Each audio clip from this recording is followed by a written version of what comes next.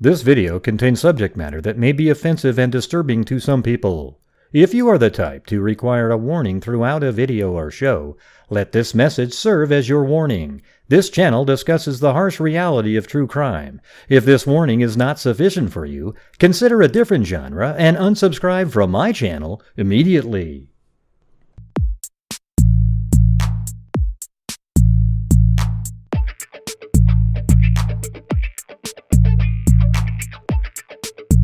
There's mosquitoes the size of bald eagles in that dadgum swamp. 5 brain cells, 4 aren't working. Did you hear what I said? It's a house!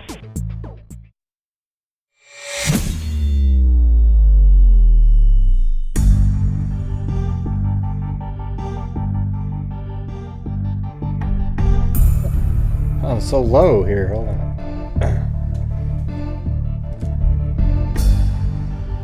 Didn't realize I was halfway off the screen there. Must have hit the monitor. Well, how's everybody doing?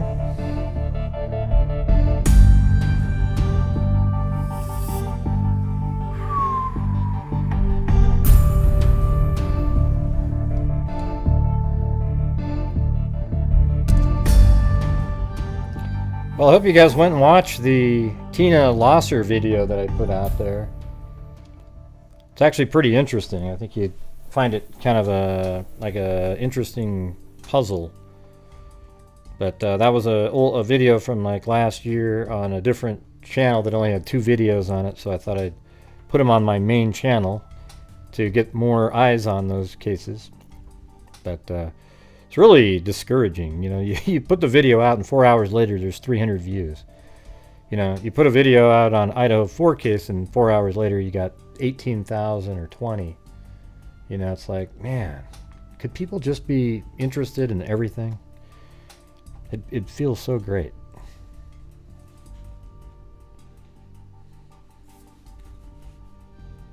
But I think I'm going to continue making those, and I'm going to put them on a playlist called Nefarious.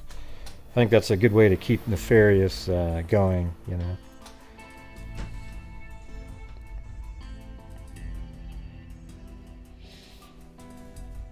I don't know if these glasses seem like they're too much or something. I don't know. A little blurry. Maybe I got different ones. I have a couple pairs sitting around. Let me go check something.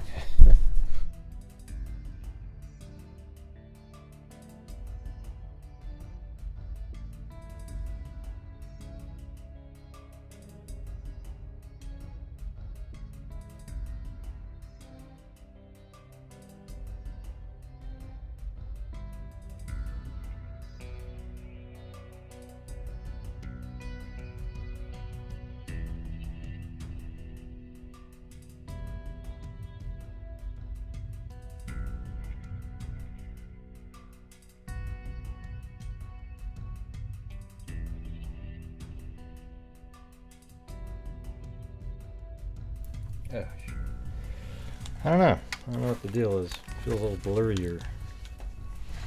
They don't seem like they're as clear as my normal glasses. But we'll have to make do, I guess. They seem the same. Anyways, have you guys been watching the absolute crazy train of body camera footage? I mean, are you guys seeing what I'm seeing? You know, I mean, it takes some ingenuity or whatever, you know, creativity to go find a way to get the body camera footage. And it's absolutely ridiculous, the stuff that they're talking about. Like, okay, so there's body camera footage. There's a few different ones out there. And they're, you know, back in September, whatever. And they're making a big deal about, like, look at that. So one time Kaylee answered the door, one time Madison was on the phone, and then the other time was Xana. And they're the 3 girls that were killed. Oh, whoa. So we're going to connect the noise complaint calls, and somehow the noise complaint calls from the neighbors right down the street are related to them being murdered somehow. I don't know, man. Just doesn't make a lot of sense to me. The calls to me, I mean, the only thing that they're valuable for is nothing. I mean, it's like, okay, here's some voyeurism. We get to see these people that were brutally murdered later, and it's people are going to watch it. I mean, I don't. It's just you just look at it. But I mean, let me ask you this: what are the odds that in some police complaints, because they are a party house that they got for noise, that are 2 months prior, that somehow in that little footage that you're going to catch a glimpse of the killer and figure out who the killer is? What do you think the odds of that? Like type that in. Like, what do you think the odds of something like that are?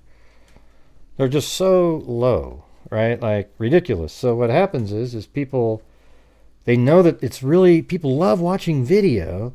So what you do is you invent stories around the surveillance footage itself and come up with really incredibly unlikely scenarios, but people will all sit around and watch and buy into it.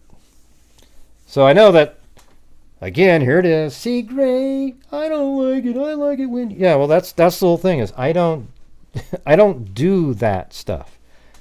It's not fun. It's to me, it's disingenuous, dishonest. So apparently now there's like a picture.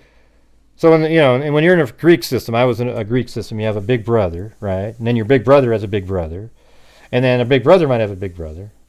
So there's a photograph taken that doesn't include Kaylee in the photo. So therefore, that means it's really nefarious, and she was like kicked out or something, and they didn't want her in there. It's a really big diss.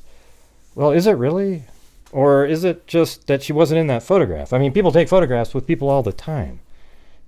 She might just not have been around, or it's crazy. Now, let me just say this. Let's just pretend for a moment that the sorority people, there's some kind of a connection. So did they, like the caller yesterday, hire a hitman or something? I mean, because it's a male that killed them, right? I mean, doesn't everybody just kind of know that it isn't some shot putter from East Germany, female, from back in the 1980s, that is walking around the campus killing people? Thank you, the Velvet Army. How's it going?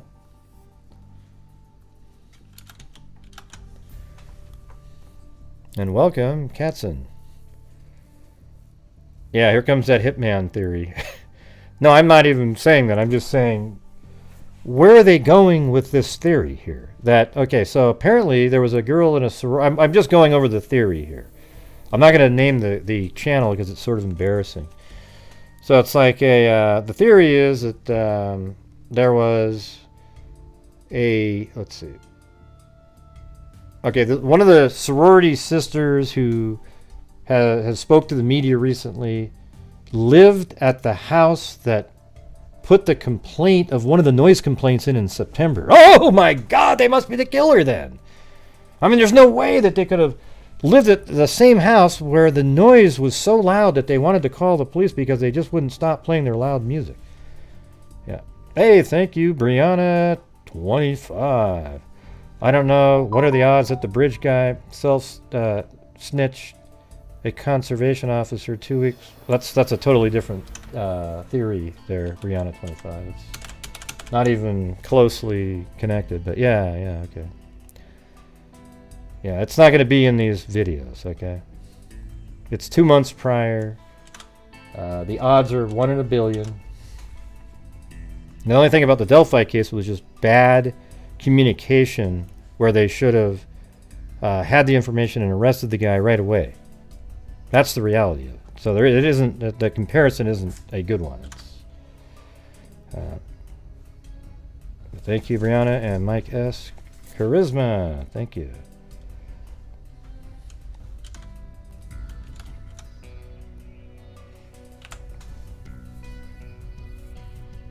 Yeah, right. So here's the thing. There's noise, right?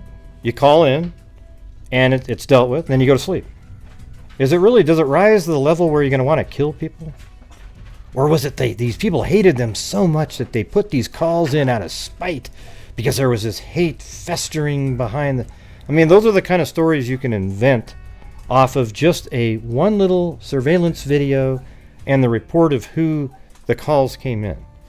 I would bet, I mean, I'm not saying it's not possible, right? Like, everything is possible. Again, aliens could have came down. You know, we don't really know.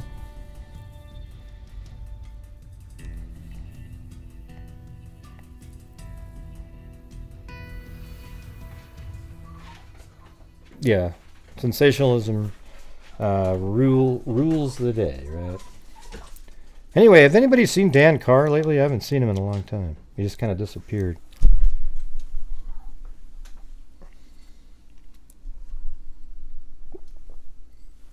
Yeah, so what if it's expected? But if it keeps going on and on and on into the night, you're going to call, right? So it shouldn't be expected, right? I mean, it should be expected up until a reasonable hour. But when you're... And also it's in the neighborhood where there's houses around. What are you talking about, Prince Namer? I'm going to get rid of you. All right, let's see.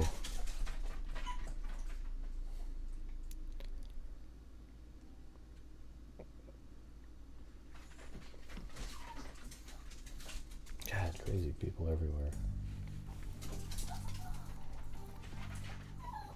I mean, Brianna 25, what makes you think that that's a good comparison? Just explain it.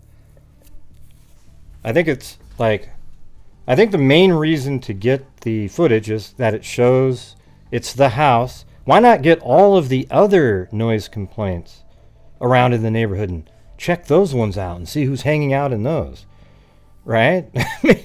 On those same nights and different times. You know, and people are starting to see things, like people coming out of bushes and moving around and...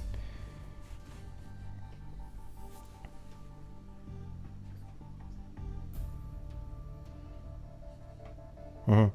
Yeah, I don't have any problem with people calling. Like, if you live in a neighborhood and you want to get some sleep, and there's people just blasting music over and over and over again, what difference does it make that you call them? I mean, it's it just doesn't mean like, well, you got to expect it and just don't sleep at all and let these idiots party. You know, forget it. You shouldn't have to expect anything like that. It's also near other people's homes where they just live there.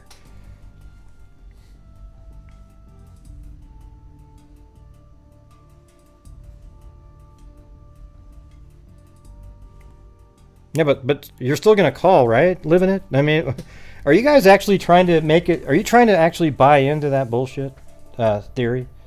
That these girls that called in, there's some sort of deep connection behind that, and there's some sort of... Obviously a hitman out there that took out the...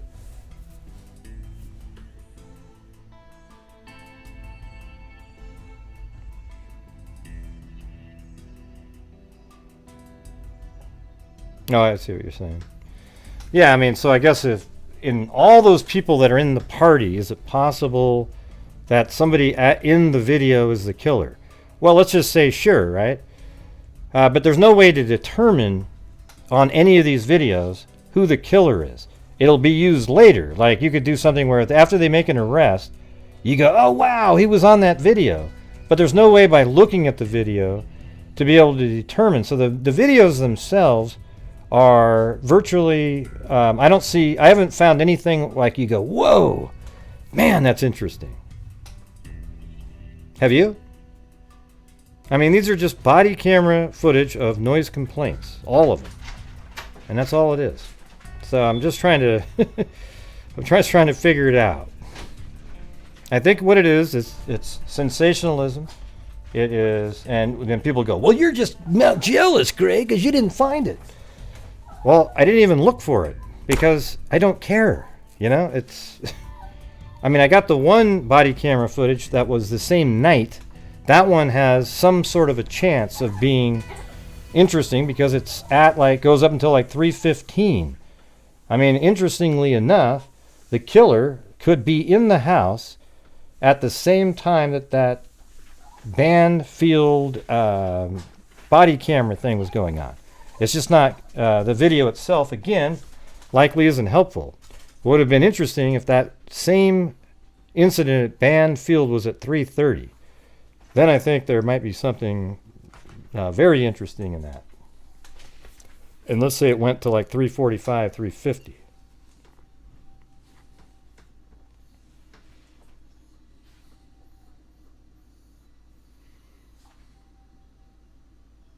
Yeah. Yeah, can you guys make sure to hit that like button, even if you don't like what I'm saying?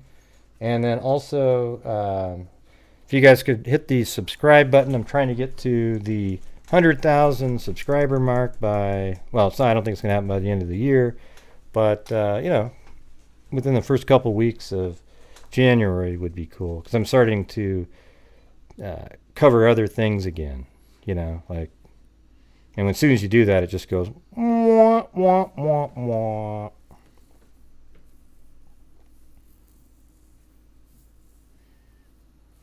And one thing I did notice, one of the people that got a free membership turned out to be a troll. Yeah, what a tragedy that was. Well, not only did somebody not subscribe, they unsubscribed because they want the sorority situation to be a valid event. Yeah, I think it's going to take a while now. That's just how it goes. Thank you, Claudia Neubauer.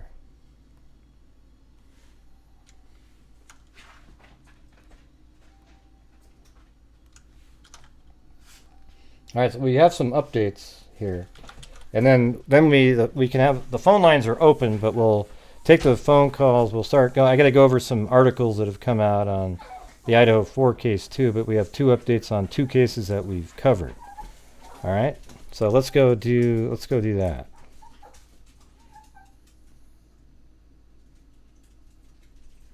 All right, hold on a second. All right, you guys remember this story right here?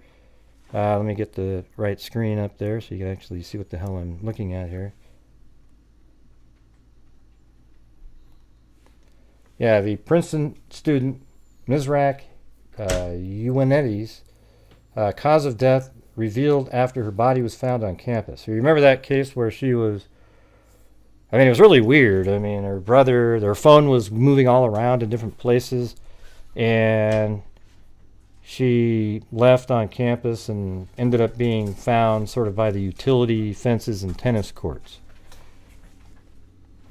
Thanks, Tamara. Not today, but tomorrow. With the obligatory. Yeah, all right. So it says, the Princeton University student whose body was found on campus in October, 1 week after she went missing, died from suicide. She didn't, it says right here, she didn't unalive herself. She actually committed suicide, authorities confirmed Wednesday. Mizrak Uwanetti, that's just a joke, everybody, don't worry. I didn't mean to. Died from suicide, authorities confirmed Wednesday. So the thing is that this is one of those ones that seemed like it would be something else. All right? It actually had a feeling like it was going to be, it just seemed too weird that it would be suicide, right? Mizrak Uwanetti, 20, was found October 20th on the grounds behind the tennis courts by an employee 6 days after she was last seen in her dorm. An autopsy conducted by the Middlesex Regional Medical Examiner's Office ruled Uwanetti's death suicide. The cause of death was determined to be, bupropion, escitalopram, and hydroxyzine and toxicity. So that means she took all these different drugs, it says, according to the statement from the Mercer County Prosecutor's Office. Bupropion and escitalopram, I can't really, let's see. Escitalopram, I'm sure it's pronounced like really quick, I just can't do it, are typically used to treat depression. Hydroxyzine is an antihistamine prescribed for allergies and anxiety. Uinetti was last seen alive hours after the school's terrace club had a live music event. She had volunteered to help out with housekeeping tasks. The club leader, Alexander Moravic, previously told, man, could you get me some normal names so I can pronounce this? Told Fox News Digital. Uinetti's family contacted the school after they hadn't heard from her in 2 days.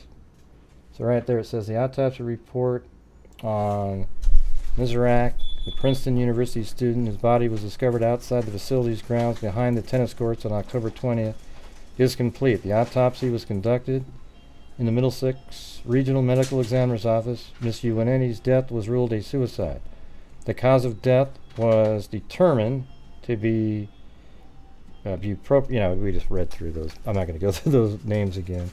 Originally from Ethiopia, Uinetti had lived with her family in Euclid, Ohio, before attending the university, where she was a junior major in sociology. She was last seen in her dorm room on campus at 3 a.m. on October 14th. That's crazy. Like, somebody actually saw her at 3 a.m. Her brother, Universe Uinetti, told the U.S. Sun. He described her as the gem of their family. After Uinetti's body was found, the school's vice president for campus life, with Rochelle Calhoun, called her death an unthinkable tragedy. The ambitious student had spent 2 summers as a business analyst for McKinsey & Company in Ohio and interned at Bank of America, according to her LinkedIn profile. She had earned a full scholarship to the Ivy League school. And that's that is a tragedy. She was just like one of those brilliant people. But and we weren't sure on here, right? It seems like, it could be a suicide, but at the same time, remember how her phone was pinging elsewhere? Let's see, where is that thing? That's not where it was.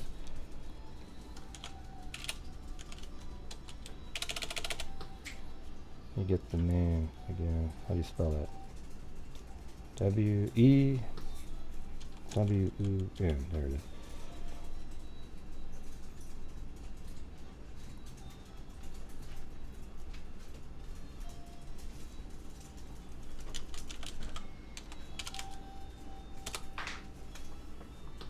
That was at Princeton, right?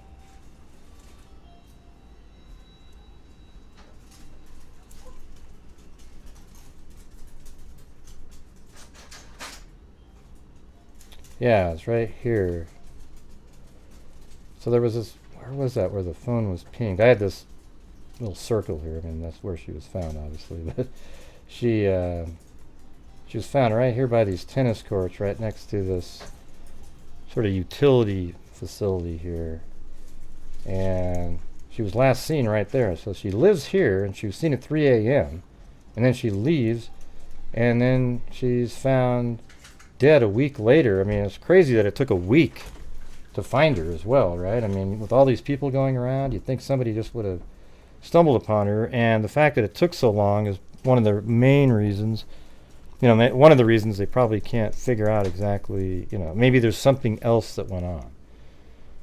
Although it sounds like these are medicines that she had, and she took extra amounts, and it kind of makes sense, right? There's probably other information that we're not aware of at this point. So, all right. So that's the update on her. It's better news, though, right, than somebody killing her. It's bad, shitty news for the parents, for, all kinds of obvious reasons. It's horrible news that she killed herself. But it's better than some murderer psycho out there, right? I think. What do you guys think about that? Do you think it's? I know it's kind of like, how do you quantify something like that? But do you think that somebody, if it's a suicide, it's better, I guess, than, at least it was sort of like their choice. Yeah, it's sad, but I don't really know how to word a poll for that. Does anybody want to try it? Give me a chance. Give me the writing for it.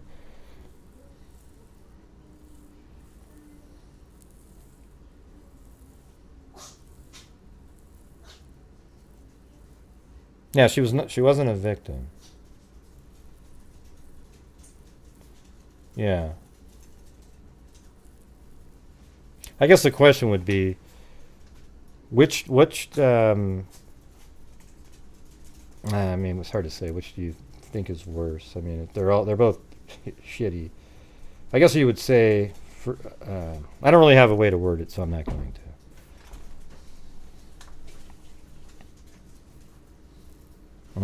Better for society, yeah.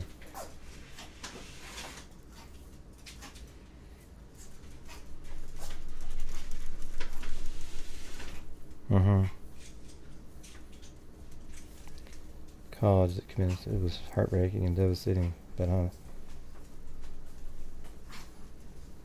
Right. At least, I mean, they had a choice, right?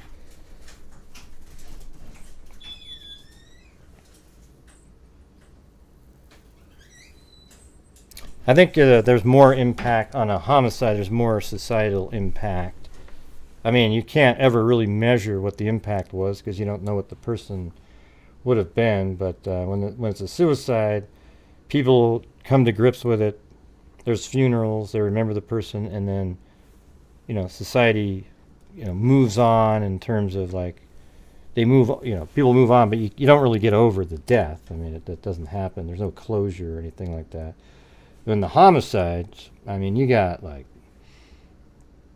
first of all, it's a senseless death now. They're absolutely like, it's one of those things that shouldn't have happened. And then you got to go find the person who did it. Then after the arrest is made, then there's years of, trials going back and forth, doing this and that. And then finally there's either conviction or the person's acquitted. And, it's just goes on and on a lot longer.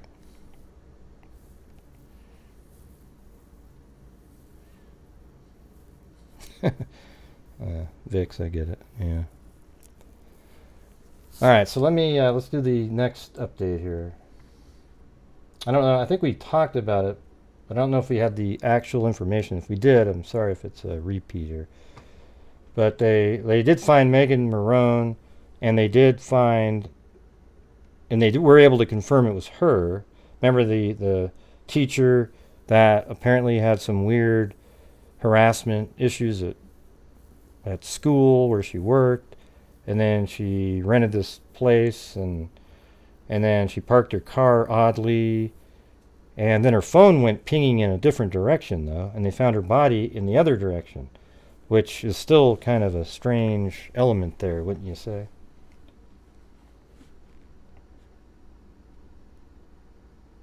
And thank you, Gail Clark, for joining, and welcome. And also to Christy Quasi, Ria Mazarone up there. Also welcome to M the Duke. I'm not sure what it stands for, but there it is. All right. So so we're on that update right here. It says the Office of the Chief Medical Examiner in Boston has positively identified the remains found in September. Yep. And so it says the toxicology testing revealed the presence of THC in organic products of decomposition. Autopsy results did not reveal any sign of pre-death trauma, and the medical examiner could not determine the cause and manner of death due to the condition of the remains. There has been no evidence that indicates foul play. Police continue to receive and follow up on leads and are awaiting the results of further. So if there's no evidence of how she died, and she had a little pot in her system, what killed her, right?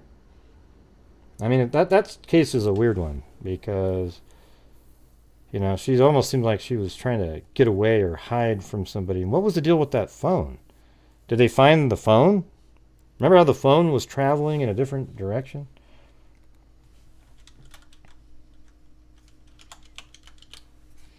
Yeah, right here. Hold on.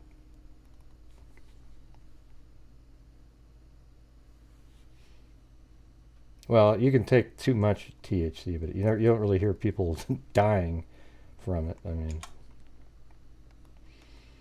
yeah. So she was staying at this Red Lion Inn here. Then she drove her vehicle to right here, and I can even show you, because believe it or not, the street view here, right in this little pull off here, her car was parked right in there at a weird angle.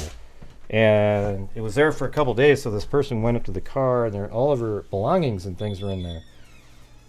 And but oddly, what was reported at the time was that her phone was pinging over in this direction, over here, right? But apparently her body was found like right over in this area, and that kind of matches. There was this little trail that exists in there. I think it was in this area. Now, I don't have the pin sitting on the screen. I think I must have deleted it. So, I don't know. I think that one's still open. They seem to still be looking at it.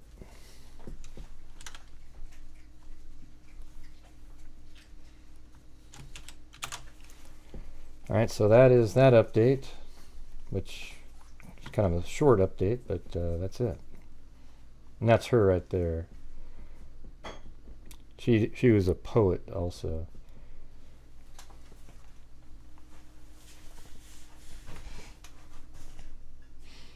All right, let me get this. I don't want this person sitting on hold forever, so I'll get it. 520. Hello, yeah.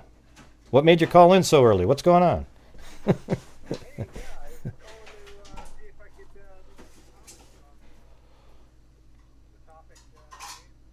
Which topic is that? The Idaho 4 case or the other two? The Idaho. Oh, okay, yeah. What do you got? Yeah. I was just thinking, not naming specific suspects or anything like that, but I was just thinking to identify local persons, out-of-town persons, and the dog and the cipher lock mystery. The what? The dog and the cipher lock. What do you mean cipher lock? What are you talking about? What do you mean by cipher lock? The cipher lock. There was a cipher lock on the front door, presumably, I think, where you have to press a certain, sequence of numbers to get through the front door. Yeah. So, I mean, is that what you call that, a cipher lock? I thought it was just a code lock, Cipher sounds kind of... That's what they call it. They call it a cipher lock, you have to press a sequence of buttons. Where do you want me to start with that? You want me to start at the top or the bottom? Well, I mean, it's up to you. You're calling in with what you wanted to talk about. I don't know. Let's not make it like a 40-minute dissertation or anything. No. No. I'm going to break this down in about 5 minutes. Okay, let's see. So I was thinking if it was a local person, it was like possibly, from the outer circle, maybe a bar patron, where the bar where the girls used to frequent. And, they're always talking at the end of the night, hey, let's go back to the house and party. And that person was never invited. That's a possibility. And a person that interacted with the victims in a kind of benign, passive way, like, maybe someone that worked in a coffee shop and interacted with them, and that that person might have been kind of psychotic. There are some people that, they smile, they meet a girl, they think, oh, she loves me, kind of like going to a strip club or something like that. Oh, you drop a few dollars. Oh, she really likes me. And maybe one of those, they got rejected that way, which would have been, fairly, benign to the person, to the girls, but was certainly important to them. And then, of course, and that's something we've talked about multiple times. Is like it could just be somebody on the periphery that sort of liked one of them, but they weren't really even noticed or even anything by the girls, and and then he just got sort of fed up with nobody paying attention to him, and Yeah, sure. Yeah, completely plausible, Gray. And then, of course, this is the thing that's most interesting to me is perhaps it was someone who was tracking them on social media, like, from afar. From, who could, I mean, it could be 1,000 miles away. Yeah. Someone who was tracking and surveilled them from afar using Google Earth. And I was kind of wondering, maybe the police are, if I were them, I'd be checking, hotels and Airbnbs within 100 miles radius, because that person would have to travel. They wouldn't be, have any place to stay in Moscow, Idaho, and they probably, they'd be staying at a hotel. That would probably be fairly easy to track. Yeah, I mean, it's hard to, I mean, if they would have stayed in the hotel, that'd be kind of dumb, wouldn't you think? That they would come into town, stay in a hotel, kill, and check out and leave, or check out before and leave.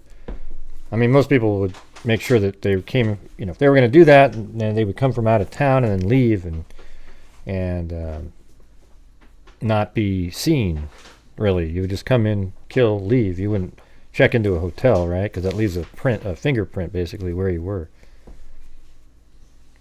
Well, if you're talking about, a 100-mile, radius, it's entirely possible that if they did come from out of town, they would have stayed at a hotel or an Airbnb. If they weren't local, I'm just suggesting that it's a possibility. That's all. Yeah, it's possible. Yeah. And lastly, the last final thing, just a minute or two, the dog. If you considered that the point of entry was not the cipher lock front door, that it was the sliding glass door, dogs are going to do what dogs are going to do, right? So when the occupants come home, dogs running around, girls bring home food, they go to the kitchen. What are they going to do? The dog wants to go outside. Mm-hmm. Open the glass door, sliding glass door. But they do it so often because there's so many occupants that they get into the habit of not locking it, because the glass door was not broken. So that would lead me to believe that observation was taken from the through the wooded area to the driveway parking area of the apartment complex next door. Yeah. I mean, one thing I was thinking about is, what if, remember, how Kaylee, she's the only one that's single at the moment, right? Like, she's the only one that's single. What if there's a guy that she kind of was seeing, and that's the reason that she broke up, because she wanted to, be able to see some other guy, but maybe it wasn't that all of them knew about him or something, and then she said, I don't really want to be with him, and she's taking off, and that guy turned psycho or something. Yeah, it's entirely possible. I mean, I'm just wondering, because she's the only one, if she is the target, let's say, because that's what the dad says, and it's weird because she's the only one that's single. So is she putting herself out there in a way, sort of, flirted with the wrong guy or communicated with the wrong person somehow, maybe even using, again, wouldn't that be crazy if it was Snapchat or some weird shit like that? I think it's going to be, when it finally comes to its conclusion, it's going to be so completely obvious that it was something subtle as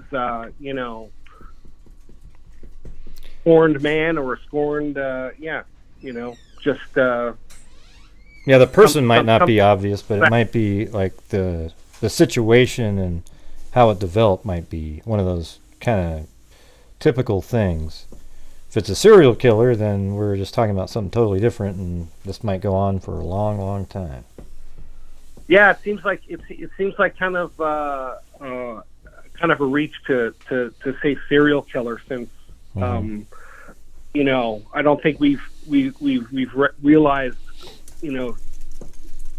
such a multiple victim crime as this, and especially in a small town, they don't just pop up. I mean, Jack the Ripper was a serial killer, had multiple victims over a couple of months.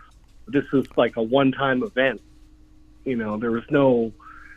There's no real trail leading up to, coming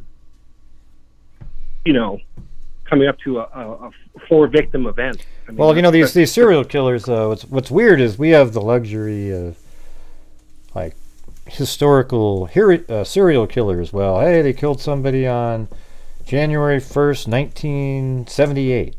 Then they killed somebody on September 30th, 1980. Then they killed somebody on March of 1982, and it sort of spreads out over all these years. So we don't really consider, like, right now we're only a month and a half after them. So if it turns out that it is somebody like that, who knows if they'll kill somewhere else? It doesn't seem like that's what it is. This seems more like a heat of passion. Somebody's really angry, and it could have just been there was one target, and easily the killing of all 4 came about because of the circumstances of what happened inside that house. Sure, Gray. Yeah, I can only think about the Ted Bundy case in Florida at the sorority house there. Yeah, it's pretty rare. Which would be a similar circumstance, but he had no connection to those girls either. I don't know. Yeah, it's a mystery for sure. But I'd be curious to know about the out of town perspective and such. But I appreciate your time. I don't want to take up any more of it.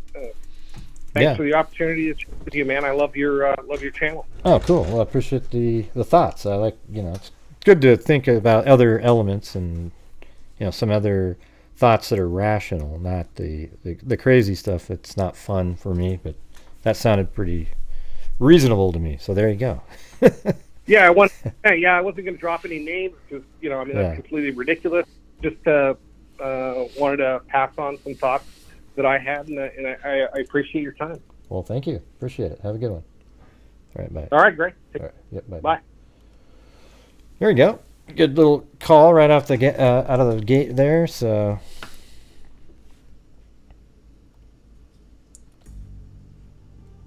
let me get to the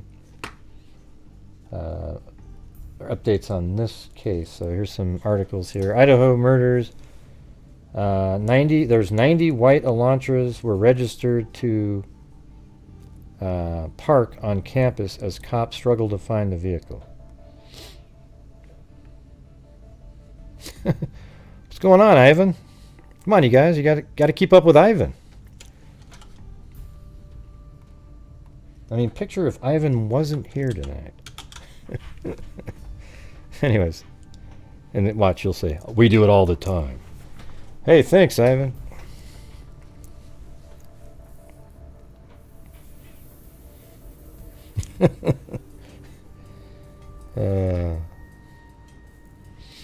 Or the car or the vehicle wasn't even anywhere near there. That's another option, right, everybody?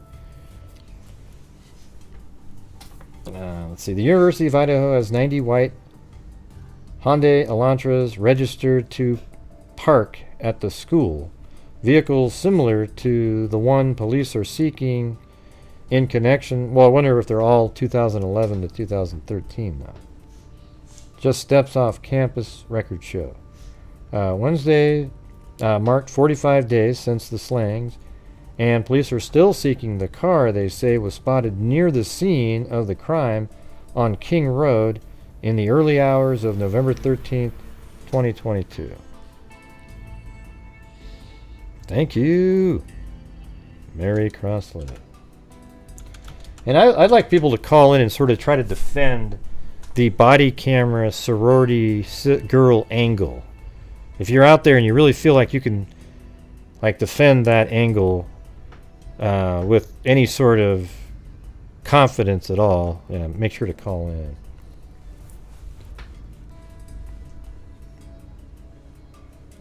why weren't... There's no way Kaylee wouldn't have taken a picture with those other three up the chain, because that was her. She was the oldest sister, and then the other one, and the other one, and the other one. There's no way. Really? Because people don't just take photographs of people sometimes? Like, they're all friends, right? Because they're, you know. And it's like, and then they were talking about, if it wasn't, they would have put off taking that photo if one of them couldn't make it. What do you mean? People just take photographs of each other. It's ridiculous.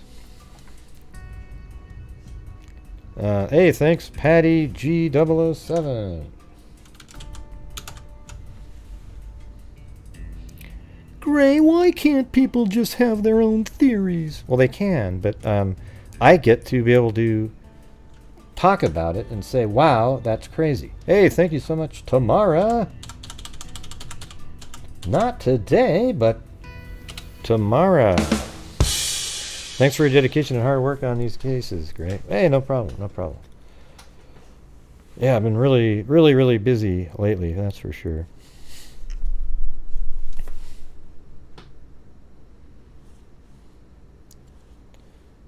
Huh?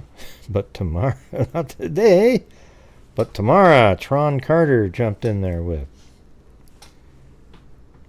I've said thank you to Ivan about 45 times. Yeah. Olive Sheep, you must have missed it.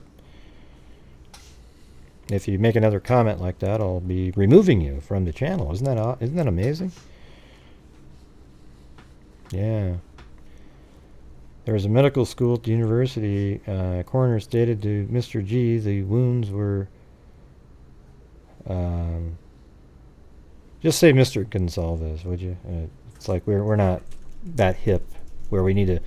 Well, when we're talking to MG and SN and the LA and the LE and the... just use names, all right? Thank you. Yeah, he said that all the different wounds is more like tears with the knife, right?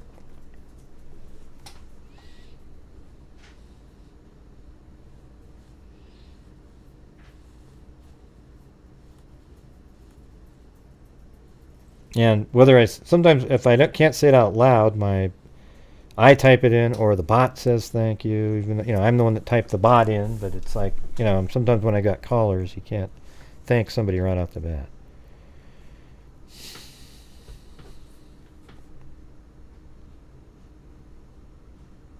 Okay.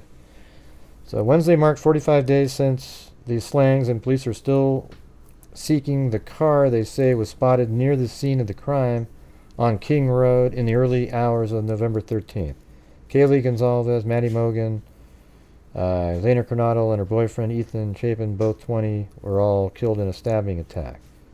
Latah County Coroner Kathy Mabbitt previously said the victims were likely sleeping at the start of the attack, and only some of them had defensive wounds. City police, who are receiving help from the state and FBI, said Tuesday that they still have they have not identified a suspect. What does that mean to you when they say sentences like that? Thank you, Maylee Zila Emily. By the way, am I saying that right? I'm going to wait now. Am I saying that right? Maylee Zila Emily? Or is it just so, am I just butchering the hell out of that thing?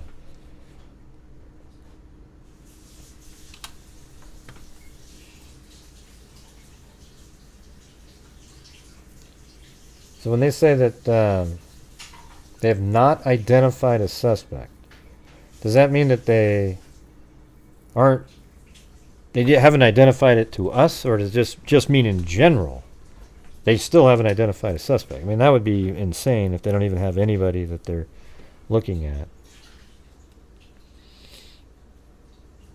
Let's see. Just call you Emily. Well, what is it? Give me the phonetic spelling. That should say yes and not yeah. Oh, so I am saying it right. Okay. All right. The numbers are off screen. Oh, they are. Sorry about that. Hold on. All right.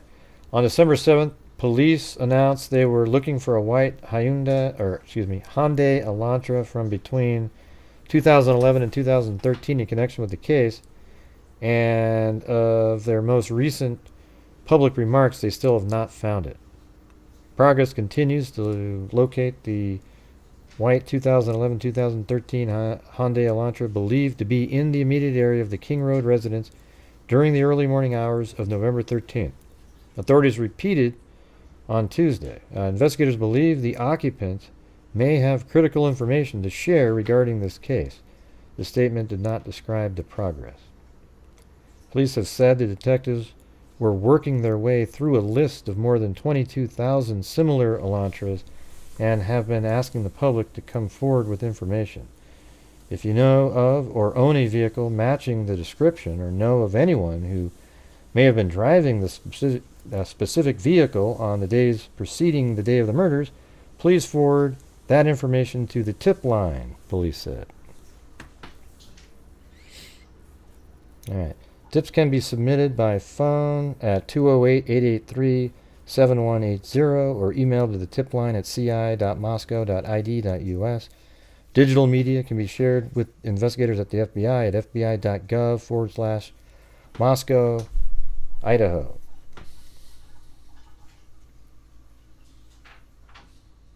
All right. What is this thing over here? In the primary contact field, what is this right here? Partially redacted public records obtained by Fox News Digital show 90 white Hyundai Elantras have been registered for campus parking. Oh, let's see. Take a look at that. No, that's not the one. There's the Elantras.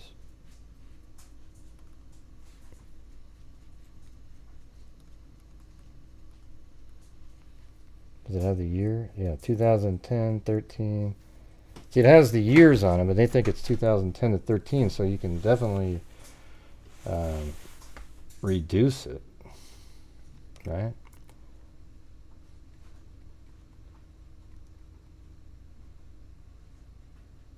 I mean, this one's 13 to 15. Wonder why they have 2009 to 2015 if it's registered. I mean, wouldn't you just know the year of it? So a lot of them aren't in that time frame. Here, just hold on 1 second. I get something to drink here. Water. Sorry. Or maybe a Coke.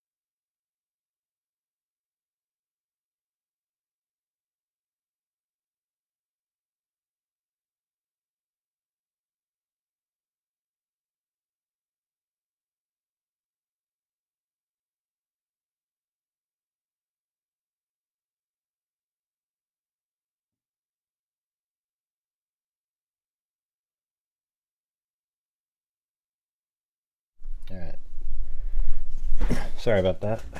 Had to get some liquid.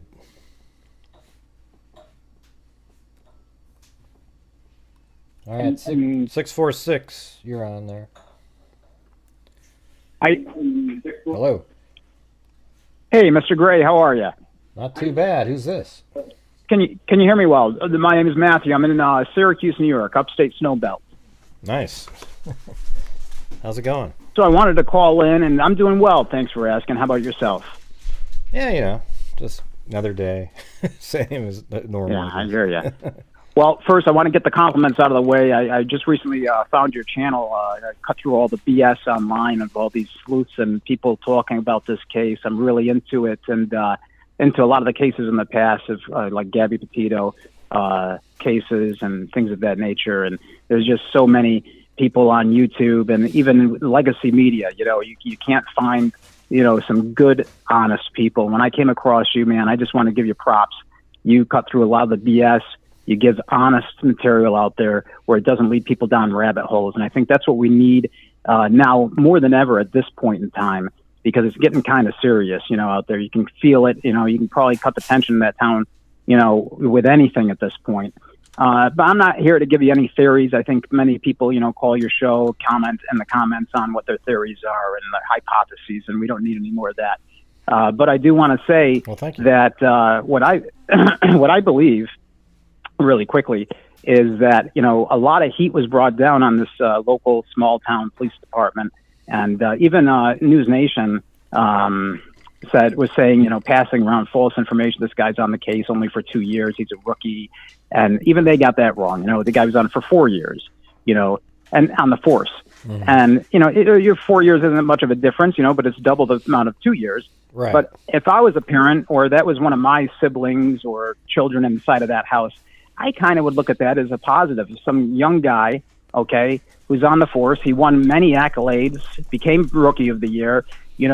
This guy is not going to want this case unsolved for the remainder of his law enforcement career like a monkey on his back, So he's going to want to solve this just as bad as a veteran's going to want to solve this. Furthermore, they have FBI investigators on this up to the gills. And from Virginia to Salt Lake City headquarters, FBI there. They have a lot of eyes on this. They have a lot of help, and the family should feel confident that they know a lot more than what they're telling us. And the people out there that are putting things out there are really muddying the waters, because every time that some make-believe reporter in Moscow on the grounds is knocking on doors and harassing people, then they get a phone call in Moscow police department reporting that, and they have to go out and use their resources, investigators to now investigate that, and those are their resources, and it's overstraining them. So those people have got to stop that to ease. And I believe that that's probably the reason why they reined things back a bit and stopped doing those live pressers. And I think that that's an actual good thing, because that police chief, Gray, he's not briefed on every finite detail. He's not in the nucleus of the investigation. He runs the police department in Moscow. That's his job. Mm-hmm. But he's not briefed on the finite details. He gets an overall briefing, how maybe a couple times a week or once a day in the morning. He's briefed on it every day, but not the finite details. Probably like Doug Carter, like in the Delphi case. Absolutely. You hit the nail right on the head with that. Yeah. But, one thing, I'm not going to give you a theory, as I said at the top. I wanted to say that I actually have a feeling, it's just a feeling, that they might actually know or have a good idea, at least, of who this is, or who it could be. That's what I think. Yeah. And I think I think it's just messaging they put out there about, wow, we don't have identified a suspect yet. I mean, right. And because, you have a prosecutor, right? And this is a small town, and when you have the FBI involved, and they're looking at who's going to be prosecuting this eventually when they have this person, hopefully if they get this person. And that's another thing too. Look at the Gabby Petito case. The perp ended up killing himself. They don't want that to happen here. So as the walls close in on this character, this perp, they don't want him to do the same thing that Gabby Petito case, what happened there with the suicide.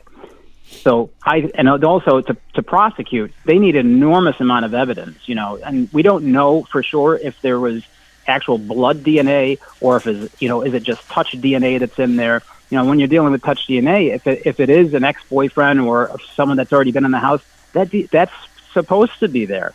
So you have to have a lot more than circumstantial, and if they only have circumstantial, then they really need to build a lot of circumstantial. Yeah, well, it's also the type of where the DNA was found. I mean, if you have touch DNA all over the place, it's like, so-and-so could have been there, so-and-so could have been. I mean, all these people would have been at the party house, but if there's skin underneath the fingernails or blood that isn't one of the 4 victims, then they got the guy there, or the person. Right. Yeah. I'm sure it's a guy. But as I said, I believe that they have good people on this case. That the public should be confident that these guys are experts. This is what they do. They want to solve this more than just as much as anybody else does.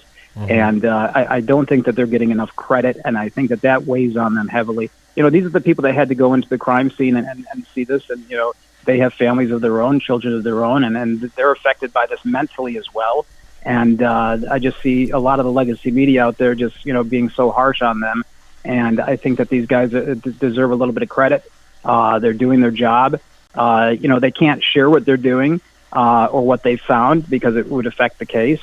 But I truly believe that they are doing everything they can to hone in on the perp and catch him and be able to catch him and put handcuffs on him and bring him in and be able to prosecute him. But in order to do that, I just want to let all of your viewers know, you have to build the evidence up. And as soon as they catch this person, and let's just assume it's a college student, right? I'm not saying that that's what I think it is, but let's just assume it, because it's a great possibility it could be. A lot of these people come from families that are quite wealthy, and their parents are going to come in, and whoever the perp is, and they're going to lawyer up immediately, okay? And that's it. No questioning, done. So they have to collect all of their evidence in order to prosecute right now. So, and I find it kind of strange, Gray, that they don't have any announcement in the town of Moscow. I believe they come back to school for classes January 11th, right? And they're, even when they were, towards the end of their classes in late November, there was, right after this case happened, there was no announcement, be careful, make sure you lock your doors. There was no curfew, like a 9 or 10 p.m. curfew for kids to not be out on the streets or anything like that. So they didn't seem too concerned with that. And it made me feel almost like they might know who this could be, but don't have enough evidence yet to pin it on whoever it is. Yeah, I mean, we've been kind of saying now that. I We've been certainly saying feel that way on here quite a bit, that could be that they're already on the right path, and they think that they know who may have done it.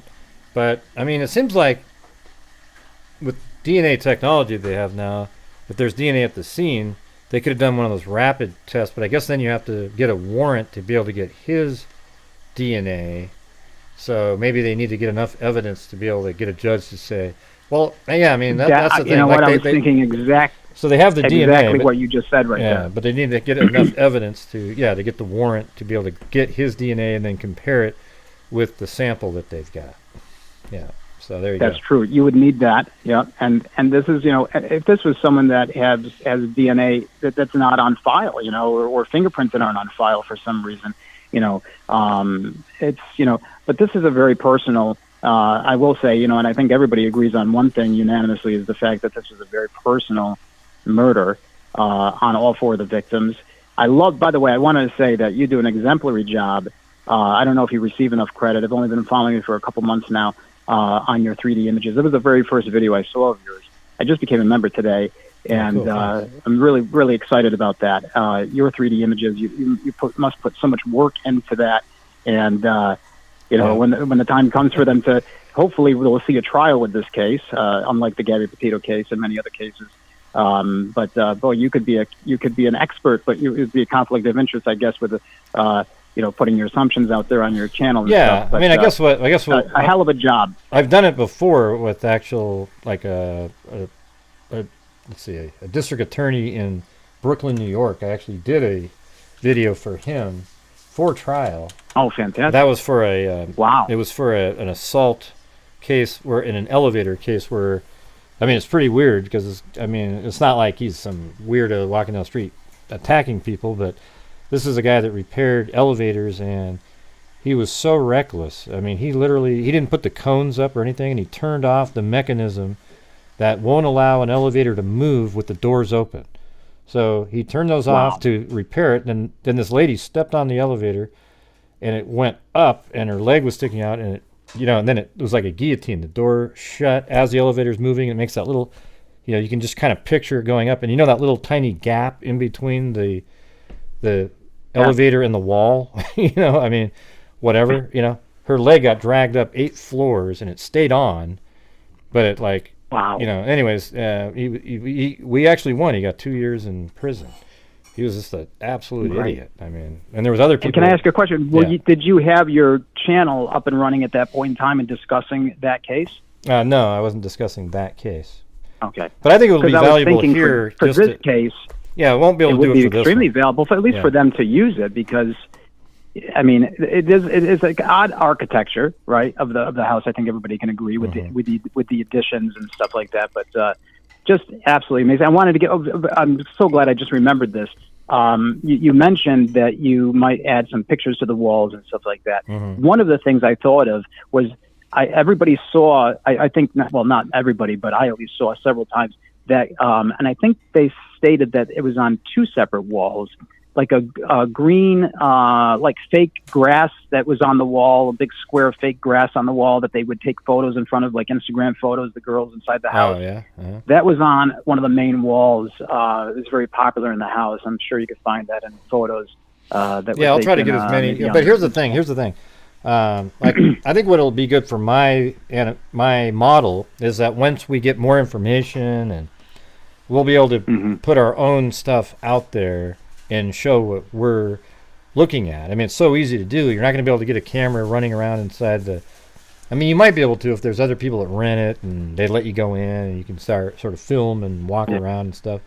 But we'll be able to like come up with different theories and show it right there by putting models in on the screen there. But they actually took 3D scans of the entire apartment.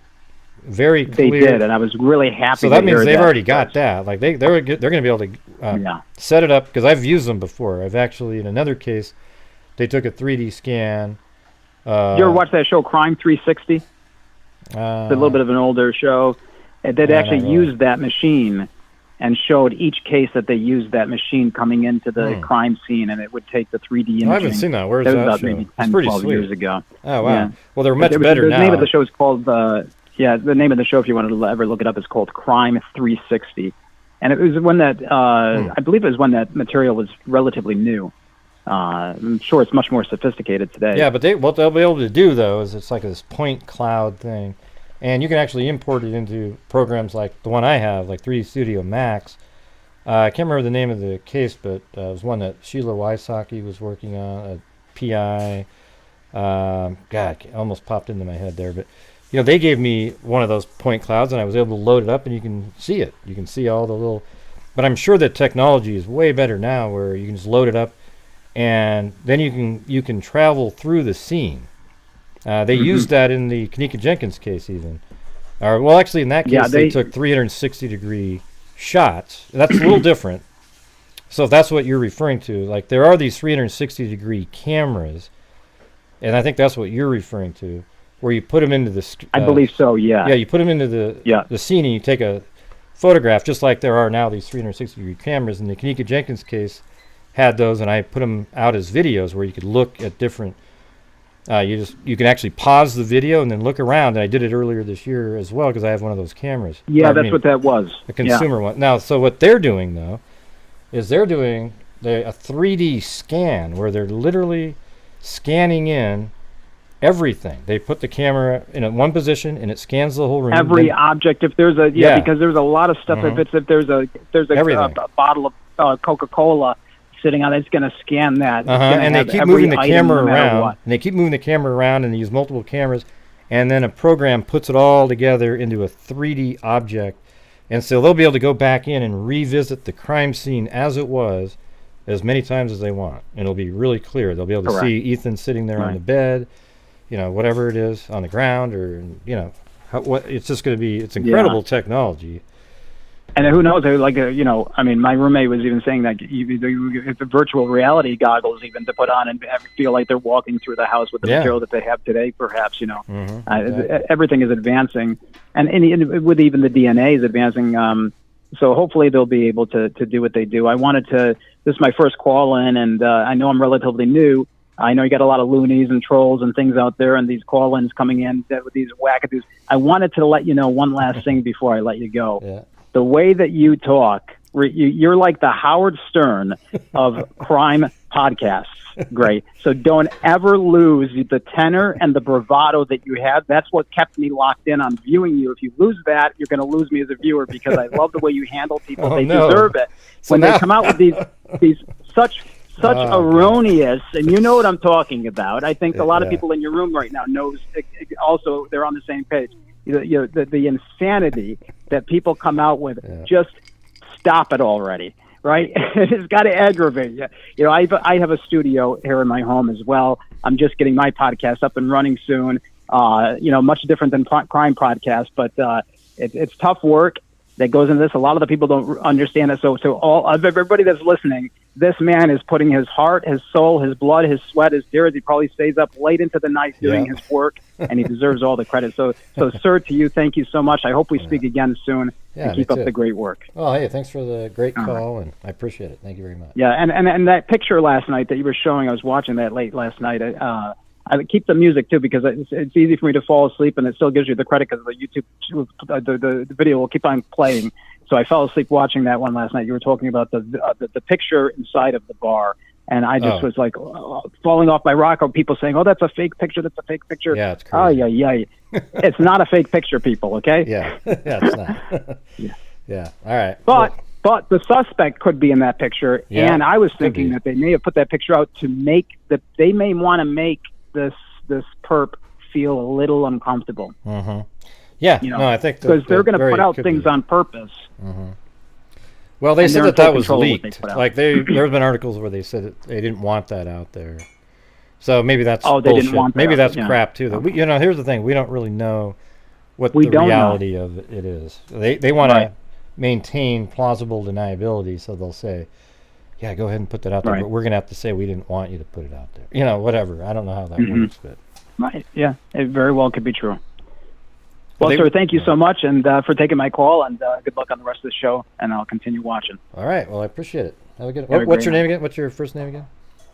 Matthew. Okay, Matthew from Syracuse. Matthew from Syracuse. All right. Great. Very cool. All right. Thanks a lot. Appreciate it. Cheers, man. All right. Bye. Matthew from Syracuse. Well, guess what, everybody? See what I'm saying? Like, how do I all of a sudden start being, wow, that's a great theory you just said. The aliens coming in from outer space. I can't do it, man. It's not my personality. Just like having that crazy ass psychic, whatever. I talked to ghost people that was on last night. And I gave them a chance to talk. And then it was just getting too long, and I had to get the hell out of there. All right? So, it is what it is. And thank you up there to everybody. Tosh. Killing Me Softly with this song. It's a cool name. And who else was up there? I think I missed people. Olive Sheep, Ivan, Killing Me Softly, and Tosh again. All right. Yeah, it's not my jam. Did I say that myself? That's not my jam. Did I say that? I don't think I would have said that word. Yeah, all right. Hold on. I have to get through these other ones really quick. So I guess Kaylee's Range Rover, a family lawyer retrieved Idaho murder victim Kaylee Goncalves' Range Rover on Thursday afternoon. So that was that must have been last Thursday then, right? Even though this says published Today's Wednesday, though, right? So I guess it was last Thursday.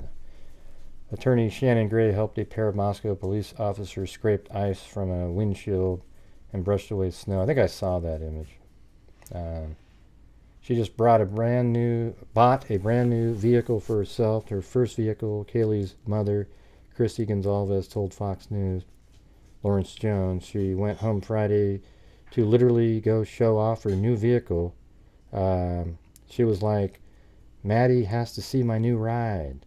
Like, she has to see this. And she was talking to Maddie the whole time, going back and forth between the car she was buying. The luxury car symbolized the promising future that had awaited Kaylee. She was set to graduate in December, embark on a backpacking trip across Europe. You know, she could have bought the car, like, I don't know if she bought it outright, fully in cash or whatever. I know people say that, but she knew she was going to be working a job, and if she had, you know, maybe $1,200 saved up, that would cover the 3 months of payments, and then boom, she's got the job, and then she can keep making payments. She was a hard worker, always having a full-time job on top of her studies. Even in high school, according to her obituary, Kaylee loved the nicer things in life and took a lot of pride in buying those things for herself.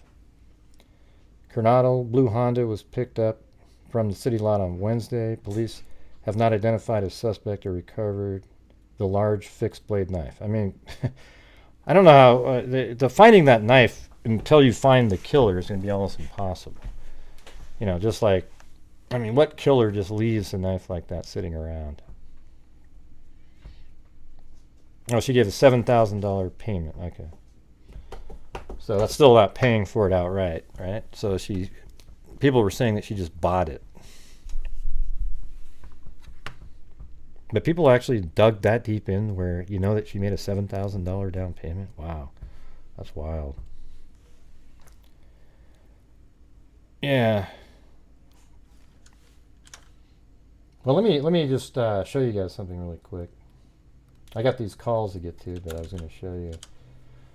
Thank you very much, Callie Gal 3. Like, here's one like Jody Arias 360. This is what that is. So here's one that I made right here, for example. So just kind of take a look at this. Let me see what. I mean, look at, there's the suspect. I mean, that's crazy to have that. Like, but I can pause the video right here and go like this. See that? So isn't that wild? This is one of the ones I made in the Jody Arias case. There's the closet. There's the camera that was on the floor way down there. A walk-in closet right here. But no matter where I go, I can stop it again and keep looking around. See?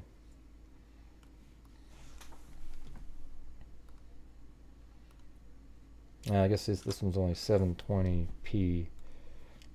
Here's another one. This one's spooky though. See how? So this is the 360-degree camera. So, but look right here. Watch. Isn't that amazing? Technology. You can literally pause the video and then look around, and then move forward. So it just kind of, it'll move forward. It'll skip around. So I can pause it again. Look at that. There's a Dexter character there looking around. And then over in this area or in the middle of the hallway, this is actually the blood spatter that I was able to get off of various tiles that they gave out in photographs, and I knew exactly where they were taken, and then put them in the scene. So this is the crime scene right here. So he was killed, and then he was dragged into the shower over here. Prior to that, though, he had crawled out of the shower and he bled over here. See the little droplets that go dink, dink, dink over like this? And then up around, and then this sink here was filled with blood. And then I think he got stabbed again, and then he tried to make it out down this hallway. And as a matter of fact, that spot right there is his forehead on the ground where the blood came out. Is that crazy or what? And that's what he looked like in there. She just dragged him and stuffed him back in there. So anyways, there's the 360-degree technology right there. I was using 3D Studio Max when I made this one, and then you have to render it out, and then you have to use this conversion program that's out on Google to make it so it's ready to go on YouTube. But could you guys imagine if the Jodi Arias case was the popular one now? I would have 1 million subscribers. That's what I'm trying to tell you. Like, that case would just blows away any of these other ones in terms of what was out there to look at. Yeah. All right, let me get the caller over here. 585, you're on. Millions. Hello. Hello. Who's this? Hi, Sam. How you doing, Greg? Not too bad, not too bad.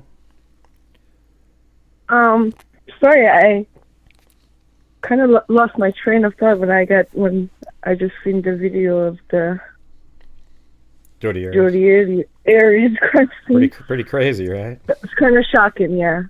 See it that way. Are you eventually going to turn the house? I mean, I'm not sure if you're going to add the girls in there like that, and that might be a little too much, but... Yeah, I don't know. I mean, if I put people in there, it might just be where they're just generically laying there, but no, there's not going to be blood or anything like that. They just gave us crime scene photos. Like, the trial was publicized, and all the photographs basically were either released. I mean, a lot of them were before the trial even started. They released photographs of, like, just horrific photographs of the victim in that one, and they just so much was got out prior to the trial. Right. Yeah, I remember it was one of the bloodiest crime scenes, and caked up blood everywhere. Yeah, I remember. I wanted to mention, a few nights ago, I saw somebody mention in your chat that whoever this character is like a mixture of the young man, Elliot Rogers. Mm-hmm. It's yeah, well, I did a whole show on that. Yeah. Yeah, I saw that somebody say in your comments, this is like a mixture of Elliot Rogers and Brian Draper. So I Googled Brian Draper, and have you ever heard of him? No. And his friend? This is 2006, in Idaho. Mm-hmm. I forgot exactly what city it was, but it wasn't in Moscow. It was another city. Starts with a P. I forgot, but and they're high school students, and they decide to kill their classmates, and they start off with one, and fortunately they get caught right after the first victim, but they videotape themselves the nights leading up to the murder and right after, and it kind of gives you an insight into a mind of a young killer that doesn't really have a motive, but just want to do it to feel what it's like to kill someone. And I thought that was very interesting. And yeah, I mean, I've gone over this. I've gone over that one case. I've told it probably 5 times. Not a whole case, but it was just this one video, or a case where this guy, you see him on video, walking in a park. A woman walks down a path. This Asian guy walks behind her. You couldn't really tell at that time, but you know, he walks behind her, and then only he comes back later, and then he throws something in the garbage can. Then they were able to track him down, and they brought him in, and it was this Asian sort of like a sociopath. Like they asked him, so, well, why'd you do it? He just goes, I don't know, I just wanted to see what it felt like. You know, isn't that just crazy? I mean, that there's people like that wandering around.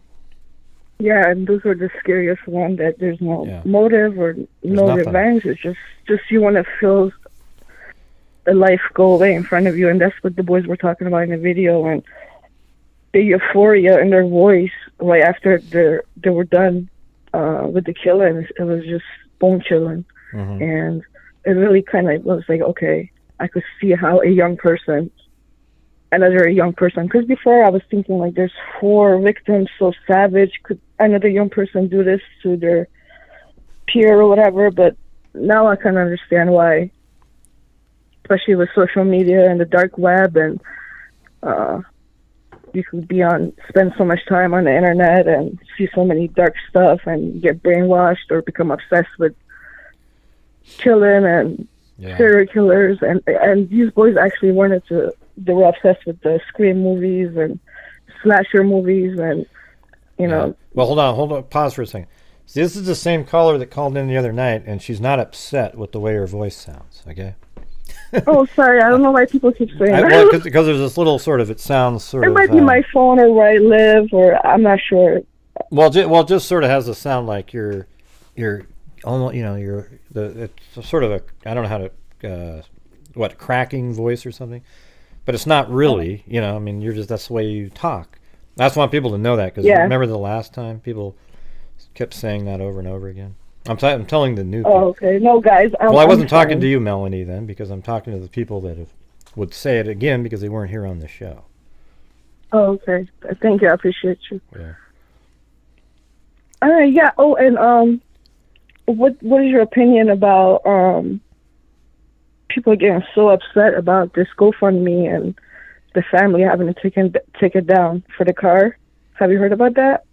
What do you, a GoFundMe? I didn't hear any. I don't know what you're referring to. One of the family members of JD set up the GoFundMe so they could pay off the rest of the Range Rover, so they could have, so I guess people made a big deal about it, like, I don't know, people are upset about that, and the family's taking it down. I don't really, that's stupid that they would take it down, because I think it's sort of like this thing that that Kaylee really wanted. She was so happy, and then it'd be kind of a nice feeling to be able to purchase it.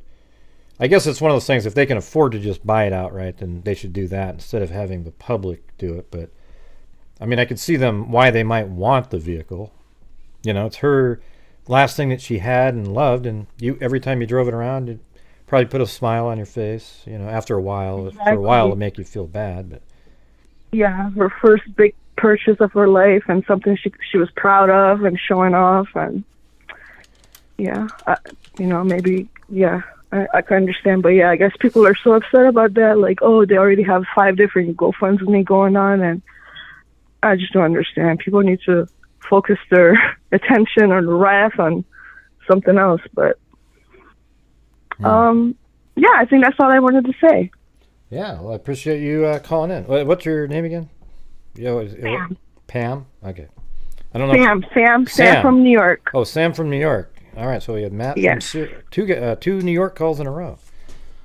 Yep. The guy from Syracuse. Yep. Yep. All right. Well, all right. Well, thanks for calling in, and good thoughts there. Anything else that you were about to say, or? No, that's it. I think that's about it. Okay. All right. Thanks a lot. All right. Appreciate it. Have a good one. Good night. Bye-bye. Yep. Oh, God, there goes you guys hear that? I went, I was drinking this hot chocolate thing over here. My stomach went, jeez. Where is, what are you talking about, one shot? She said that the clown is close to solving it. And no, okay? No, he's not. All right? Just know that the odds of some random YouTuber, especially clowns, of solving the case is 1 in a billion. Okay? So you're saying there's a chance. Yeah. I guess so.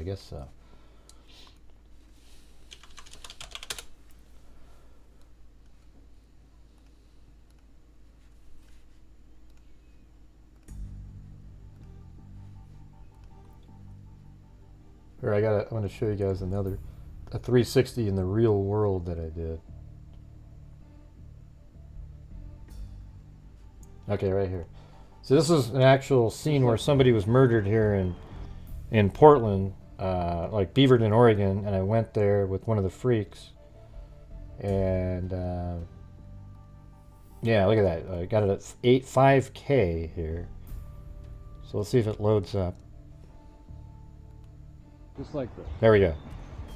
So this looks like a regular video, right? See how it's filming there? But watch this. I'm pausing the video, right? Now watch this.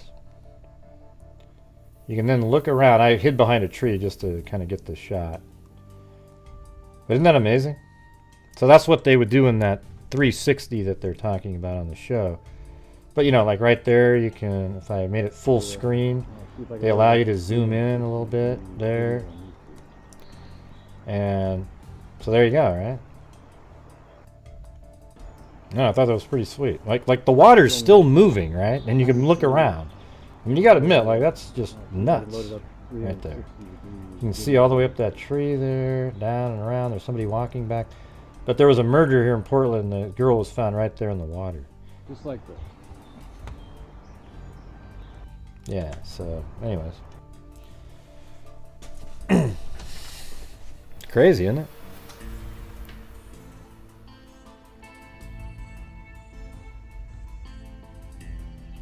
Oh, you were kidding. Okay.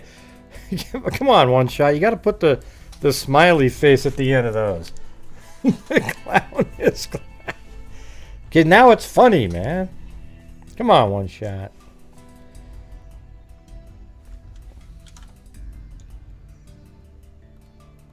All right, you got to leave. You got to leave One Shot's comments up. Then we'll just have to know that there's sarcasm there.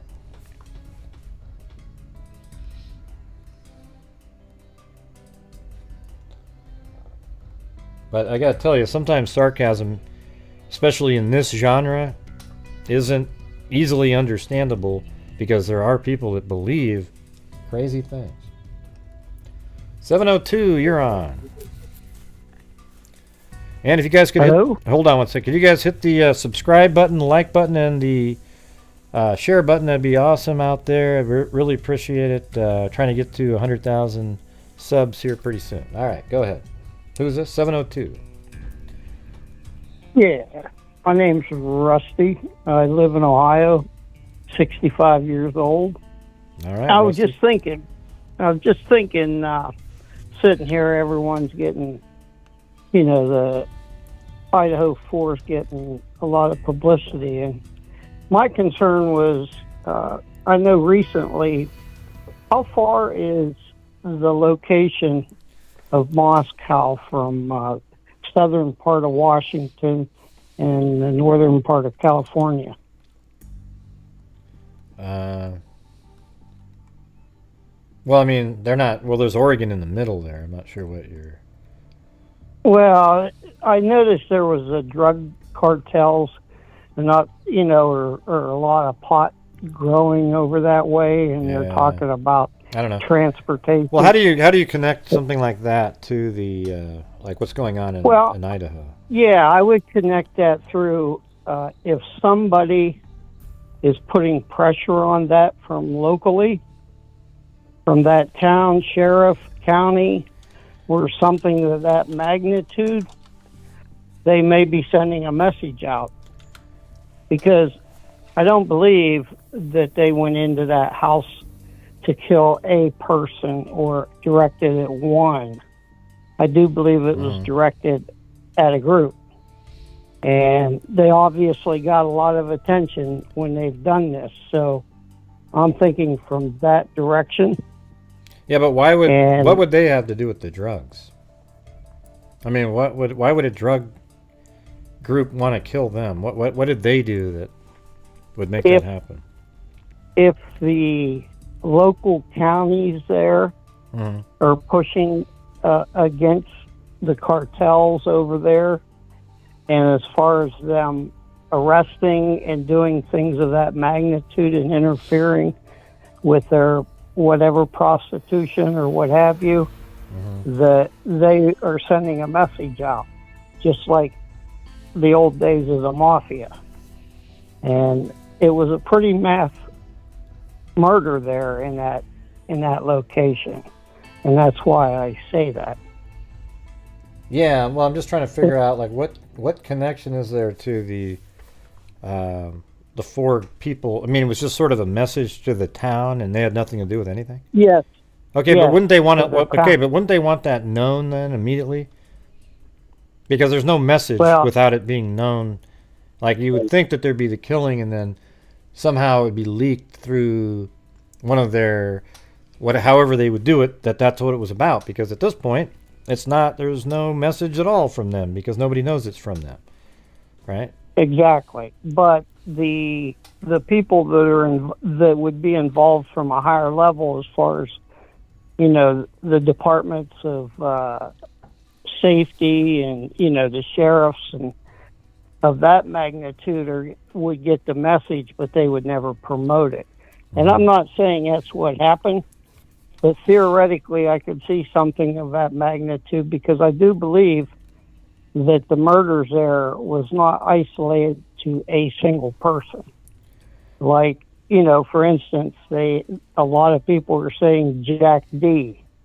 Well, I know I had a 5-year relation when I was 18 years old until I was 23 with a girl. And when we broke up, I never once thought of killing her. Okay, but here's the thing. See, that the fallacy of what you're saying there is that because you didn't feel that way, then therefore nobody else feels that way. And I'm not saying that's what the boyfriend did, but we've heard these kind of cases many, many times where, I know I had a neighbor who his girlfriend broke up and he shot him. He went and killed himself. So Yeah. So that means people do get really. And if he had just turned that anger in the other direction, or the whatever it was, the emotions he had in the other direction, he could have easily killed somebody else, right? Yeah, he clearly can, but I don't think he's going to kill the person that he still loves. I really don't. Well, from his emotional standpoint, he may kill himself. Yeah. I get that, but I don't see him killing the person he says he loves. And yet they do that all the time. I know what you're saying, but it does. Somebody typed in that's a good point, right. But at the same time, I don't. For me, it isn't, because I've seen hundreds of cases where they do exactly that same thing. The person that they blame, the person who's left them, and they know there's no going back now. They're not going to take them back. They blame them for the misery that they feel and are going to, take them out too. It's like a crime of passion, like Miranda just typed in. Yeah, happens I do agree with that. Yeah. But I do think it happens more so in married couples in their 30s and elderly, not young couples. That's just my personal opinion. And whether it's right or wrong, who knows. But the only theory I would have then, as far as what it is, my theory would be that somebody there on that campus obviously has to be very close and disappointed in that group of people. And they went in and slaughtered them. And my guess. Yeah, I'm not far off of you from it being that they were all. I've said it.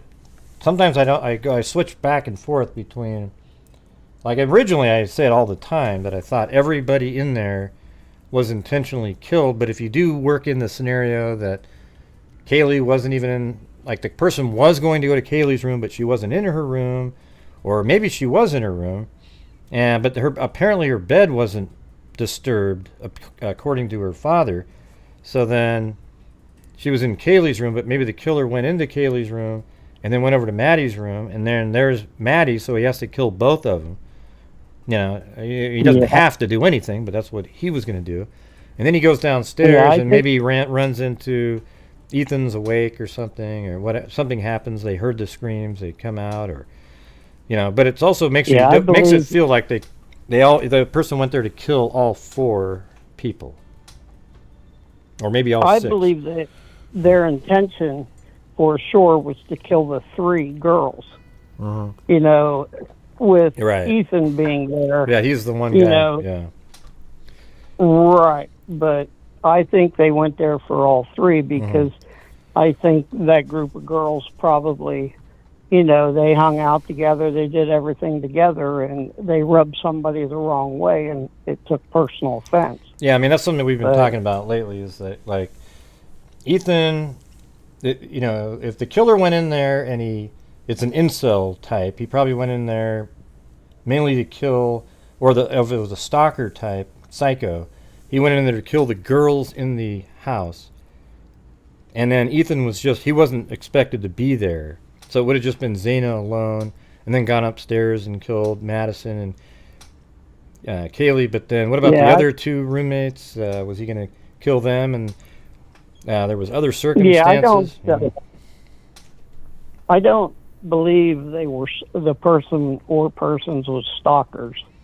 I really don't, but there's a lot of that being said. I think when it all comes out, it will be understood, and I do believe it'll come out through all the blood work and all the work they're doing. But you don't think it's But you don't think it's going to be the drug thing, do you?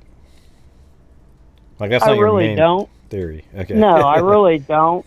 I think that was something I was just curious about, because I did hear about, that going on in upper state California and lower end of Washington with the growing of the weed that they have. They're using transportation of younger children too. So yeah, it's like 400 miles. About 400 miles. Probably. Yeah, that's out of distance, but I did think that maybe there was something to that of sending a message, but I think then you're going to find out it's going to be someone, local there, and probably come down off the hill, so we'll find out. But that Kaylee wasn't in that picture with those other three. Yeah, it doesn't bother me a bit. Doesn't bother me a bit. It's crazy talk. Yeah, but that there. No, there's what I have heard is she is no longer in that sorority. But what difference would that make? See, that's the thing is, well, she's graduating, right? So, I don't know if she left the sorority, she quit it, or whatever it is. But you don't get killed for it. Yeah, she was registered as a full-time student there for this year. Yeah, well, she's a student, too. I mean, you can be a student and in a sorority. Graduate. All right. Well, yeah, I don't have the solution, but I sure hope everything goes for the parents. And, I mean, there's no solution for them. They'll never get over it. But, it's unfortunate, but that is the world we live in. Yeah. I thank you for taking my call. Yeah, what was your name again? You're from, what was it, Iowa? No, Ohio. Rusty from Ohio in a little village. Rusty, you said? Yep. Rusty in a little village in Ohio. All right, man, that's sweet. Okay, cool. That's how you come up with them wild ideas. That's not that bad. Well, call back again sometime, man. Maybe if it is somebody coming down off the hill, Rusty from Ohio is going to start his own psychic channel. There we go. All right. Yeah, they were smooth, whatever they did. Yeah. They got in and out. That's right. But there's going to be more about it, I'm sure. Yep. You have a good night. You too. Thank you very much. All right, have a good one. See you. Bye. Yeah. Rusty. All right. All right, we got Affin Pincer on.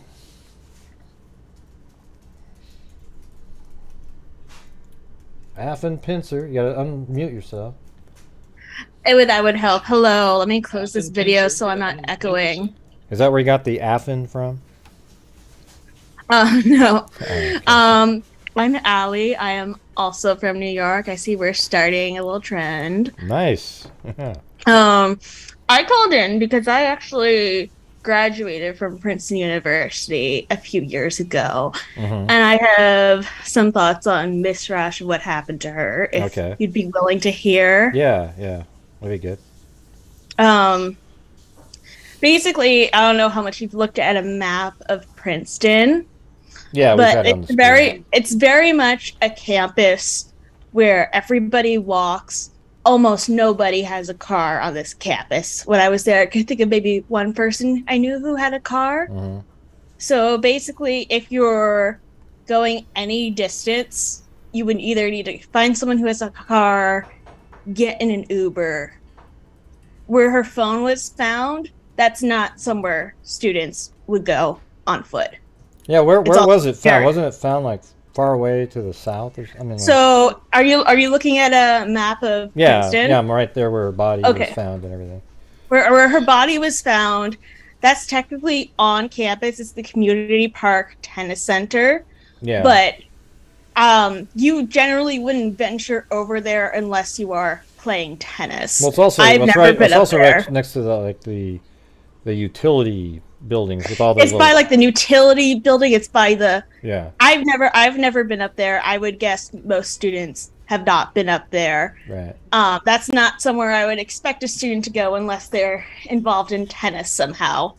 And it's also not like she was on the tennis court. She was like in the bramble on the side, which is just very strange to me. That I don't understand. It's also why would you go there if you're taking her, killing yourself? It's kind of strange. I guarantee most students have never been up there, and it's a hike. It's quite a hike from her dorm, which is Scully Hall.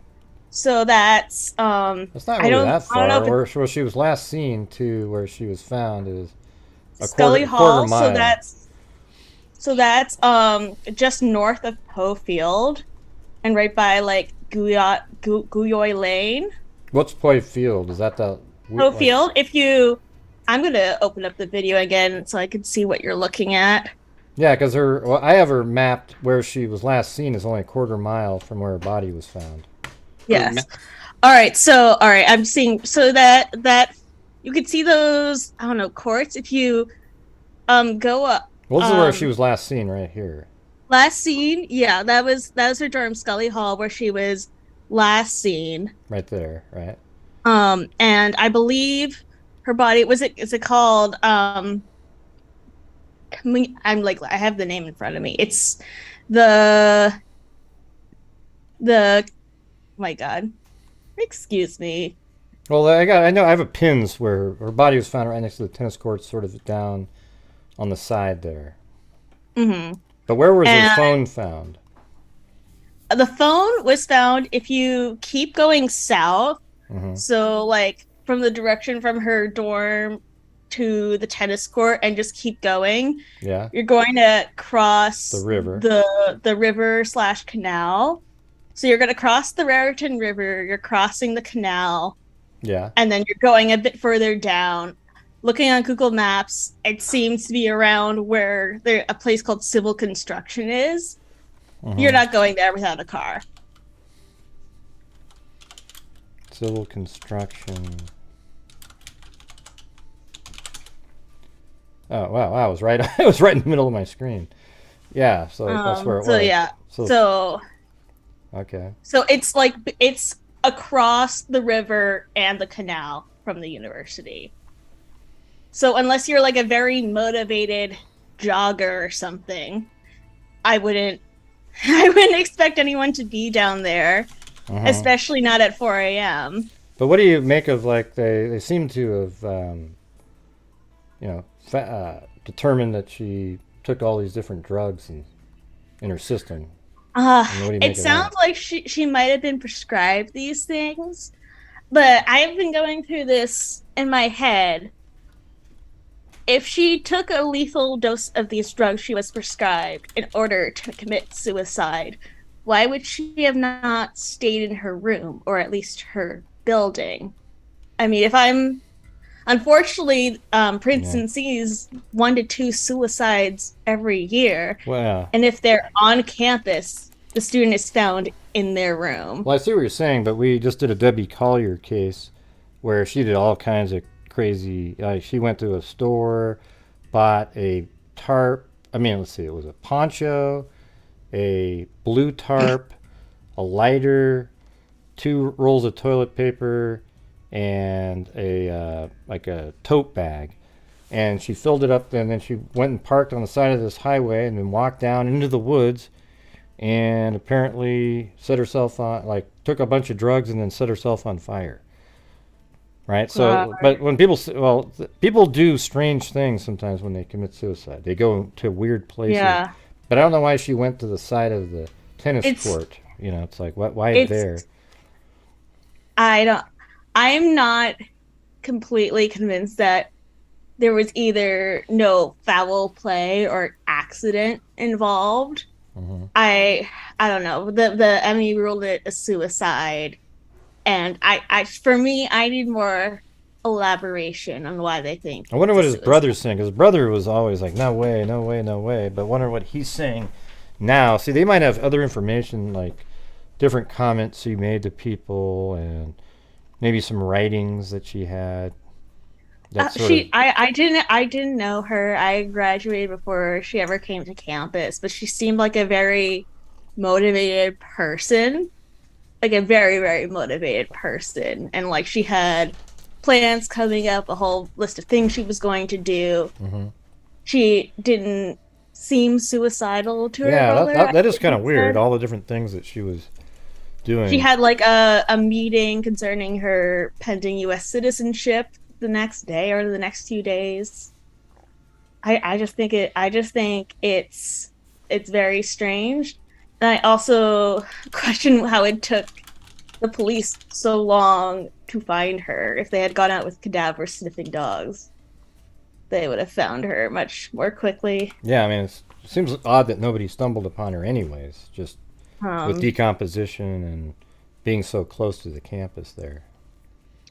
It's just it's not your, if it's a suicide, it's definitely not your average suicide.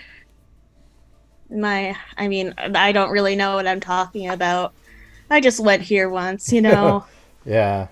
Well, I appreciate you calling in and giving your thoughts on it and giving me a better location of where the phone was. Yeah, if you can hit me up if you have questions about the campus or whatnot.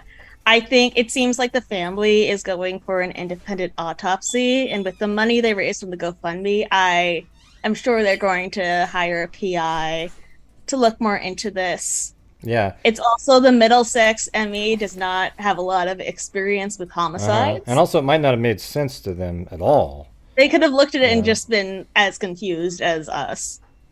Yeah, I mean, but to me, most of us thought it seemed suspicious, but at the same time, we don't have all the information. And so it could just be something where, the ME, based on other information and what was in the toxicology report. But I mean, who's to say if somebody else didn't give her those drugs, or like someone said, hey, let's go this way, or she got into someone's car, she got into someone who's not a student's car. I honestly don't even know. It's just, that's not a distance you would go, even if you're. And then why wouldn't you keep going? Why wouldn't you keep going? Instead, you turn around and you walk back, almost home again. But then you go into right next to the tennis courts, because if she walked alone all the way over to where you say the phone was found, and then she wanted to put the phone there intentionally to make it throw people off, and then she walks back and then dies over by the tennis courts. Pretty crazy, right? And this is, students on this campus complain about walking all the time. They'll complain about walking much shorter distances, not the kind of distances we're seeing here. So to me, as like someone who spent a bunch of time on this campus, it makes absolutely no sense to me. Well, there you go. From a Princeton graduate. Yeah. Don't go there. It's rough. All right. Well, thanks for calling in and giving your thoughts. You can send me an email if you want. Like if I have questions, I could. Yeah, you can message me on YouTube, or I can like send you my email. Well, my email's in the description of the video. Right. So. I'll shoot you a note. Okay. I just really hope more information is available publicly, especially for the family, because I'm sure they are not satisfied with this autopsy. Right. Yeah, that's. I mean, I wouldn't be. Sounds too fishy. Too much weirdness around it.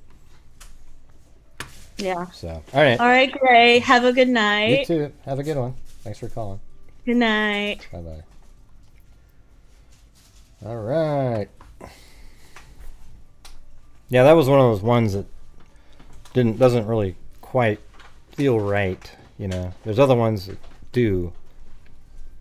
Like, it's funny because Debbie Collier, to me, seemed more like a suicide than this case.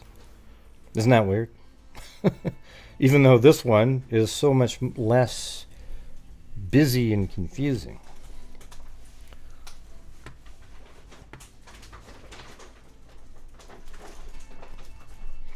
What part of it doesn't make sense is she's in her dorm at 3 o'clock in the morning, then somehow walks out, and then walks all the way across the river, puts her phone over here, and then walks all the way back.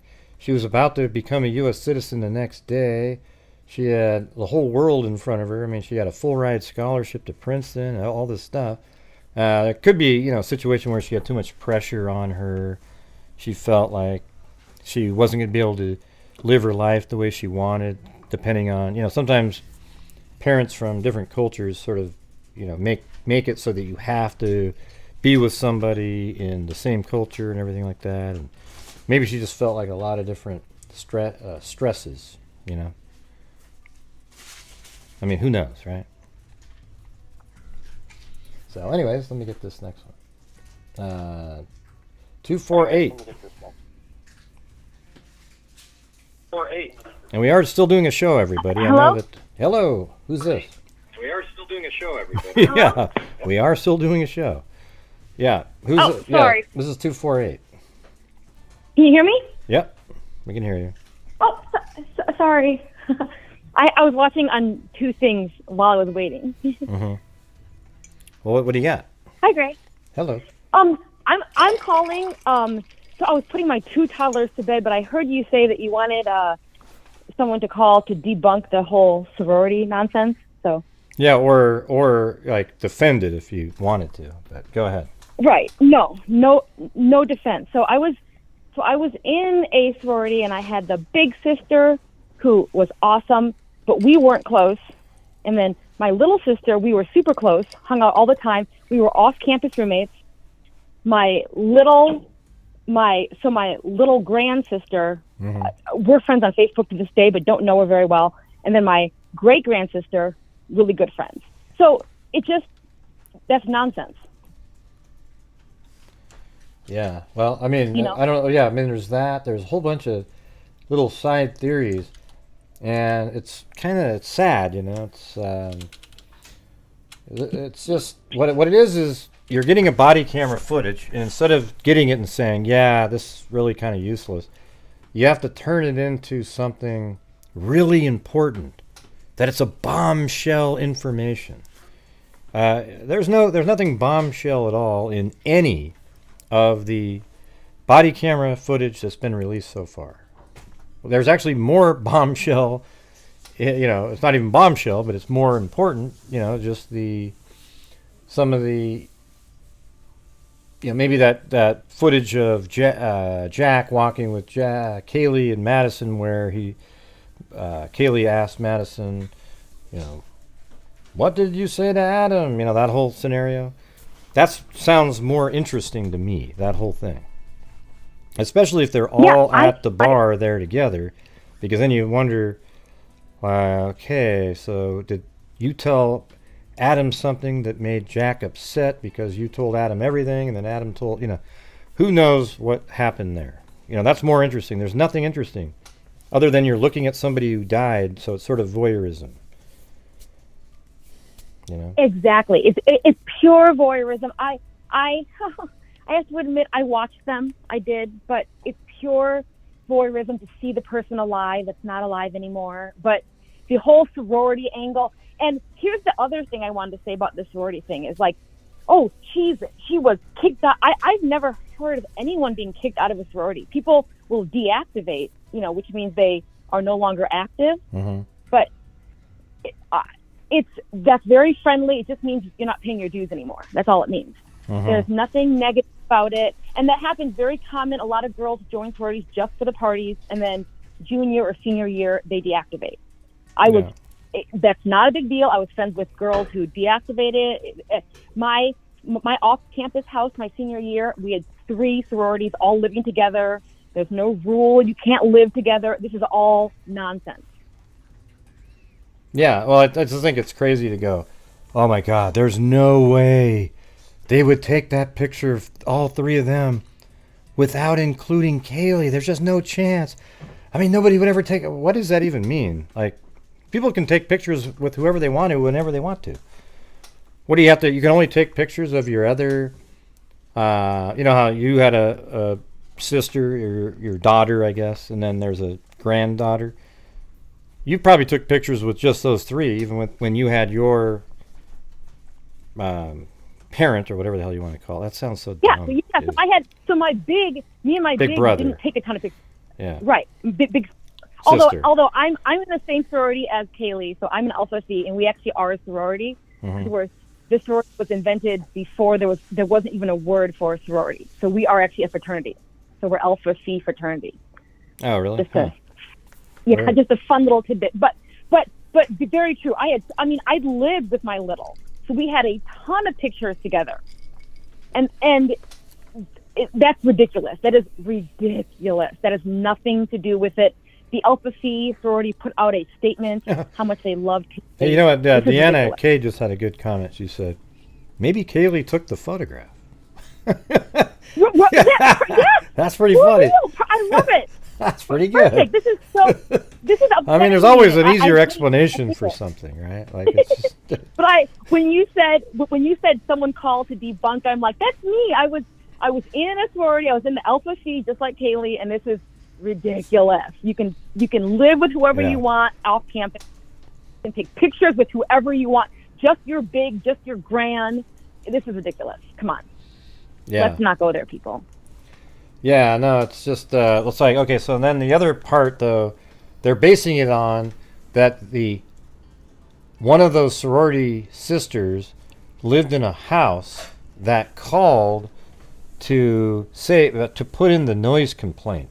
Therefore, they're implicated in the murders 2 months later. I mean, it's just ridiculous. Yeah. Okay, I don't know. Man. Also ridiculous. That doesn't make like you said. If someone's playing crazy music and you can't sleep, maybe you do call the cops. We had a noise complaint to our off-campus house. I didn't hold any grudge. No one ever came to stab me.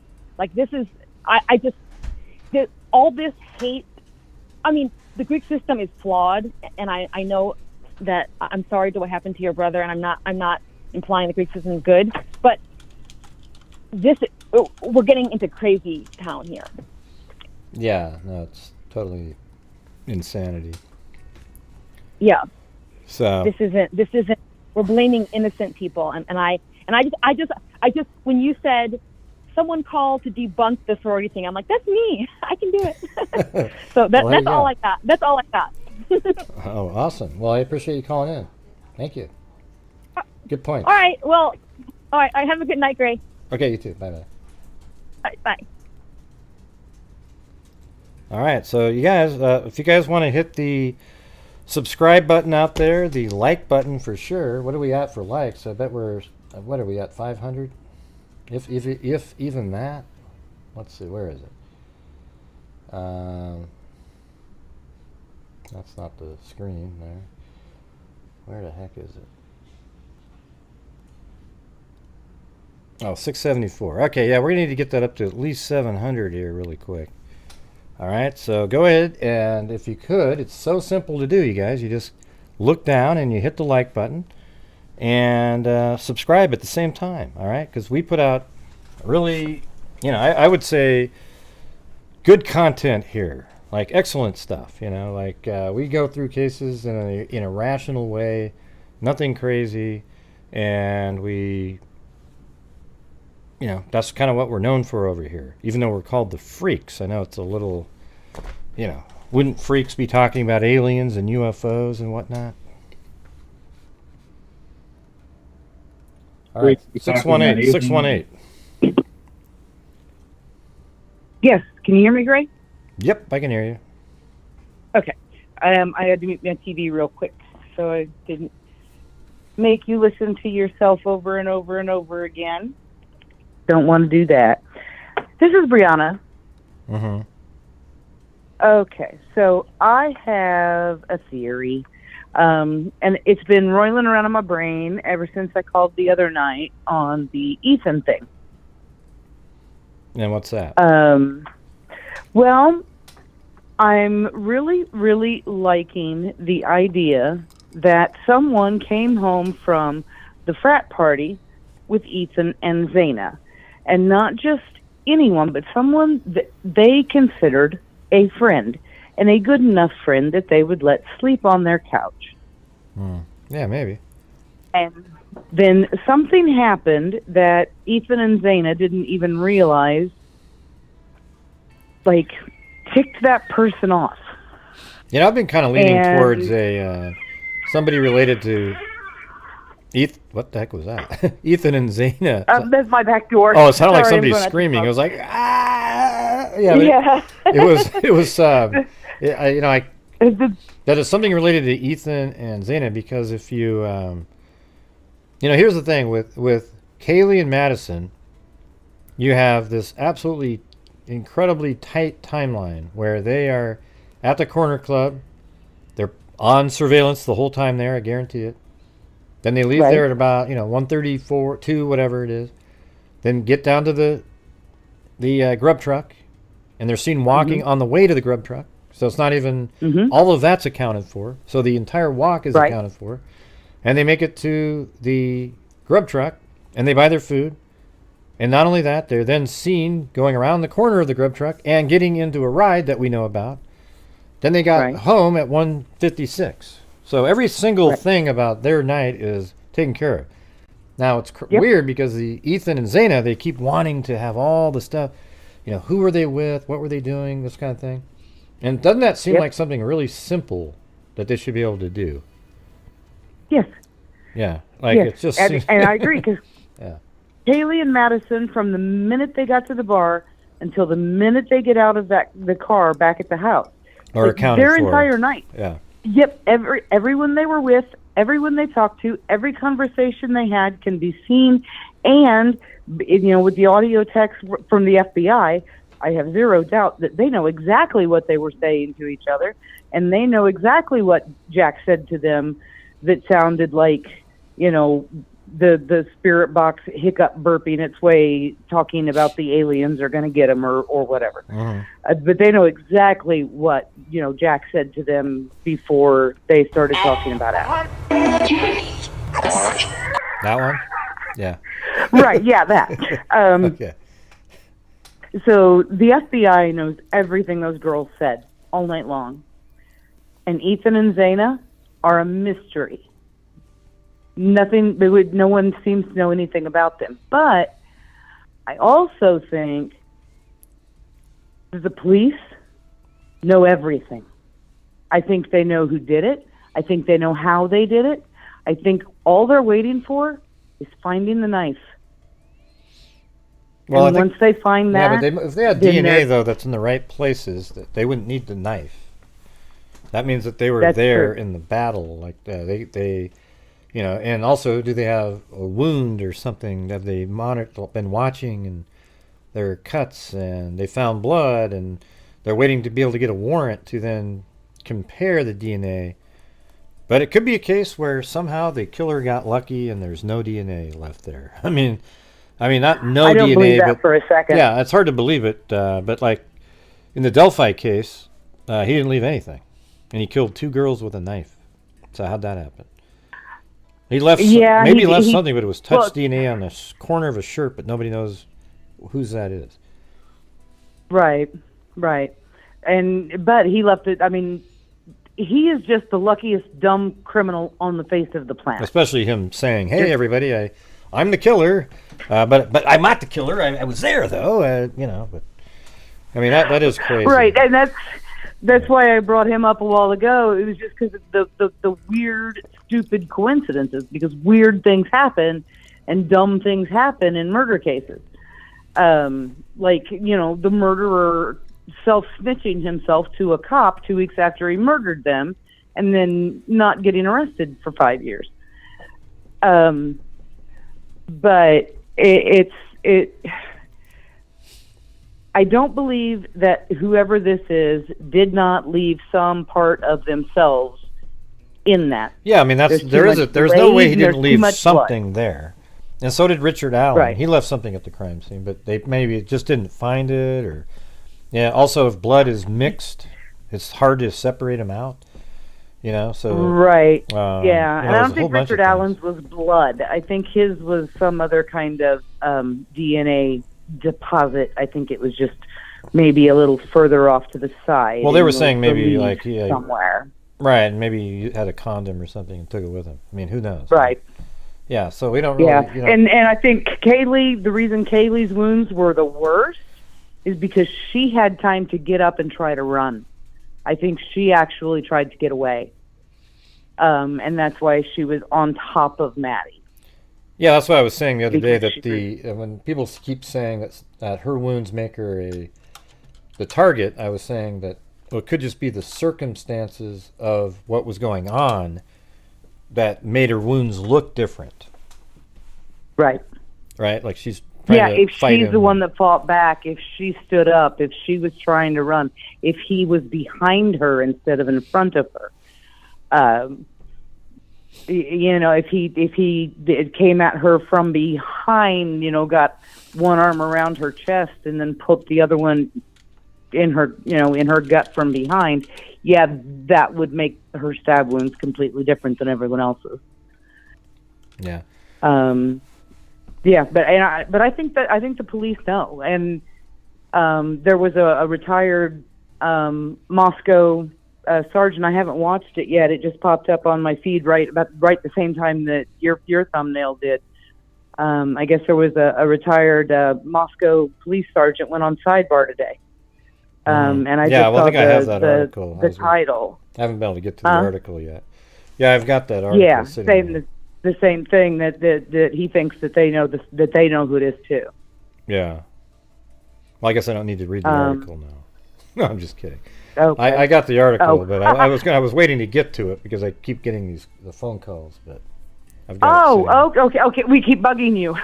No, you're not bugging me. I just I couldn't get to the I'd rather take the calls, to be honest with you, but.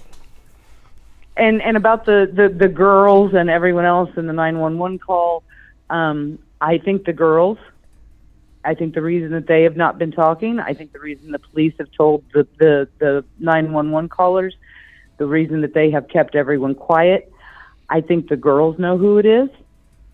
I think that they heard it. I think they heard the voice. I think they recognized him. So I think the girls know who it is too. I really do. Well, I think that they saw something and heard something in the house. I think they may have even seen something. But I don't know if it was that clear. I guess they said, well, I saw this person, but then I shut the door so I didn't see him do anything. So maybe they saw it.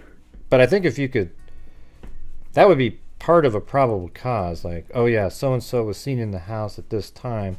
They should be able to get a DNA sample just on that. That seems like that'd be enough for a judge to go, oh yeah, if they were in there at like 3 o'clock and then there was some screaming, who knows? Right. Yeah. I'm not feeling the nefarious laying in wait, hiding in the pantry, lurking in the shadows, in the corners, scoping the house. I'm not feeling any of that.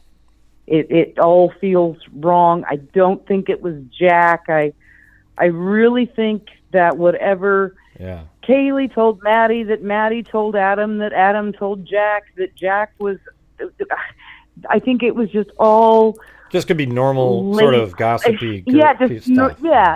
Just like normal late teenage, early adulthood drama. Relationship bullshit. Just the he said, she said stuff. That's funny. I had that same thought. I had an exact thought today. I was just thinking, even though they're saying all those things, and if it turns out that, they cleared Jack, so let's just assume he's not the killer, then all of a sudden that stuff is just the normal crap that you get when you're in relationships and you break up, but you still kind of see each other and you still care about each other, and then you go out and you say, it's just things that happen, and it doesn't necessarily have to mean anything. It's just the only interesting elements that we have, really, at this point. Oh, except for the sorority sisters who didn't take a picture with Kaylee. Boy, right. That's huge.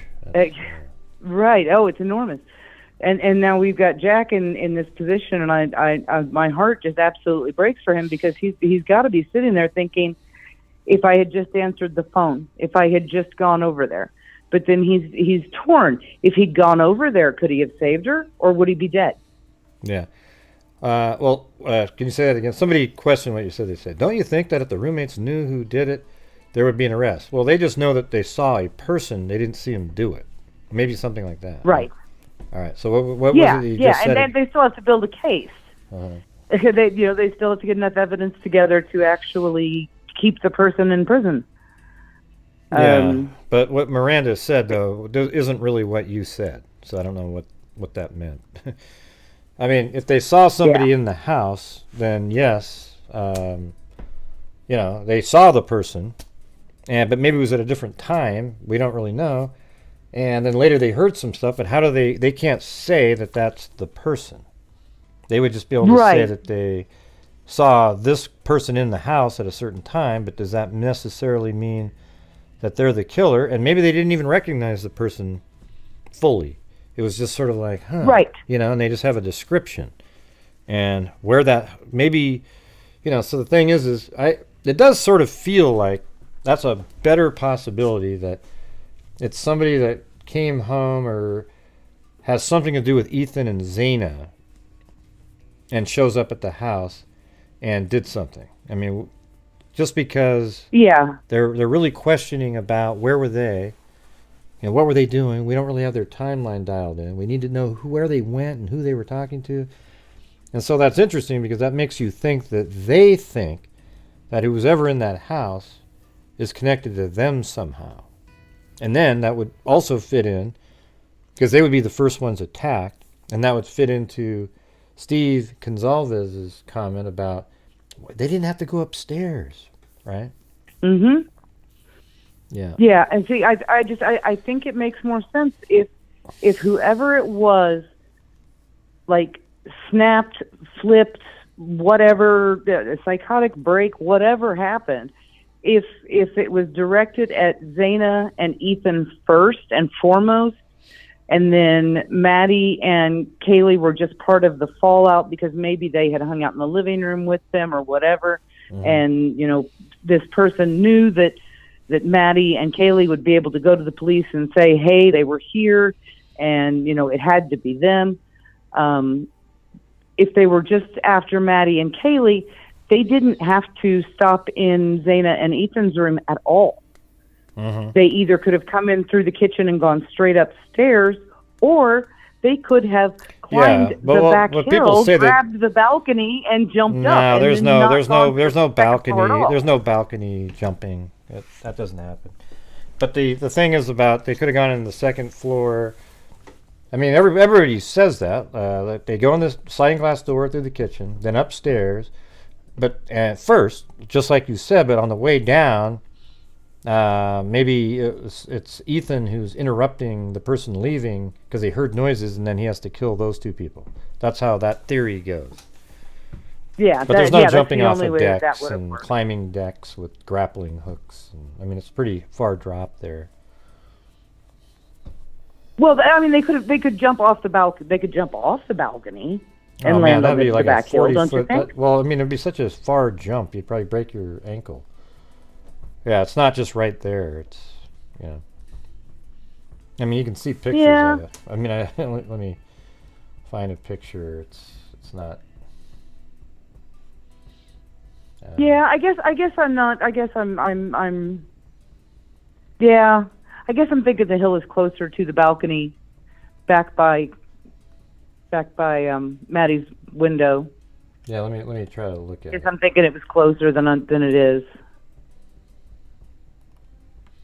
Because I was thinking it came like right up to her window. Let me just look at it. Yeah, I mean, it's not, though. It's down here. See, this is flat ground. And I guess, I don't know if it would be like a 20-foot drop or something, but you'd have to jump like, I don't know, 15 feet and hope that you don't land on the sort of brick, the pavers that are holding up the mountain over on the side there. Okay, no, yeah, that's too far. That's way too far. Okay, so no jumping off the balcony. I mean, then. you could probably, some people could probably do it and not break anything. You'd have to step up on the top, you'd have to somehow like climb over, and if you could put your heels on the edge and maybe push off, I guess that wouldn't be incredibly high, but it would still be, 9 or 10 feet, something like that. I wouldn't do it. Yeah. I couldn't do it. I mean, I can barely walk across the kitchen without turning an ankle. So Yeah. that's because I'm old. That's what happens when you get old. So with that's my theory. I'm really leaning into it was Xana and Ethan and Kaylee and Maddie were the collateral damage rather than the other way around. Well, but I have a question for you. Oh, yeah. Speaking of spirit boxes and tarot cards and YouTubers sticking their noses where they don't belong. Yeah. At a hut. Have you heard of the professor who is suing the TikToker for accusing her of being in a relationship with Kaylee and being the one who hired Jack to murder them all? Yeah, I just mentioned it. It's just sort of it's so ludicrous. She's like a psychic. Yeah. She's a tarot card reading. What she'll argue in court is, I can't determine what the spirits are going to tell me, sir. I mean, I just say what they tell me. That's what her defense will be. That the spirits told her these things, and it's not her fault what they said. I can't even, like, my brain just cannot even, can't even. I so can't even. It's just, like, she hasn't even composed an answer to the lawsuit. She just went on TikTok and said, I'm not going to stop. Well, there you go. You have to stop. You've been sent 3 cease and desist orders, and now you're being sued. You have to stop. Yeah, she sounds like a crazy person. But anyways. The tarot cards are telling you that this professor you picked randomly out of the air who never even taught any of them. She's never even had any of them in a class. Like, what is wrong with you? I don't know. No, these people are, that's why I always just tell you guys, psychics and mediums and the tarot card readers and all those idiots on social media are just absolute full of shit, every single one of them. There isn't one that you go, wow, they're really, what they do is they go around and they say all these things all over the place. Then they go back and find the thing that they were closest on, and then they tell everybody, oh, go look at this one. I said it over here. Look at, while deleting all the other ones. It's ridiculous. All of it. Okay, it's embarrassing as hell is what it is. But anyways, I got to get this next call, but I appreciate you calling in.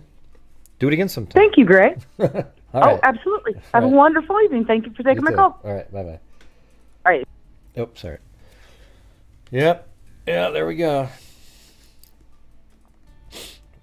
Yeah, see, this is what happens, man. When I do the call-ins, hear this? Listen.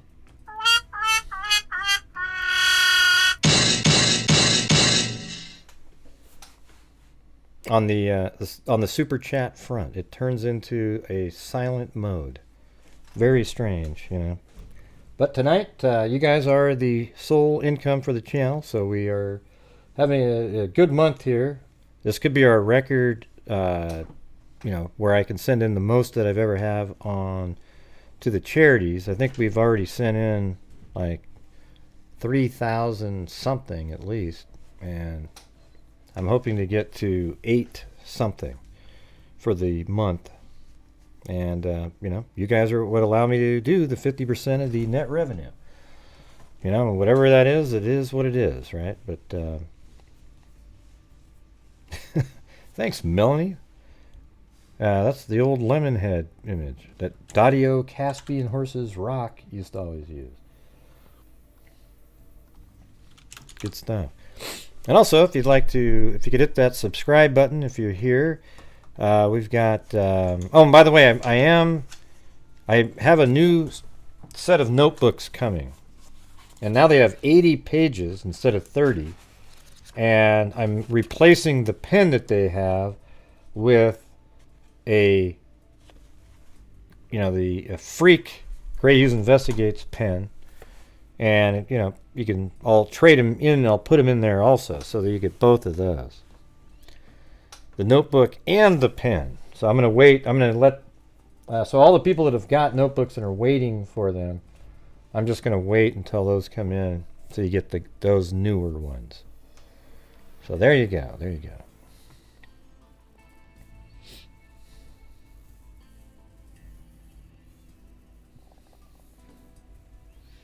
Yeah. All right, let me get this. 678. Hey. Hello? Hello, Gray. It's Mike D. Mike D, what's going on? I hope you're doing well, and Happy New Year coming to you. Well, you too. I always want to play the Beastie Boys. Every time you say your name, I just want to play the Beastie Boys. No, play just one snippet of the Spirit Box again, please, because that makes my day. All right, here we go. Boop, boop, Gilligan, little buddy. I definitely heard Gilligan, little buddy in there. Did you hear that? Oh, golly, I did. Yeah. Oh, Lordy. So I would just like to share some of my experience with keypad deadbolts, exterior and interior doors pertaining to 1122, if I could. Yeah. I can only speak to the building codes in Georgia and Alabama, but I don't think it differs that much cross country, unless you're talking about a multi-million-dollar home, which I'm not familiar with. So when I look at this house, as you have on the screen, it's vinyl siding. There's no stairs on the upper level. There's a water hydrant beside the front door. So I don't consider this a multi-million-dollar home. I want to do this with no speculation, Spirit Box, but I will give you a scenario or two to kind of lead your audience to where maybe they could consider these things or consider my input while they're talking about, you know, the roommates and the other roommates and the downstairs roommates and this, that, and the other. I have no idea what happened inside that home. But the keypads that anyone can go buy at your big box hardware store, which is a deadbolt, that's all it is, are inexpensive. They are easy to install, or somewhat easy. On an interior door, it's a false sense of security to have a deadbolt or a keypad deadbolt. It keeps children out. It keeps honest roommates out. But if you want to defeat that lock, it's easily done. On an exterior door, you have to use a ram. You have to use force to defeat that. The deadbolt, which slides horizontally when you lock it, you know, supposedly goes into the stud. On an exterior door, that stud has to be very close to the strike, you know, and so there's can be 1/8 of an inch of space between the strike and the strike plate, to where it's pretty tight right there. So an exterior door is either going to be solid wood or hollow steel insulated with a robust assembly around the lock, you know, area. There'll be an extra metal plate on the inside of the door, from what I've seen.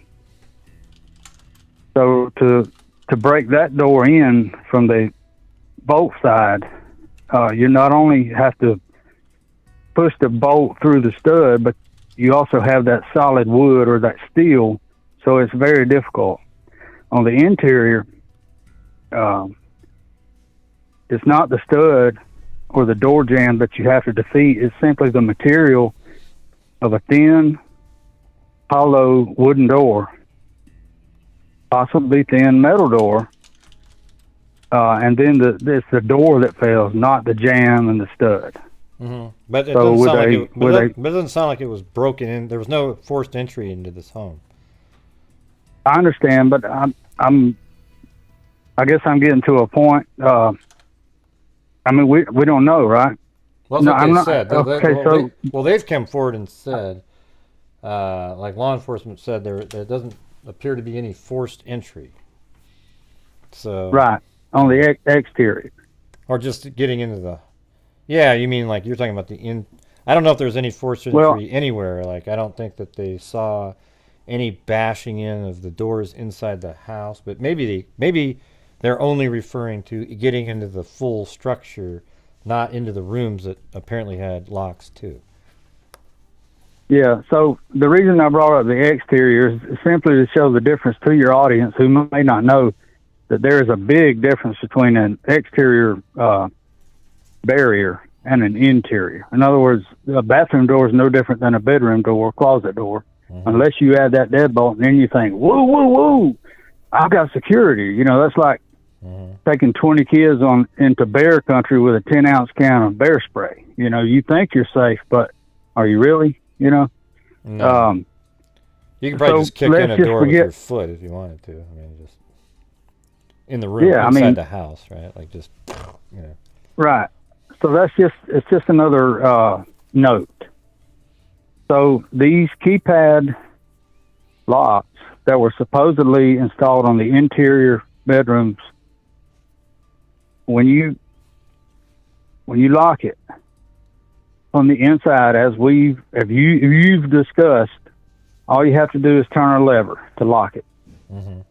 Yeah. When you leave and you close it and you want to lock it, all you do is hit one button. It's a lock symbol on that button on most models. Now that would be the popular ones you buy at your big box hardware store. Now, once again, we're not talking about a multi-million-dollar setup here. Okay, so if and then again to re-enter, you would have to punch in your code. Okay, so I think that's kind of what I wanted to throw out as a base. Yeah. Okay? So basically, what you're saying, like I'll see if I can say it quick. Like the front door is really much more sturdy, the one that goes into the house, and that one's hard to just break in because it's more sturdy with the deadbolt and everything. But the inner doors that are locked aren't really. They give you a false sense of security because they're kind of easy to just break in, but you can still put locks on them just like you can in the bathroom or the bedrooms and everything, or a closet door you could lock. They're not as strong in general. You can build them that way if you wanted to, but a house like this caliber isn't going to have that level of interior rooms having locks that are in a structure that's way just as sturdy as the front door. And then the way to get into get into the room if it's locked, by pressing the keypad numbers that you have, the combination to get in. When you're in the room, you have to just turn a knob to lock it when you're inside the room. And then when you exit, to lock the door, you just shut the door and press a lock button, and then that activates where you have to press the 4 keypad numbers, right? Boom. Nailed it, right? I couldn't have said it any better. Correct. Right. Now, okay, so that brings me to my next note. Yeah. Anyone could go in that room and do bad things, close it, and lock it, provided that it was unlocked to begin with. Yeah. Okay. As far as any door that was not breached, it could have been easily breached. If you're in a rage, which is what seems to have been the case here. If you wanted to get in that door, a very hard thrust with the hip would get you. Would that door is coming apart? Yeah. So maybe in my just opinion. did that. If not, though, they could have just they didn't lock their doors right, or maybe the person had a combination for some reason that we don't know. Yes, a lot sir. of people, Well, a lot like of I people said, think I- that they all had the same combo. Like maybe they, if you had roommates with 4 really good friends or 6, maybe you all have the same number, right? Because it's like, you might need to get yes, in my sir. room. I mean, yeah. that's all possible. Anything is possible. All I wanted to do was, I guess, try to do a little educating from 34 years out of the construction industry to help people throw these into their catalog and library. You Well, know, it worked because as soon as you were done, I was able to bring back everything that you just said, and it made sense. So there you go. Yeah, and most of these keypads, not only can you push the lock button when you're leaving, but it also has a key defeat. In other words, if you forget the code or the battery's dead, you can use a key. Like if you're in an upstairs bedroom and you want to come down and watch a movie, have popcorn and a rum and coke, you don't want to carry a key with you to go back to your room. So that's why the keypad is there. God, that that sounded pretty good, to be honest with you. A rum and coke I mean, on and the some interior, popcorn. Come on, no, you rum know. and coke and popcorn. You might want to quit. You want to quit the show and go because we got this really good buttered popcorn from Costco. It tastes just like the one in the theater. Man, a little rum and coke with that. Yeah. Yeah. Well, what have you? Pizza and company, or pizza and quiet time, whatever you want. I hear a lot of people talking about, the doors that were not, they locked their doors. They locked their doors, but that's, when you lock a door, I mean, that's, I don't know, that's open to a whole lot of, what do you mean you locked it? I think. Yeah. How well did you lock it? That's just, you would think that like I said, Xana and Ethan, like, they would have locked their doors. You're dating, you're going to sleep in the room for a little bit of time. You probably don't want somebody walking in the middle of something, right? Yeah, but that what if he time was of leaving? morning, What if he was leaving? The night's kind of finished, Mm-hmm. Maybe we're a little more relaxed, or maybe we're a little more intoxicated, just that chill, that last perhaps. caller. The last caller was saying that maybe somebody came home and was on the couch, but so apparently, if you're in the Greek system there, I heard, I can't verify this, but there's like a curfew. You can't spend the entire night somewhere. What time that means, I don't really know, but wouldn't that be interesting if the guy was on the couch and then Ethan is fine, if they locked the door and the guy didn't want to risk trying to break it in because that would wake somebody up and then there'd be a battle. So I don't know, maybe when Ethan was leaving, he was just kind of like ambushed him in the hallway and then Xana's right there, and I'm just theorizing. I'm just trying to picture I understand, and I enjoy watching it for hours a day. I appreciate it, and when all this does come out, I'm going to hear it from you, nobody else. We'll be. But I did want to tiptoe on the scenario here again, before we go. Okay. So let's say that I was in the basement or the bottom level, and none of the other roommates shared their codes with the other roommates. And I wanted some coffee, and I slept till 9 o'clock. And I went upstairs, and everybody's doors closed. I fixed coffee, come back down, take a shower, start texting, hey, are y'all up? Nobody's around. Start calling people's phones. They're ringing, but they're not answering. Bam. Call your friends. What is going on? Are they with you? No. Are they with you? No. Hey, let's call 911. Yeah, that's a good point. Maybe that's why they thought somebody wrong. passed out. Maybe they even walked up to the door and they could hear it ringing in there, but nobody answered, Right. so they assumed somebody was passed out. And then they got the friends to come over and check or something. Yeah, just another scenario to throw into the dialogue here, I like that one. That who one knows, Gray? Who knows? But I like that one. That one makes sense. So. Yeah, well, okay, so I guess we got some trolls. wow, great talking to you. Oh, it's always great talking to you. Appreciate you calling in. Yeah. Mike D. Yes, sir. And you get respect. Yeah. You're cashing And your by the way, jewelry. Go ahead. yeah, my name is Mike D, and I get respect. Gray Hughes Freak Show is what I expect. That's right. There you go. Boom. Look at that. Mike D Now, just busted out a rap. Come on. and I sent you an email on Christmas Eve live show right after that, so make sure you check that. I got did you something really? I want to get to you. Did you send it? Did you send it? I don't know. Let me check it out. Like on the 20th. Gray Hughes 2 at Gmail. Yes, sir. It was GRAYHUZE. See, that's right. Oh, you got that? Okay. Let me go. What would is it from your name, Mike?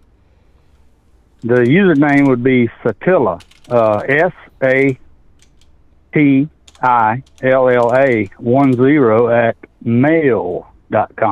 Satilla 10 at mail.com. You sure you want that out there with all the weirdos?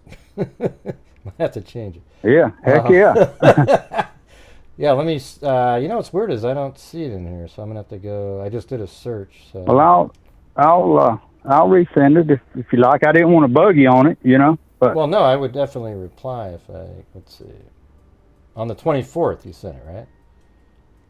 Well, it was soon after the live show where we first spoke, and that would have been, I guess, I don't know, Friday, Christmas Eve live you had. Let's see. It was soon after that. Oh, there it is. Well, this is Mike D. Okay, that was in my spam folder for some reason. Wow. Okay, I'm sorry. No, it's not your fault. I didn't. I mean, it does have attachments, you know, and they're legit. So. Yeah. No. Let me get to. Yeah. I'm gonna make sure, now. I gotta try to find it before you get off of here. Okay. Let's see. 20. It was on the 24th. Let's see. Let me try that again. Because after I said it wasn't. There it is. Okay, I got it. It's on the 25th. 25th. Yeah. Well, cool. I'll check it out right after the show. All right. Okay, great. I'm going to enjoy the rest of the show. Good luck to you with the callers. Thank you, sir. All right, man. Hey, thanks a lot. Appreciate it. Have a good one. Okay. Bye-bye. Good night. I'm Mike D, and I get respect. Your cash in your jewelry is what I expect. Yeah, you gotta like him. He's cool. Let's see. Well, we don't. There was another caller here, but they disappeared. So we can do this for a little bit more time. I gotta go use the restroom, but if you guys want to call in and do some more phone calls here, I gotta get to that other article, of course, as well.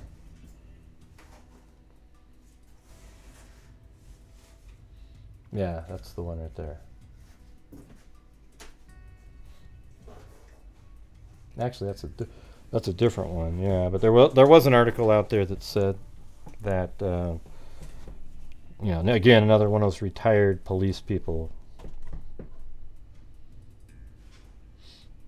I just think that they're just tired of putting the same thing on there. It's just the same thing. They're just repeating themselves over and over again. The press releases. So I've got both of the more recent ones, the 24th and the 27th. We could check those out. I don't really know what the main difference is or anything like that. But anyways, I'll be back here in just a second.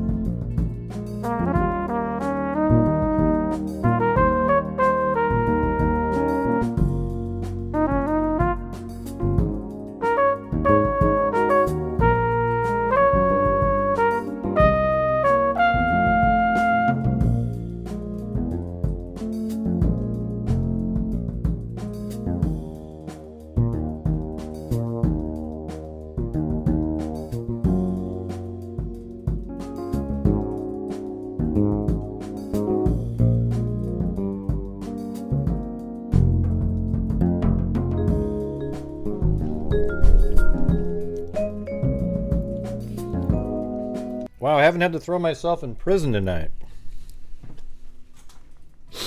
Man, there's this chocolate that my wife bought. When you eat it, it does what Pop Rocks do in your ears. It's just popping and popping.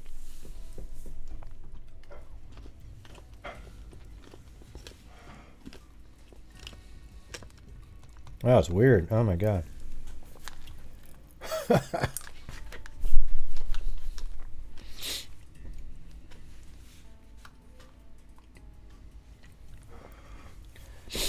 Yeah, that's weird. Pop Rocks. Alright, let me get through the rest of the show here.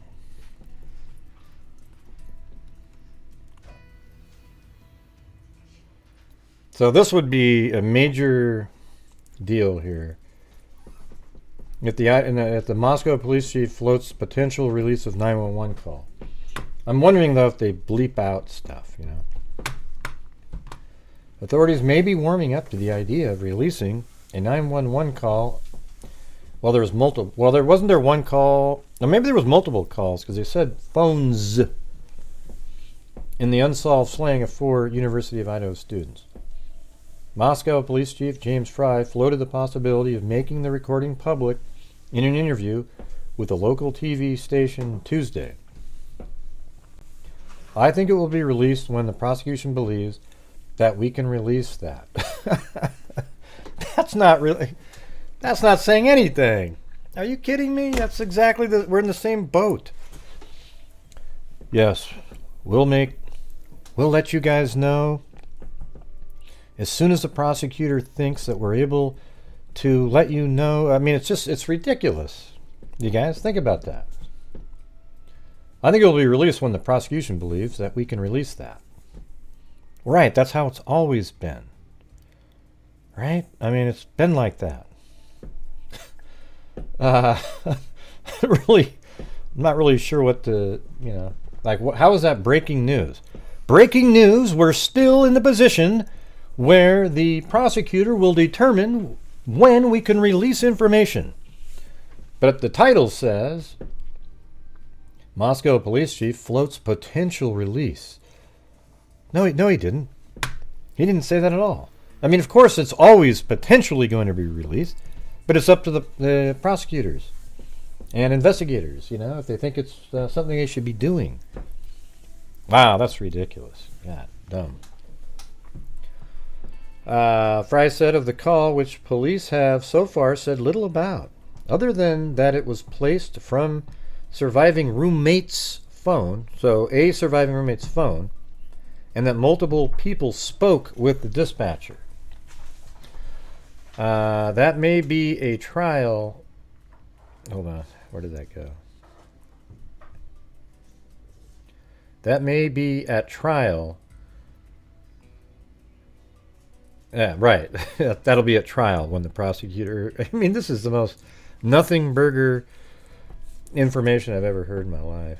It's almost as bad as those body camera. That may be, that may be at trial, Fry told Spokane-based Creme TV in a rare sit-down interview. That may be before then. He declined to say whether anything specific on the call could help detectives make an arrest. I can't discuss that, he said. See, I think there might be. I think there very well might be something on those calls. I've said that since the beginning, that I think on those 911 calls, that they're heard relaying and things that the 2 surviving girls told them about what may have happened during the night before. And also, they're relaying what they're seeing, that there's blood and so forth. I'm sure they went upstairs. But I think that they were told some things like, oh my God, there was maybe this guy walking around and I couldn't make out who he was, but then I heard screaming, and then we locked our doors, and we just weren't sure what was going on. And in the morning, we got up, and that's when we tried to get in contact with him. Then we got a hold of you guys. And so there's going to be all this stuff on there, in my opinion. Might not be anything at all. That's just a guess that I have. Well, thanks, One Shot 925. It's a nice thing to say. What makes it so? And now I got to respect One Shot 925's humor now, because she got me with the dry humor head fake earlier.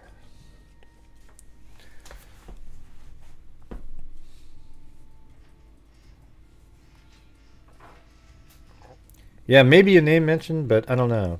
Yeah. Yeah, it could be like, God, yeah, there's guy. Yeah, I mean, exactly. There could just be too much in there.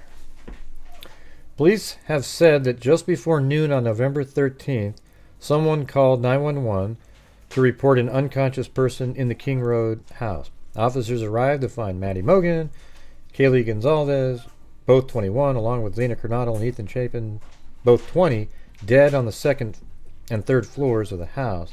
Latah County Coroner Kathy Habit later said all of them had suffered multiple stab wounds. Fry came under fire earlier in the investigation after assuring the public that there was no ongoing threat after an unknown assailant went into an off-campus rental house, likely and stabbing 4 likely sleeping students, then escaped without a trace. Well, who said without a trace? I mean, where did you get that information? I take responsibility for information not getting out as fast as possible, he told the interviewer. I probably should have been much quicker on that. Fry said the number of tips coming in has surpassed 17,000 as the case nears its seventh week without a suspect. Mogen and Goncalves spent part of the evening in downtown Moscow at the Corner Club bar and were seen ordering snacks at a food truck. They even have the walk to the food truck. They caught a ride home at around 2 a.m. That's not accurate. Kernodle and Chapin were at a party about 200 yards away at the Sigma Chi fraternity house, where the latter was a member, and returned at around 1:45 a.m., according to police. I'm sarcastic and off-putting. Wow, thank you for the passive-aggressive compliment. Really appreciate it. You know what's weird is, like, last night's show was just a great show all the way through, and you still get these absolute morons that comment and say, I can't stand the way you talk to the callers. I mean, last night was awesome, right? Like, the whole show was good all the way through it, right? And it's incredible how people still whine and complain like little babies. You know, it's unbelievable. How about this? I don't give a damn about what your opinion is. Go somewhere else, because all I'm going to do is block you from the channel and remove your comment. So it doesn't do you any good. It doesn't start this wave of, hey, yeah, that's right, ooh, ooh, ooh. Okay, that's just the way it is. I don't have time for trolls and idiots. I mean, that's just common sense, isn't it? All right. Yeah, there's lots of white Elantras. I'm not really that interested. Thanks, though, JJ. Yeah, you guys remember last night's show. I mean, I thought that was one of the better shows we ever had. I mean, I probably took 20-something calls. All of them were pretty smooth. The only call that I really struggled with was the ghost one, the one that was talking to spirits and whatnot. Yeah.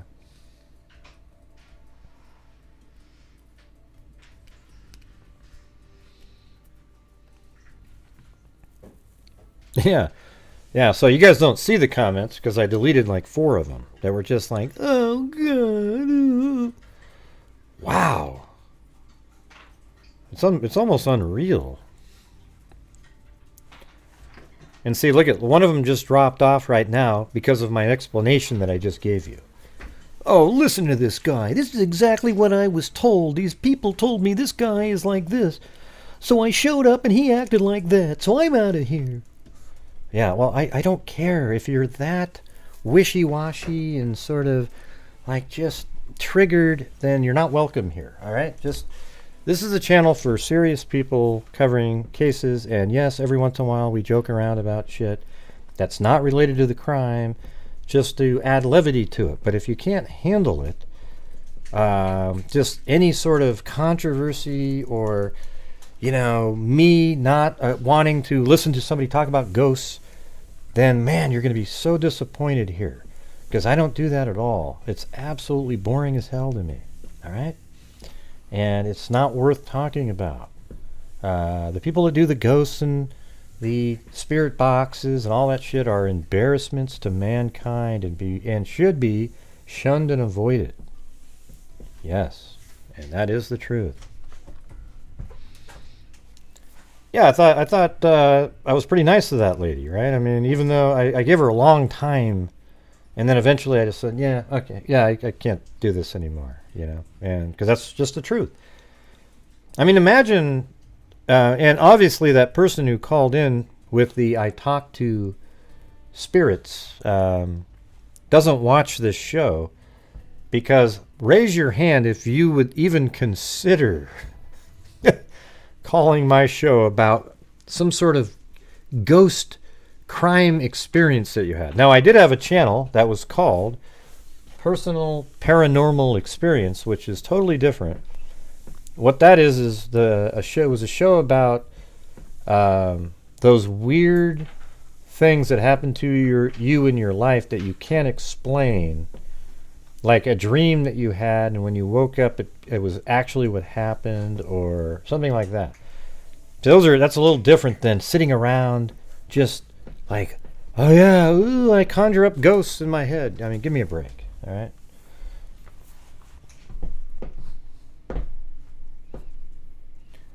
I have a younger cousin who lives in Moscow area. Was texting with her today, and she and a lot of friends are convinced it had something to do with the church. I don't believe that at all. That's just the young, the young people just letting their imaginations go wild.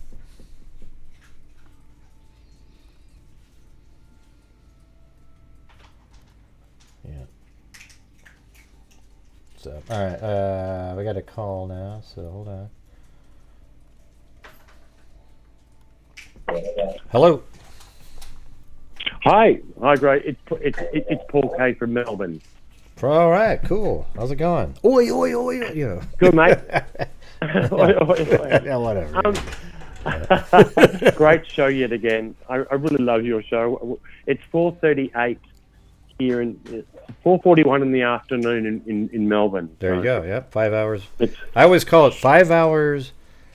I look at it like this: it's 5 hours earlier, but the next day. That's how I do it in my head. That's correct. Yeah, that's a good way. Yeah, that's a good way of thinking about it. Mm-hmm. I was just thinking. I have seen, those body cams of them asking to quiet the noise down, and the first body cam that I saw, it seems that the first two rooms on the bottom seemed to be empty, and I'm just wondering if the perpetrator had been in the house. And then he's come back and not realised there was actually people in the bottom two rooms, I wonder? Because when he was there, it may have been empty. That's what I was thinking. Oh, maybe. Or, well, here's the thing. What about just the thing about, like, they got home at 1, right? But everybody else got home after 1:45. And they're the ones that got killed. Do you think there's anything to that? I mean, the thing about the rooms is, yeah, maybe. I mean, maybe it was somebody that knew, but apparently I saw a video today where it felt like I could see a bed in that first room. Oh. But that was back in because I thought September, but I don't know. In September. Was it back in September, around September? I thought I could see something. I saw another one where it was kind of looked like just golf clubs and something else. But just golf clubs. That's the one that I saw, and I'm just wondering if he did not realise that those two rooms, because... well, what made you think the other room was empty, though? What made you think the other one was empty at the far end? There was golf clubs in one. There was golf clubs in one, and I think that was on the right-hand side of that picture right now. Yep. That had the golf clubs, and on the left, I didn't see any bed it wasn't that clear when the policeman went up there and had a look in the window. So, but I just thought that they looked empty, and then I heard that that they were quite new renters. Like they hadn't been there for months. It'd been since September, perhaps, that the other two had joined. They were quite new renters, I think. Yeah, I mean, well, the thing is, I think one of the girls was on. I think it was Dylan. I think was actually in the first noise complaint video that we saw. She came to the door. I don't know if she was living there yet. Maybe she moved in just after that, or maybe they just didn't want to say, "Oh, I live here." Yeah. Because I heard, and I can't quote the source, unfortunately, where I heard it, but I heard the two rooms were quite empty in September, and the two new girls had just moved in, and then that sort of sparked my head to say, well, I'm just wondering whether the perpetrator may not have known that those two rooms were actually occupied, and that's why he just went upstairs. And then perhaps Ethan had sort of come out. I guess that's a possibility. I mean, it's not. I mean, that means you'd have to think that they were there in September or whatever, and noticed that they were empty, and then planned it from back then, and never been back there since then, and then went in. Like that night. Not. But the beef. Go ahead. I'm sorry. But the argument, I think, like as I think your theory or someone's theory was, there may have been an argument at the sorority party with Ethan, and they got so furious.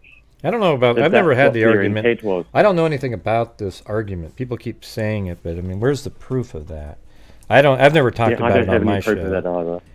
I just heard people say here and there on posts on Facebook, and there was a big fight there. There was a big argument. Yeah. But where is that? True. And let me just say this: if he got in a big fight at the fraternity, then that's not going to be somebody you're going to take home and let him sleep on the couch. So if they're that theory, then it wipes out that other theory doing that. Yeah. But we don't have. There's no evidence. But the father saying the perpetrator didn't need to go upstairs. So that's what sort of sparked my argument with Ethan. Is okay. So if the father knows that there was an argument with Ethan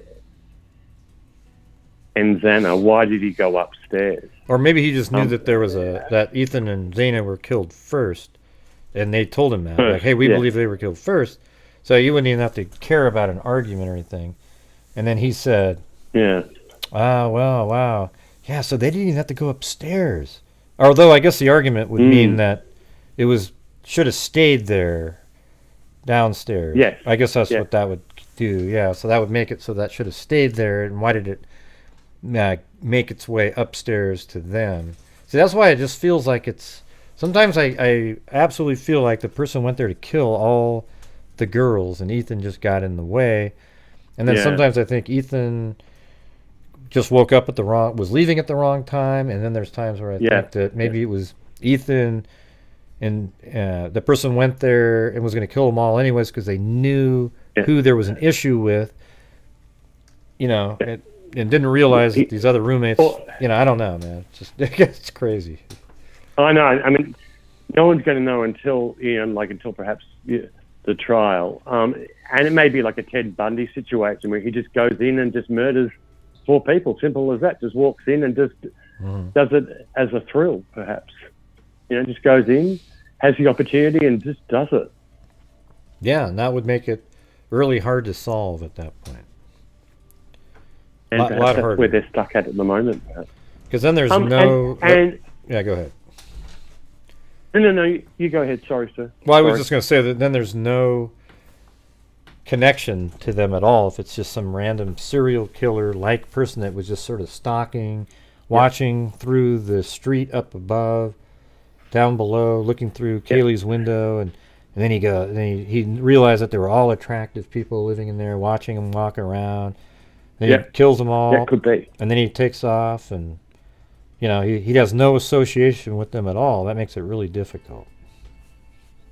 Was there any search? I didn't see much of the news of the news sort of stuff in the States, but was there any metal detectors that were used in the forest or in the hills behind or around? I didn't see any sort of. I know they haven't. Well, I'm found sure the they murder did. weapon, but I I mean, also didn't. we haven't seen. I thought I saw something like that or read about something. I mean, I would be shocked out of my mind if they weren't doing something so basic like under the leaves to try to find something metal. You know. Well, you'd think so, wouldn't you? Yeah, I mean, yeah, I mean, you think so, but yeah. There's always a but there. Sometimes they didn't cordon off that upper level until like the Fox News guy said, "Hey, what's going on?" And, you know. Yeah, no, they didn't. That's what I noticed, and you know, and I presume they've checked all the pipes in the house because you know there have been sort of people who have hidden sort of knives and things in toilets and in pipes. I presume they've checked all those as well. Yeah, I don't think there's any way. Well, a knife that size wouldn't fit down any toilets, and I don't think the killer would. I don't think the killer would leave something. I don't think. Well, I mean, a killer would be an absolute idiot to leave the weapon sitting around at the house. I think he would have taken it, and you know, it's always dumb too when they throw it into the river, right off of a bridge going over. You know, but I don't know. Well, he's an idiot anyway for doing the murders. I mean, any person who murders anyone else is an idiot. But if they plan it out, I mean, well, you could say like Bundy and those guys are idiots, right? But they were able to figure out how to do it and get away with it because they were smart criminals. They're just idiots as humans, I guess you could say. As humans, exactly what I was thinking. Yeah, exactly. I mean, they're idiots. I mean, perhaps they think they're smart and get away with it, but in the end, you know, I always think it's weird that killers don't get rid of. Like if I had if I was a killer and I had a knife or a gun, all you have to do is like leave your phone at home, get into a car that's like 2000 and before, and drive somewhere, and then dig a hole that's just the same width as the height of the gun. That's like 3 feet deep, really narrow. Put it at the bottom, fill it all back up, put a rock and a couple bushes around there, and that thing will never be found almost like mankind. Like it'd be like maybe some alien race after the Earth that churned up and popped out because there's no way you'd ever know it was there. Yeah. And it's just so strange. Yeah, well, these guys, they don't do that kind of. They always throw it somewhere. He would take the knife home with him as a trophy. I think this is the knife that I did it, you know, and he may clean the knife, and someone may come up and say, why hasn't Johnny got his knife with him? Or, you know, that's strange, you know, like something like that. I mean, someone's got to have noticed if they've fought back, then this guy or the person, he's going to have scars or marks on their arm. Surely someone will notice that Johnny has now got all these marks on his arm. Where did he get those from? Yeah. And that's what I think it's going to. I mean, that's what's going to. Could be something like that. Like combination of that. Anyway, and other information. Yeah. Thanks for taking my call, Gray. Again, oi from Melbourne, Australia. That's right. And we really enjoy your show. And keep up the good work, dude. Thank you so much. Hey, thanks for calling in, Paul. Have a good one. Okay, thanks, mate. Cheers. Bye. All right, you guys. We're going to have to make it worth it to stay on. We're getting more calls in the background here. I see them. All right, you guys. So we just slowed down to an absolute crawl on here. Where are we at? Yeah. Boom. Barely got a mug going at this point. And tonight's been pretty good too, hasn't it? Let's see. Knew the four, but they didn't know him. I'm gonna have to be mean on purpose here in a minute just to get thrown into prison. Or you guys could pretend. Do a sentimental prison. You know what I'm saying? A sentimental prison. I'm not sure what you call it. Or like good behavior prison. How about that? Like well, we don't like it, Gray. 708. Hello. Hello, who's this? Oh, this is Heather. Hi, Gray. How's it going, Heather? This is my first time calling, and I didn't expect to hear you. But I first want to compliment. I really want to compliment your show and your straightforwardness and your intelligence. And I just saw your videos with the Jodi Arias, and I followed that like crazy. And you never saw any of them back then, didn't you? No, I didn't know. Yeah, I didn't know. But isn't that wild though? It's like I don't. Here's the thing: is those videos that I put together back then, and the models and everything should have been like HLN and all those guys should have said, "Oh my God, we got to get this guy on here. Look at these. Look at these. Look at these," because that is what it looked like in there. I actually took me months, like weeks and weeks and weeks to put that together. Maybe a couple months actually, to make it look like the way it looked. Yeah, no, I like looked up like pictures, like top pictures that I get is my forensicness in me, but I can't believe how not only on point that is, but I really have to. I didn't even know that existed, and yeah, it should have been done. And I hope you get the recognition now because. Well, nobody's contacting me say, hey, can we get use your video? Yeah. Here's the thing. I don't know what it is, how this stuff works and everything. I mean, I don't spend any time trying to get them to look at it, but I think it's amazing. Like these guys, when during the Arias trial, they had these shows like not Delphi. What was it called? Arias After Dark or something, right? So they do these shows on HLN and they sit there for hours and they do these really crappy reenactments where they set up like this. Three little walls for a shower and do this and that, and it was just like, dudes, you guys you're missing it. And we had it all figured out, like where every single photograph was taken, I used my model and put it right where they were, so everybody watching it would go, oh yeah, that's where that photo was taken, that photo, boom, boom, boom, as it went around the room. So yeah, it was incredible. My jaw dropped. Like I have my sisters and my mom, and they watched like Lifetime, and then they watched the Lifetime movie about it, and they were like, "Oh, we know all about it." And I'm like, "No, you don't." Like that's like the gunshot was first. That's all you got to know. That's the truth. The gunshot was first in that case, not what the prosecution said. The knife first. I can tell you that, 100%. I remember where I was. Yeah, I remember where I was, and the verdict was, it's one of those that, she shot him in the shower first. Yeah, I think she got him to sit down in the shower, and because remember there was a poses, then got him to sit, and then he turns his head, and right after that, like 30 seconds later, you see the camera shooting up towards the top of the shower, and then just a minute or so later, he's like dead. I mean, 2 minutes later, I can't remember the exact timing of everything, but I mean, it was unbelievable, And I think she ran downstairs to get a knife. Some people think it was in her bag, but I think he crawled around the side by the scales and then stood up, and he was just kind of really like, when a boxer knocks somebody out? The gunshot did the same thing, and he kind of stood up next to the sink, and he was dripping blood into the sink, and then she comes running back, and he turns, and he gets those defensive wounds, but she still stabs him because she's totally awake, and he goes down, and I mean, it's just brutal what she did to him. I mean, psycho. Yeah, nearly, not to say decapitated him. Yeah. Okay. Yeah. You can just say whatever you want on the show.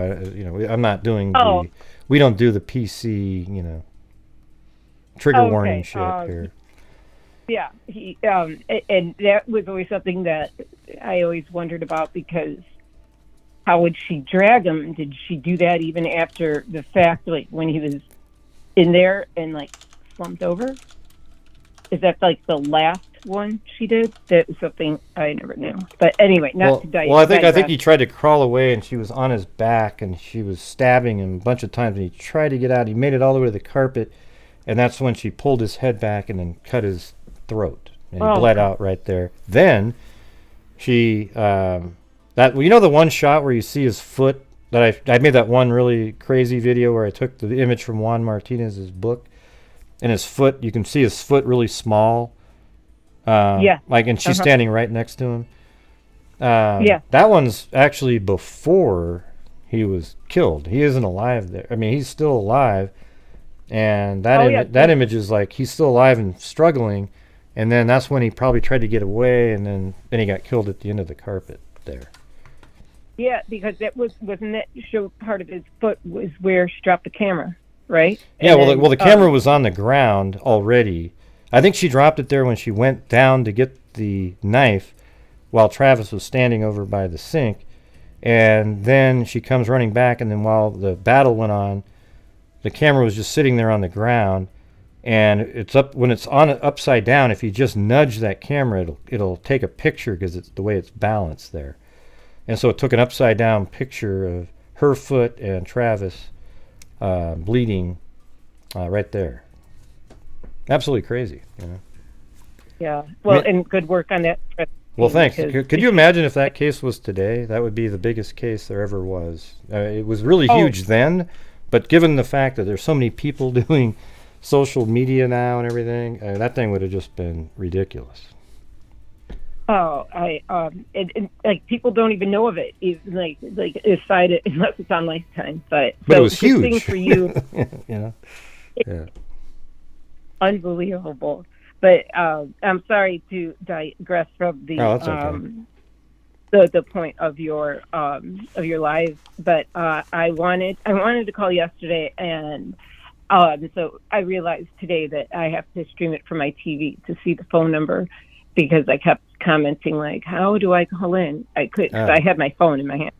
So I learned something today that I can't do it from my phone. Is it too small or something, or what? Yeah, I don't know. It just didn't show up. Maybe you have to turn your phone. I think you have to turn your phone sideways. Maybe. So it's landscape, because it seems like I have it at the top of the screen there. It should show up on there. Oh, it could be. I'm like relatively new to like the YouTube because I've watched some channels, and I like some and I haven't. I obviously really like yours, and then I try to read things, and then I gravitated towards yours, but it's just like the YouTube thing and joining and actually even calling it is very new to me. Yeah, that's okay.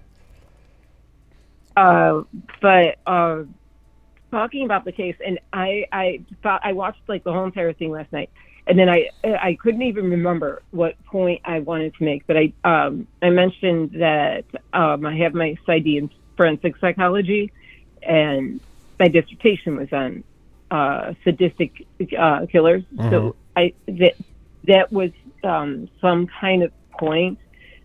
I think my point was just to. Didn't you send me an email? You sent me an email or something? Send you an email. Yes. Oh, you did. Cause I remember you saying something about somebody saying something about that. Not you specifically, but I remember reading that. Yeah. There was something about the Tumblr, and I was like, I don't know, something about a Tumblr. Yeah. She goes, hey, I'm a new member. When do I get my Tumblr? I was like, what do you mean? Not a member. You weren't a member, right? It's just you just subscribed. That was it. I said I wanted to. Well, me because I thought it said I want to win the Tumblr anyway. So. Oh, I see what you said. Yeah. No. Yeah. I wanted you to maybe call in and talk about whatever you were thinking.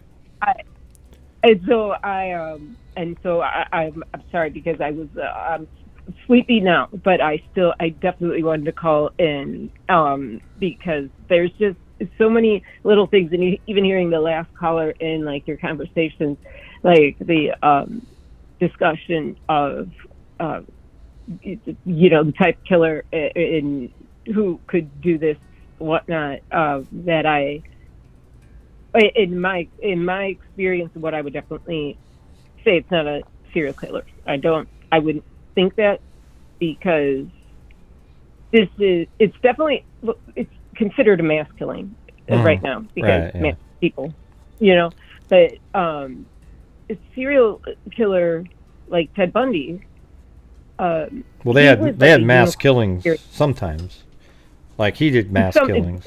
Yeah. That's what I mean. Like Ted Bundy was a unicorn of serial killers. Most serial killers are very sociable, intelligent, white, 30s, 40s, 20s, even like, but they're charismatic and they don't do many at once. And then it depends if they're a lust or a thrill killer. So one would want to keep the person alive to like hold on to them, and the other one would want to have them, for the thrill, kill them right away, and that is the thrill of it. But with this, it was done in such efficiency. It was done it is so quickly that someone definitely had to know the interior of the house. And so, having said that, and this is even actually something personal, not like a case or anything I am like studied or anything, but my sister was nursed at a hospital in Chicago, and I remember being next to her, and her friend, coworker, was found dead, and she was murdered by the cable guy when it was just like the guy came in to do the cable and cranked up the air conditioning and left her in the bathtub.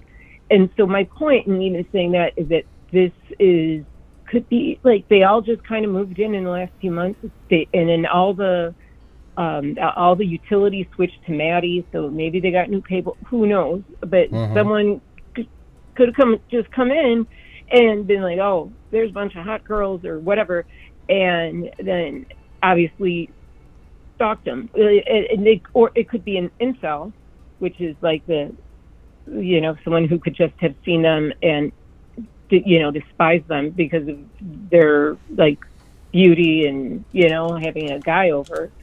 And in which case, they would, an incel would want to kill Ethan and Xana also because, are you familiar with Elliot Rogers?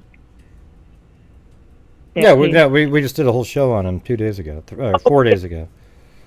Yeah. Okay. I covered him back years ago. I actually downloaded all of his videos. Well, maybe not every one of them, but I downloaded his videos off of YouTube the day that he killed everybody. Like the 24th of May, and then the 25th is when the newspapers had the articles, but that's when I downloaded them because I thought, man, these are crazy. Look at these. Yeah.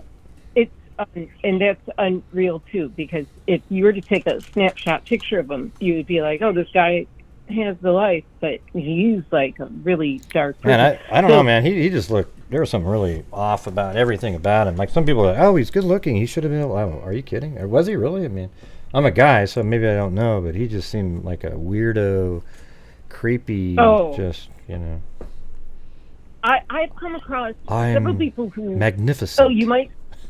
You might see a picture of someone, and if they just don't talk or move, then you might say they're good looking. But like he's like posing and twisting and just look at me, magnificent. Yeah, it was really strange. Yeah, the whole thing. We played all the videos and everything on the show. It was on the 25th, I think. You should go check it out. Well, it's Christmas. Isn't that a great Christmas present for all you guys? The Elliot Rogers story. Yeah. And I'm like going back because I just joined, so I am, and I was like late today to even get in after work. But I have to say I'm fascinated with seeing all those everything that you've covered. Oh, there's tons of I think someone like you would. I really appreciate my channel because I cover so many. I mean, I have tons of them are all private right now, but. I mean, I have over, I think it was something like 1,800 shows and videos and like thousands of different cases. I mean, it's crazy, but like we've covered so many over the years, and that's how you kind of learn what's more probable and just sort of a more rational way of looking at it by having experience. That's what I think anyways. Exactly. But I didn't know if I should like say this like or not, and it's because I looked at it in three potential outcomes. One being the incel, and then I at it as serial killer. Serial killer, I really don't. I don't think so. I think more likely is an incel. And then my last one is someone who is not is in a circle. But I didn't know if I should mention that. If I don't know if I should mention what my like actual theory is, or well, you can refer to people as like what their relationship is or whatever, but not like a name or something. You know, just try to avoid that a little bit.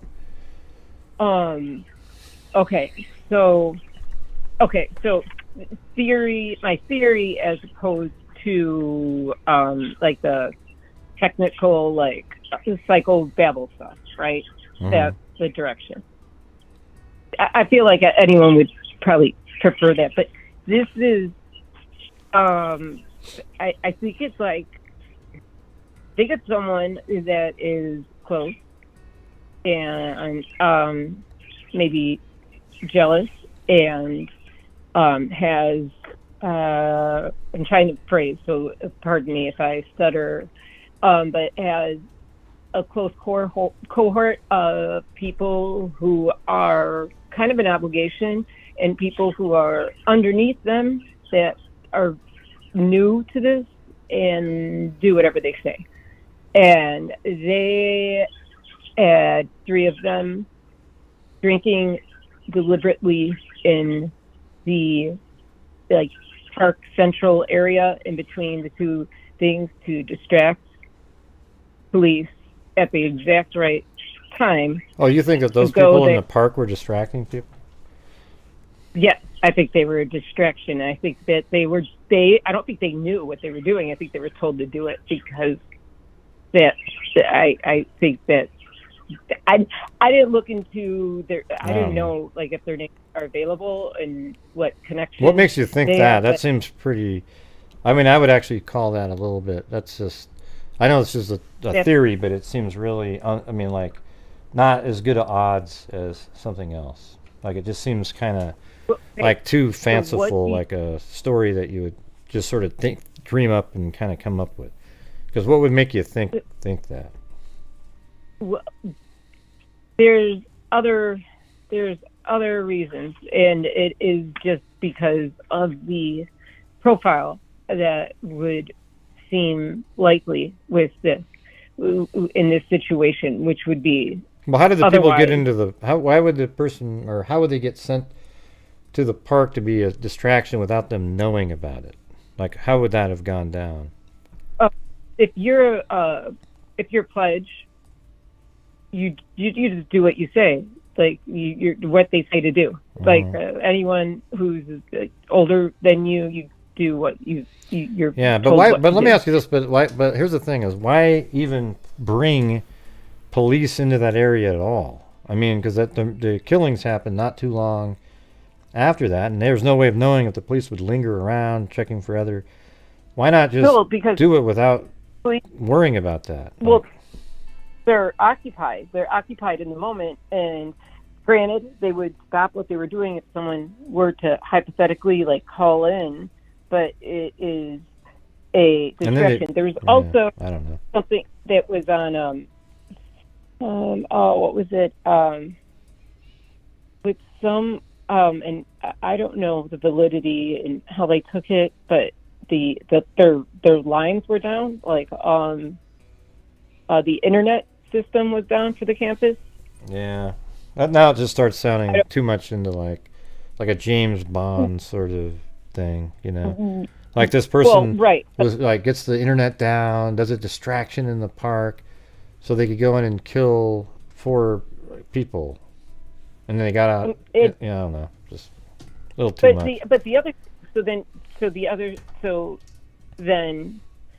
The other options, like everything seems fanciful, like a serial killer just roaming through the town and just happens to know how to get in. I would think it'd be more like somebody, like you were saying earlier, somebody that's close to them and maybe even was jealous or something and has been in the house multiple times and knows exactly how to get into the house, so didn't really have to worry about getting in there and just exacted their rage, knowing that they were sleeping and it would be quiet for the most part. Well, And they, exactly, but they get out of there, so they wouldn't need to have a distraction and put police in the area. Yeah. But that is my point. But that's my point. It's not like as fanciful as that person did that and thought of that as a distraction. Anyway, that was just the theory, but I do think that the killer was probably even already inside the house. I'll tell you what, like I've said to other people, if it turns out that was a distraction there, I'm going to have to, I'll send you a hoodie. Okay? Okay. We Are Freaks hoodie. All right? You'll be like, and whoa, a legend. Yeah. And that's not like the big like thing. Like I am just here to express like the characteristics. Like this, whoever did it has a rageful narcissism without a doubt. So he felt slighted in some way. He felt neglected, rejected, and that could be. I agree with that. I agree with that part, but adding in the diversion and all that stuff. But you're just throwing it in there as part of your theory, so that's okay. But no, the reason why I say the diversion is because no one thought of it. But the reason why I say that is because this was pre-planned. This wasn't at the end of the night suddenly came in, and because they had to bring a change of clothes or something, because there's not this you slaughter. Like I don't want to say sorry. Yeah, I don't like the word slaughter myself. I've read it before. I don't like it. Sorry. I'm so sorry. I didn't. No, you have to apologize for it. We can say whatever we want. I just don't like the word. I don't. Yeah, but it's just there is no way that someone could go inside and do that and not be caught and not have like a handprint on an exit door or something. Mm-hmm. You know what and so and stuff like dripping from them. So it was without a doubt pre-planned, and I think like premeditated. They were sitting there waiting, and that it was the right time. But sometimes if it's an emotional thing where it could just be somebody that got angry at something that night. But here's why it doesn't seem like that, is that all the roommates were sleeping. So that means that none of them realized that there was some really bad thing that was going on. So it does sort of seem like the person sort of waited around and planned to go in there and kill people. But anyways. That was the goal without a doubt. And the fact that here's the other thing. So when it comes to a sadistic crime, a sadistic killer on any sense, it is like they have to have gratification and they have to feel this empowerment. And obviously, there's a continuum of it could be anything from someone who just wants to like S&M, cute stuff, whatever you want to do, spank your boyfriend for being silly, whatever, all the way to very graphic, creepy stuff. And this is a very difficult thing to identify as a sadistic crime, because the killer would have to admit that he had like gratification on a sexual level afterwards, because that is what the majority of them like do. That they get so excited and their euphoria, it happens, and they feel powerful, and then that's where their sexual arousal will get their boner afterwards, like or during what. But that's well. All right. Well, you should. What you should do is call back in another time and just go over that stuff, because I got to get these other callers here because they've been sitting there. You got it. It was very nice talking to you, and I will call back and we'll just chat about that. Yeah, and go over the. Watch all those Arius videos. I even have some funny ones out there that I put out there with, some of the letters and stuff that Jody wrote. I have these little comical 3D characters reading them. I mean, they're just ludicrous. Some of the stuff that she did. That shit. She's just as crazy as they can come, singing and when she's getting interrogated. She's nuts. But I appreciate this, you answering, and I look forward to talking to you again. And Happy New Year. All right. Well, you too. Have a good one. Okay, take care. Bye-bye. You too. Bye.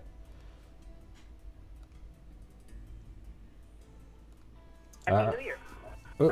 856. Hey, Gray, how are Hey, you? it's Lillian. Hey, you like that, Zozo? You were there a long time. Zozo put, yes, please leave the boner talk for the next call. Yeah. And I'm the next one. Oh, boy. There we go. Okay. Yeah, so anyway, Gray, very good calls tonight and excellent show. I probably don't have much to say, but I just wanted to, talk to you guys. And I think that when I was watching TV today and I saw the, what's his name, Fry, he was being interviewed. And I noticed, excuse me, that for the first time since this whole case has happened, the man is never has a smile. He was smiling about something, and I thought, who? Wow, the chief guy. He sounds like he's always smirking and smiling.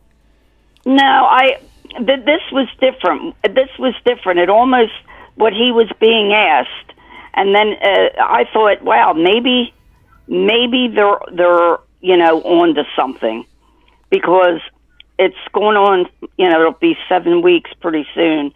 And they're still working hard. And that caller that you had from New York, a couple of them, he was excellent. And with everything he was saying, and I don't believe that it was, incel? Is that what they call it? And I don't believe it was a serial killer. I believe incel isn't a serial killer. They're just a person, that doesn't get.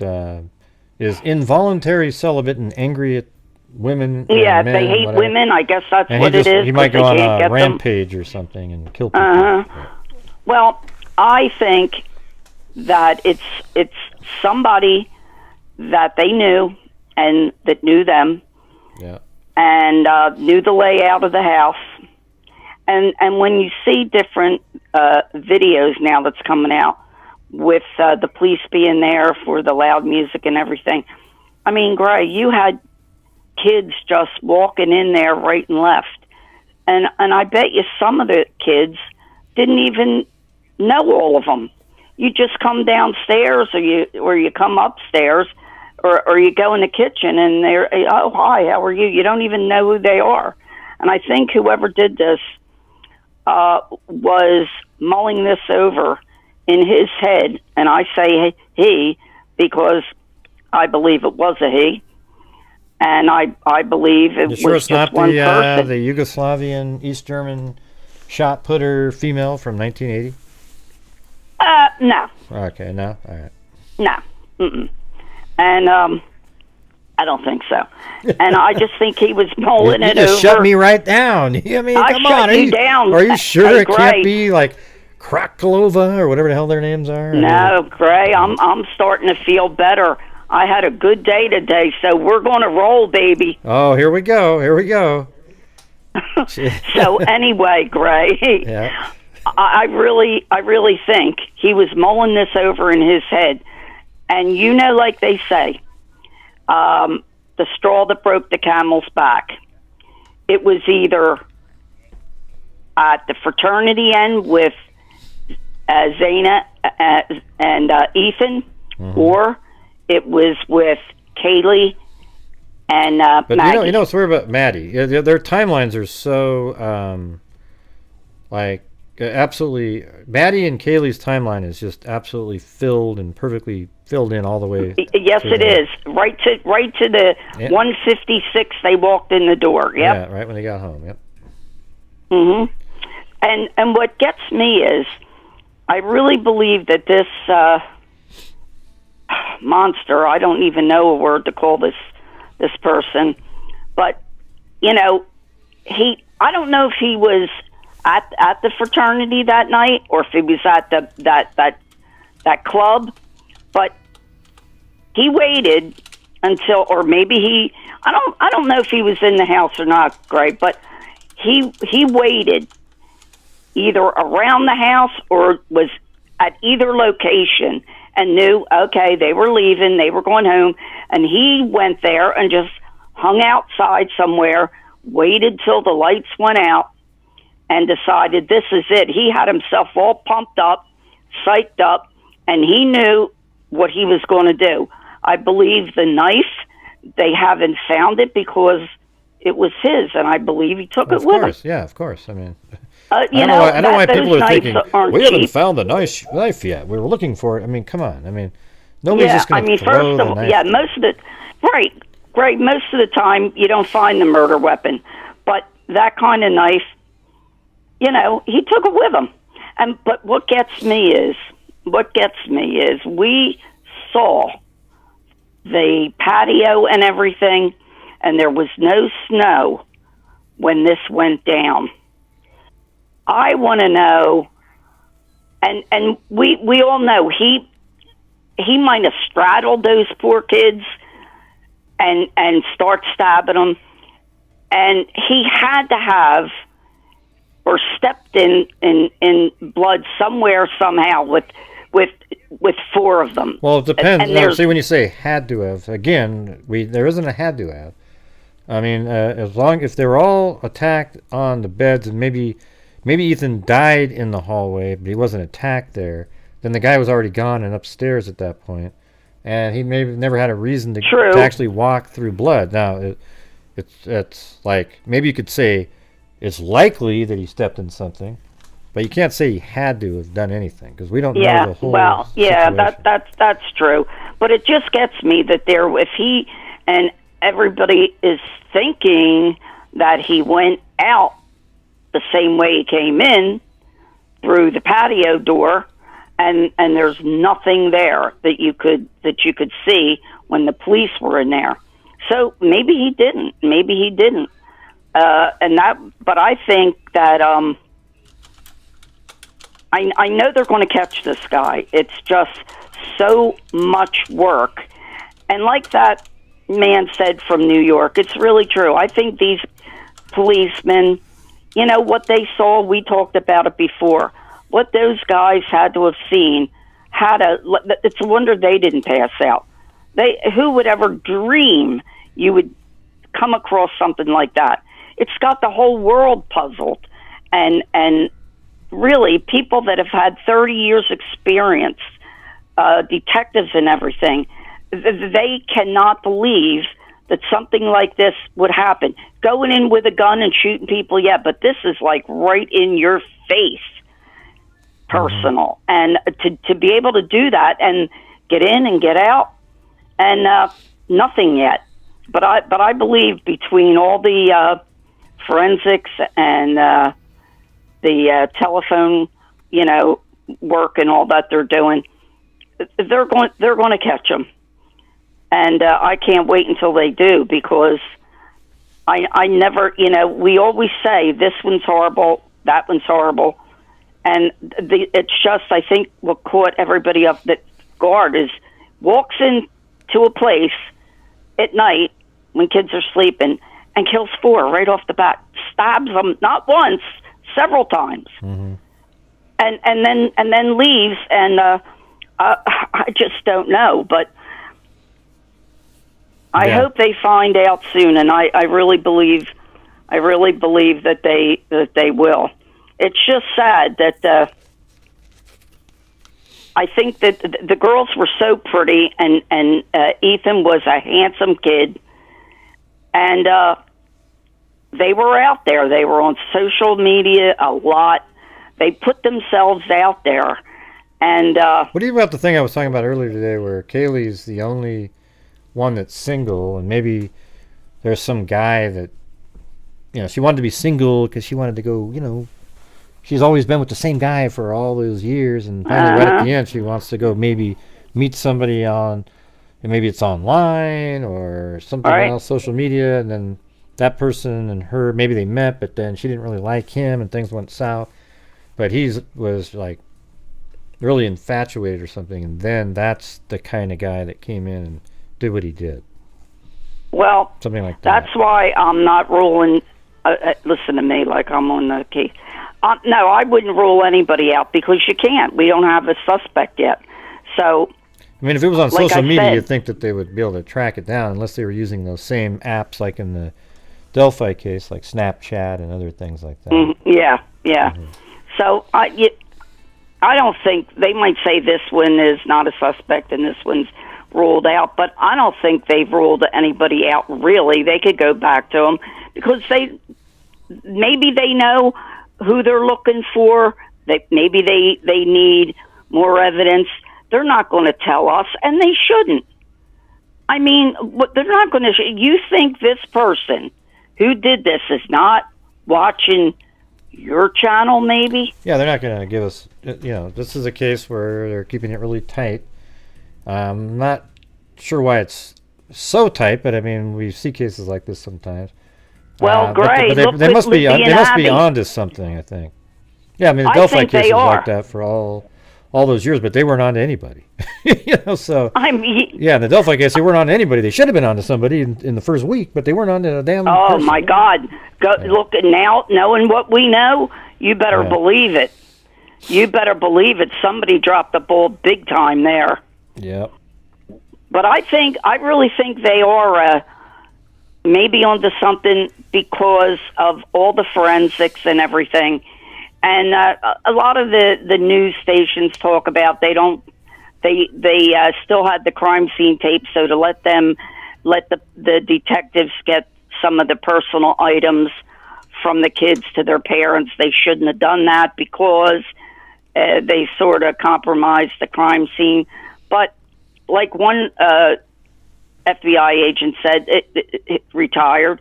It could be that they have everything that they need, and there's really nothing else that they could get that would be anything major or anything at all, really. Yeah. So anyway. Yeah. Well, how are you doing? You're feeling better today? I am feeling better. I am feeling better. They worked me out today at therapy. Mm-hmm. I thought he was going to pull my leg out of socket. Oh, holy mackerel! And this guy that works there, Gray, reminds me of you a little bit. His name's Joe, and he I like him. He likes me, but he's tough. I said, God, I can't get mushy. I said, you'll throw me out of here. I said, I know, no pain, no gain, right? Mm-hmm. But it was a good lesson. I thought. Did you feel better after it was over? Pardon me? So you felt better after it was over then? Oh yeah, I was glad that it was over too, because it was hurting a little bit. But I'm telling you, Gray, I do feel better, and I have this walker here. I don't go without it because I don't want to take any chances. Well, when they tell me I don't need it anymore, if I hold on to something here, I don't use it. But I don't want any mishaps, Mm-hmm. So that's how it is. But I'm glad that I am feeling better, and I want to thank everybody for their thoughts and everything. That was so sweet. Well, cool. But I want to know what they're going to do with this house. I'll tell you what, if I was a student, Gray, just the thought of it, and I know the two that own it, they don't know what they're going to do with it yet. I read. Well, Cairo might move into something like that, but the rest of the people in society, forget it, man. I would. Now, I mean, how could you move in there? You couldn't. I'd be up all night looking out the damn window. Forget it. I think it'll always be looked. I would maybe keep it up at make it a haunted house or something. Just leave it up for like Halloween or something. I mean, this is like that house is a nightmare. Right. It is a nightmare. I would just tear it down, but I mean, how do you tear something down? Because his insurance won't cover tearing it down. Yeah, yeah. So it's like, what do you do then? Maybe you go in and you do exactly what Mike D said, and maybe you shore up spend the money to make each room a fortress. If you lock it, nobody can get in. And maybe, I guess you'd have to go in and just change the whole look inside or something. Just so it doesn't look like that anymore. Gray, I don't know how they would do that, but I saw what you did with when you just had. Oh, look at Greg.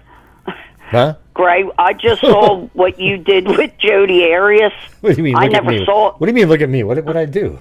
You were doing with your hands. Your hands were going, and you were talking. I guess I couldn't hear you. No, I wasn't talking. I was just moving my hands against my chin. Excuse me. Oh, Yeah. that Jodi Arias that you did. Oh my God, I was really everybody was into that case. Mm-hmm. Yeah. No, if that case was, I'm just saying, if that case was now, and you can, let's say it was a year ago, and this case is right now, the Jodi Arias case would dwarf this one by tenfold if it was now. Because that was like right at the beginning of true crime, kind of. Right. But it was still huge where they had these shows after, in the evening time. It was just ridiculous. And now social media is way bigger and everything like that. And especially if they allowed the same images out in public and all the different interviews. I couldn't believe that, Gray. Yeah, just stuff like that. I couldn't believe the images that they let out.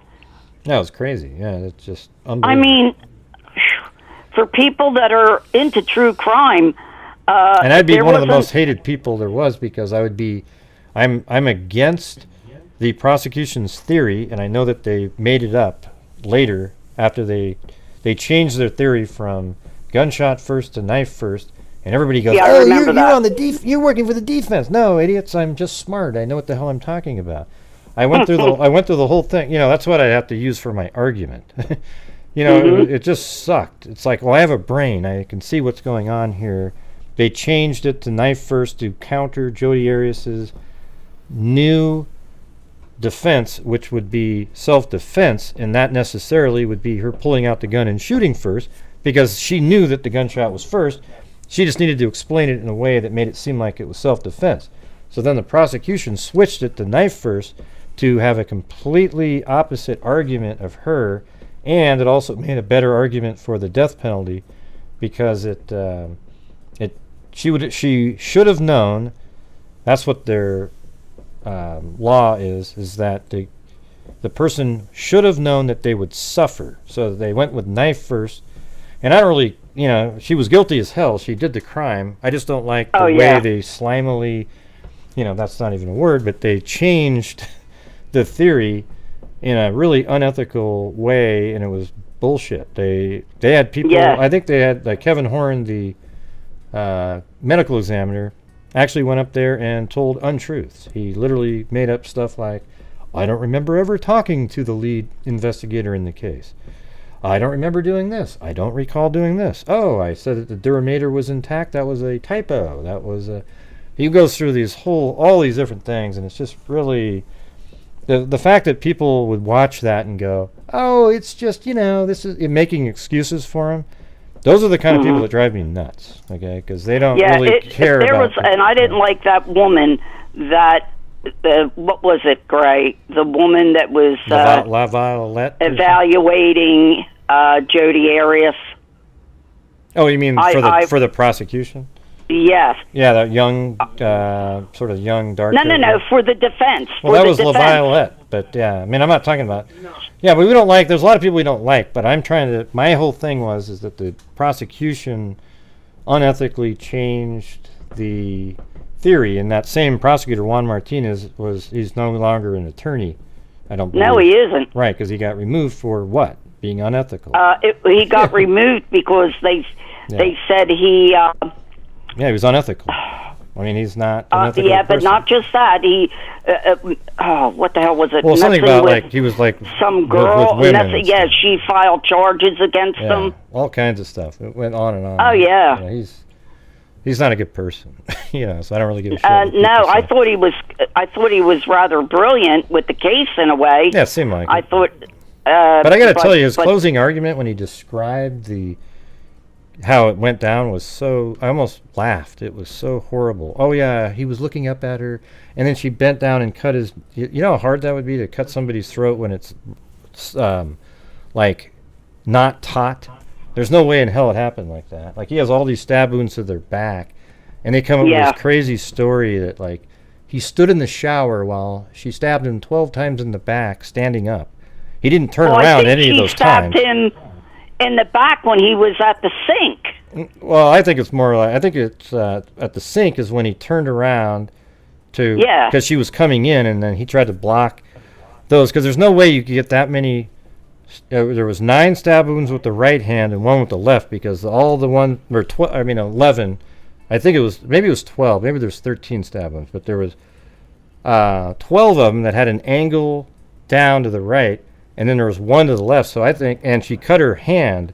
So I think she was stabbing with that, and then one time it slipped, cut her hand, and then she switched to the left hand, stabbed once, and then he maybe he still tried to crawl a little bit more, because he was straddling his back at this time while he's right near the end of the carpet, because there's no way you could stab that many times with somebody awake. They'd be moving around and trying to get, these are all really concentric, right in the same spot.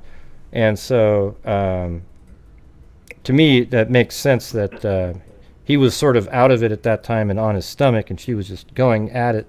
And then eventually she pulled his head back and then cut his throat ear to ear. Oh, yeah. She's a psycho. She done it all. Gray, I really, he didn't deserve that, what he got. But I think men should really, he used her to a degree. I mean, they're having matinees in the afternoon, and she's he's a terrible, he's a shitty and person too. I mean, Travis Alexander is not a, but murder is murder, and he was just one of those player types. I never liked him at all. The media tried to always get people to like him. Like, he had this pug, and they said, look how he loved animals. Let's start a fund for animal rescue. I mean, give me a break. This guy was, and the Hugheses. That's right, the David Hughes, those guys, they know the truth. Right. And they told the truth to Jody.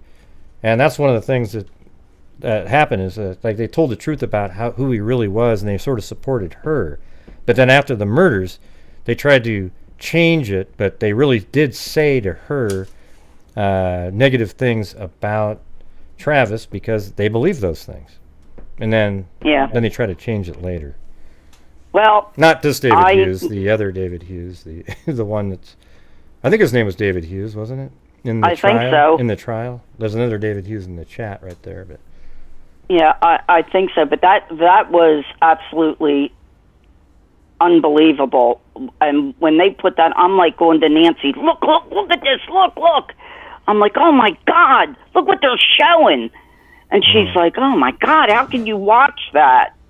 Yeah. I'm like, well, Nancy, this is like live stuff here. And you know what gets me? I don't know in Idaho if, like, when they catch this person, I don't know if they're going to have anything on TV.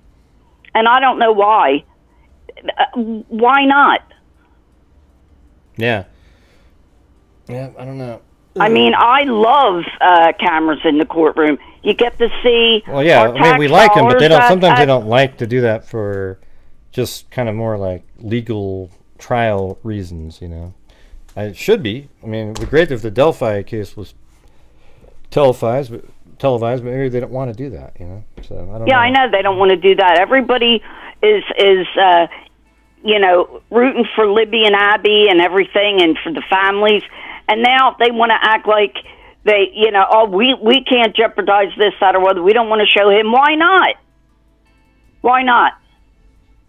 If you did something like that, put it out there. Let us taxpayers see where our tax dollars go and how it works in court. There's been so many of them on TV, Gray. You know it. Mm-hmm. So why don't they? No, they don't want to do that. And I hope they do it here, but I have to get up on some of the stuff because I've been dozing off and on, and I've been missing some stuff. I think I missed your show last night again. Well, I had it on, but then I fell asleep. I think last night was a pretty good one. Like tonight was pretty good too. I think tonight was good. I'm trying to. I don't know. It's weird. I'm trying to figure out I kind of miss covering cold cases and stuff, but they do so poorly in terms of getting subs and, so it's like I don't want to become one of the people that, I only cover the big cases to get the subs, but I want to get to the 100,000, and then I'm going to, try to get back to sort of a medium happy ground somewhere. Well, I know that's what you like to do and stuff, but Gray, I'm just throwing this out there. What do I know about this type of work? I don't know anything about it. You do. But when you have a case like this, look how many you have, 1.2. I mean, you almost have to do this. Yeah. Because everybody is into this, and this is a big, big deal. So you know what's going to happen. You go trying to be a good guy. You want to go back to your cold cases, and you will. But right now, I'm just gonna have to kind of like, mix it in, though. I think I need to do more current and like maybe have certain nights where I do cold cases or something. I don't know. If that's going to make you happy, then you're the boss. You're the boss. You do what's going to make you happy. But you have to do Actually, this one because I got to remember it was Chris and Sky Hughes, not David. So there you go. Oh, it's Kristen Sky Hughes. No, it was Chris. Okay. No, it was Chris and Sky Hughes were what's his face's friends, Travis's friends. Oh yeah, I felt sorry for his family. I really did. Yeah. But anyways, I'll figure out what's going on here. But anyways. Well, what do you think, Ray? What's your thought on this one, the Idaho 4? What do you think? You think they have more than what they're telling us. You know that. Yeah, I just think when you just look at it, somebody that was emotionally involved somehow and like something, there was emotional issue there. The one thing we don't know because we don't know what the order of it was, but I'm kind of thinking myself that the order was Ethan, Xana, Maddie, Kaylee. That's what I think. That's why I made that video a few days ago.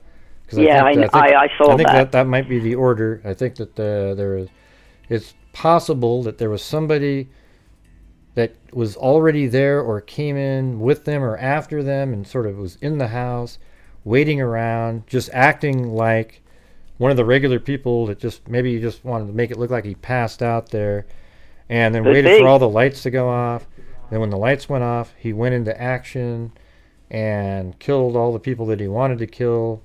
Then sometimes I think, well, shit, did he only kill those 4 because they're the ones that came home after 1:45 and saw him? Because what if he was there at 1:30-ish, after, around the time the other 2 roommates were still there, but he doesn't know that they saw him or something, or if they did, right? So, let's just say that he's sitting around, then he's there. He doesn't know he's been seen or heard or anything. And then he's there, and then these 4 people would come home at various times at 1:45, 1:56, and they all saw this person in there, and he just sort of made it look like he was sort of passed out or whatever, but maybe they know who he is.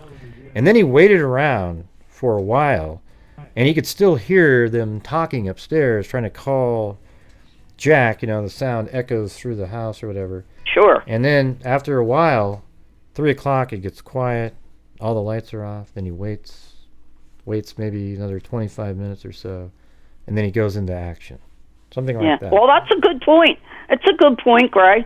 I mean, I don't know if he had a car or came on foot, but if he wasn't outside watching and waiting, that's a pretty good thought. Well, it's cold outside. It's 28 degrees even at night. Yeah, I know. But if he was sitting in the car up in that parking lot behind the house. Yeah, I mean, that's the so I have so many different thoughts, but I don't have enough information really to say, oh, wow, yeah, that's the one, because we don't even know. Like, if they just told us the sequencing, we could all get closer to something rational, but we don't have that. We also... Yeah, I don't think they want us to know that, but we both, I think we all agree with this one. Somebody, those 2 girls that were on the first floor and other people in that college town that knew them and all, Gray, they got to know something. They got to, because these kids know everything about everybody.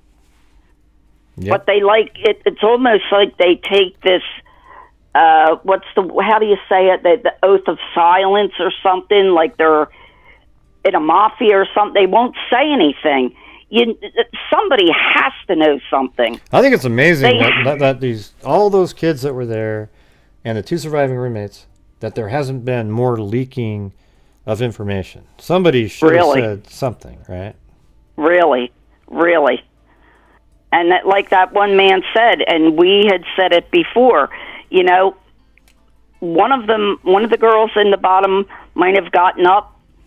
I didn't say made coffee, but maybe got up and went in the kitchen, whatever, or went, well, they all have bathrooms on each floor. So maybe went to the bathroom, comes back, looks at the clock and says, well, I'm going to call. Maybe called the girls upstairs, said, yo, I can't, their phone is ringing, but nobody's answering. Well, that's what that one caller earlier said, the guy from... Yeah, maybe it went to voicemail and they're like, hey, guys, it's like 11:30, he's getting up. And then they hear nothing again. And so something caused them to either go up there. Mike D said that one. About how he did. Yeah. And we had said that a while ago because something had to, they probably all called one another, yo, you getting up, guys? And when they didn't get any response from anything, that's when they might have gone up and who knows? But I don't think they locked any of the doors up there. It seems like because he walked right in. Yeah. Jeez. I don't know. I mean, I just think I think all of the people that have knowledge of the case had to sign a non-disclosure statement, and that's why they're not. That's the only way that this wouldn't make it out. There's no chance that if you just said to a kid. Well, that's possible. If you said to a kid, hey, we don't want you to say anything. They don't give a shit, man. The kids these days, they would run around and just start tweeting out, tell somebody, and then somebody else would tell somebody. I think there's like a legal binding here that they can't say anything. Well, that's very possible, Gray. I find it so hard because you know yourself, this is like big stuff. And for these kids to keep their mouth shut is it's unbelievable to me. This is probably, I would say, maybe the biggest case this year. What do you think? Yeah, I think it's the biggest national case. Like Kylie Rodney was a big social media case, but it wasn't a big national case, really. And then Dylan Rounds is a social media one. So right. This is. Libby and Abby's was a big one too. Collier but I'm talking about Collier this was pretty year. big. Like Collier, Debbie Collier was sort of a bigger national one. It was but it can't touch this, Gray. Yeah, this one's way bigger. Yeah. This one is like. Well, I guess we'll just keep on plugging away. I don't know how long we keep going. I mean, if you're like 3 months in and there's no news, you just keep doing it. Or I mean, we've already. Well, look. I don't know. Right, look how long we waited for Libby and Abby, and we said all along we knew that it was going to be solved. We knew it. Yep. But I mean, we didn't think it would be this way. And here's this guy right at the CVS. Oh my God! But with all these I don't know what people, you're these saying men. No to, Zozo. I have no idea what you're referring to. You got to type in full sentences. These men on the law enforcement, Gray, they're probably working their tails off. They want this solved. They want it solved, and they want to get this guy because what they had to go in and witness, they know this is what they do for a living, and they want to catch this guy. And I know, and you know too, Greg, they're working hard, and they have top-notch people on this case. State, federal. You can't expect a local police department to be able to take on a case like this. And they did the right thing right away. They called in the FBI, they called in the state police, they called in everybody that they needed to, because they knew It was so far out of their realm. There's no way. I mean, no way that they could have even begun to work on this case. They knew it was out of their reach, and they did the right thing. And sooner or later, we're going to get some answers, and it'll happen. And I can't wait, everybody in the world can't wait, because I can't even get these kids out of my head, because I just can't. I see these videos of the police going to the house for the noise, and here comes I know, but Xana. those are such a waste of time for any of you people to watch the shows and the channels that have these stupid body camera footage that's played over and over, because the only thing you're getting out of it is a voyeuristic view of one of the people that got killed, because there's nothing of interest in them at all, except now they're inventing stuff that's interesting to make it a big deal. They rope you in, Greg, because you think you're watching something, and all of a sudden, here comes one of the victims, and it's like, holy shit. I mean, playing this sort of like I watch these bass fishing videos, you know, like this guy's fishing, and it's like, and all of a sudden you hear this ding, this music, like, because now there's something huge is coming, right? It's like, and then boom, the big strike of the bass. That's what we're getting now on these videos. We got these YouTubers that get the videos, the body camera, and play this ominous music coming. I mean, I do it on my animations because that's what it is. It's an animation, right? But this is a body camera that already had audio to it. So you're making it like I mean, shit, we're gonna get one of these days we're gonna get like Chucky coming out of the, you know, like a like you know. I don't know. You got that right, because that's what it's a sin, but that's what United States. I mean, God, we're like the crime capital of the world. How sad is that? Mm-hmm. I mean, when you go fishing, you don't want to hear Jaws coming around, do you? You just want to fish. But you need it. But it would have been, see, without that, it wouldn't have made you freak out a little bit. See, here's the thing, though. Here's the thing. Watch this. You have a video, and, and the call came from one of Xana's, or one of Kaylee's ex-sorority members' home that she lives at. We don't know if it was her, but it came from that home. But it said he had. Well, hold on. Let me do it. I got to do it right. Let's see. We got the, is it this one? Just a second. Maybe this one. Let's see. I gotta, where the hell is my... Wow, I didn't even know I had these other files in here. This is crazy. Dark Times. Here we go. Let's do this one. Is that it? Let me turn it up. I got one that's spookier than that. Maybe this one. Anxiety. Oh, there we go. That's the one. You hear that? Oh, I hear it. Listen. See, there it is. And the sorority members didn't take a photograph with Kaylee. Whoa. This. You know, that music's creepy right there. Creepy. I think I might use this in the next one. Yeah, that's good. They didn't take a photograph with Kaylee. Only the 3 down the line channel members. Or sorority members, is what I meant to say. But yeah, you know what I'm saying. It's just great. Well, I'm not saying if. I'm staying positive. When the trial comes, would you consider maybe going there? I might actually. Yeah. Because I have a drone, and I have I won't even say, but I mean, I'm going to bring this camera that I got down there, and I think it'll be way more useful for people than what we're getting. I mean, there's some good, there's some people out there, even the ones that you don't like, that have gone out and done good videos of the various things, but then they just absolutely make 14 videos a day, and then it's like, God, really? It's not really, there's nothing really that interesting there. Well, you had a lot of kudos tonight from people who called in. We all know how hard you work, and you put your heart and soul into it. Mm-hmm. So some people that are coming on board now, they even see it. We already know it because you do. Well, they don't know, but I know. You're a stickler on stuff.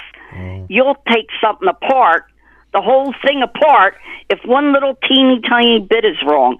We've seen you do that. I know it makes that's how you are. People think it's mean or whatever, but that's not what I'm doing. If you give me a theory, and the whole time you're talking about it, I can't dispute with something more rational anything that you're saying, then I just let it keep going, and I go, okay, wow, that was pretty good. But if you say something that at any point you have, well, for example, I mean, the caller that called in and talked about that there was in the field that was a distraction. Like, to me, while that's possible, the odds of that aren't really, they're just so low, right? So it's right, like, I agree with you there. So at that I point, agree with you. I don't think that was and it very well could anything. be something that happened.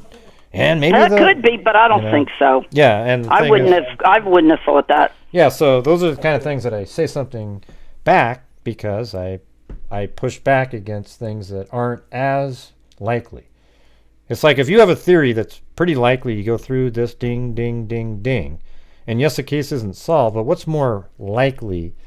And then somebody comes up with something that is really unlikely, and you're supposed to go, wow, that's awesome. I can't do it, So that's just the way this channel is. And see, Gray, this is what you do. So how you get to some of these things is,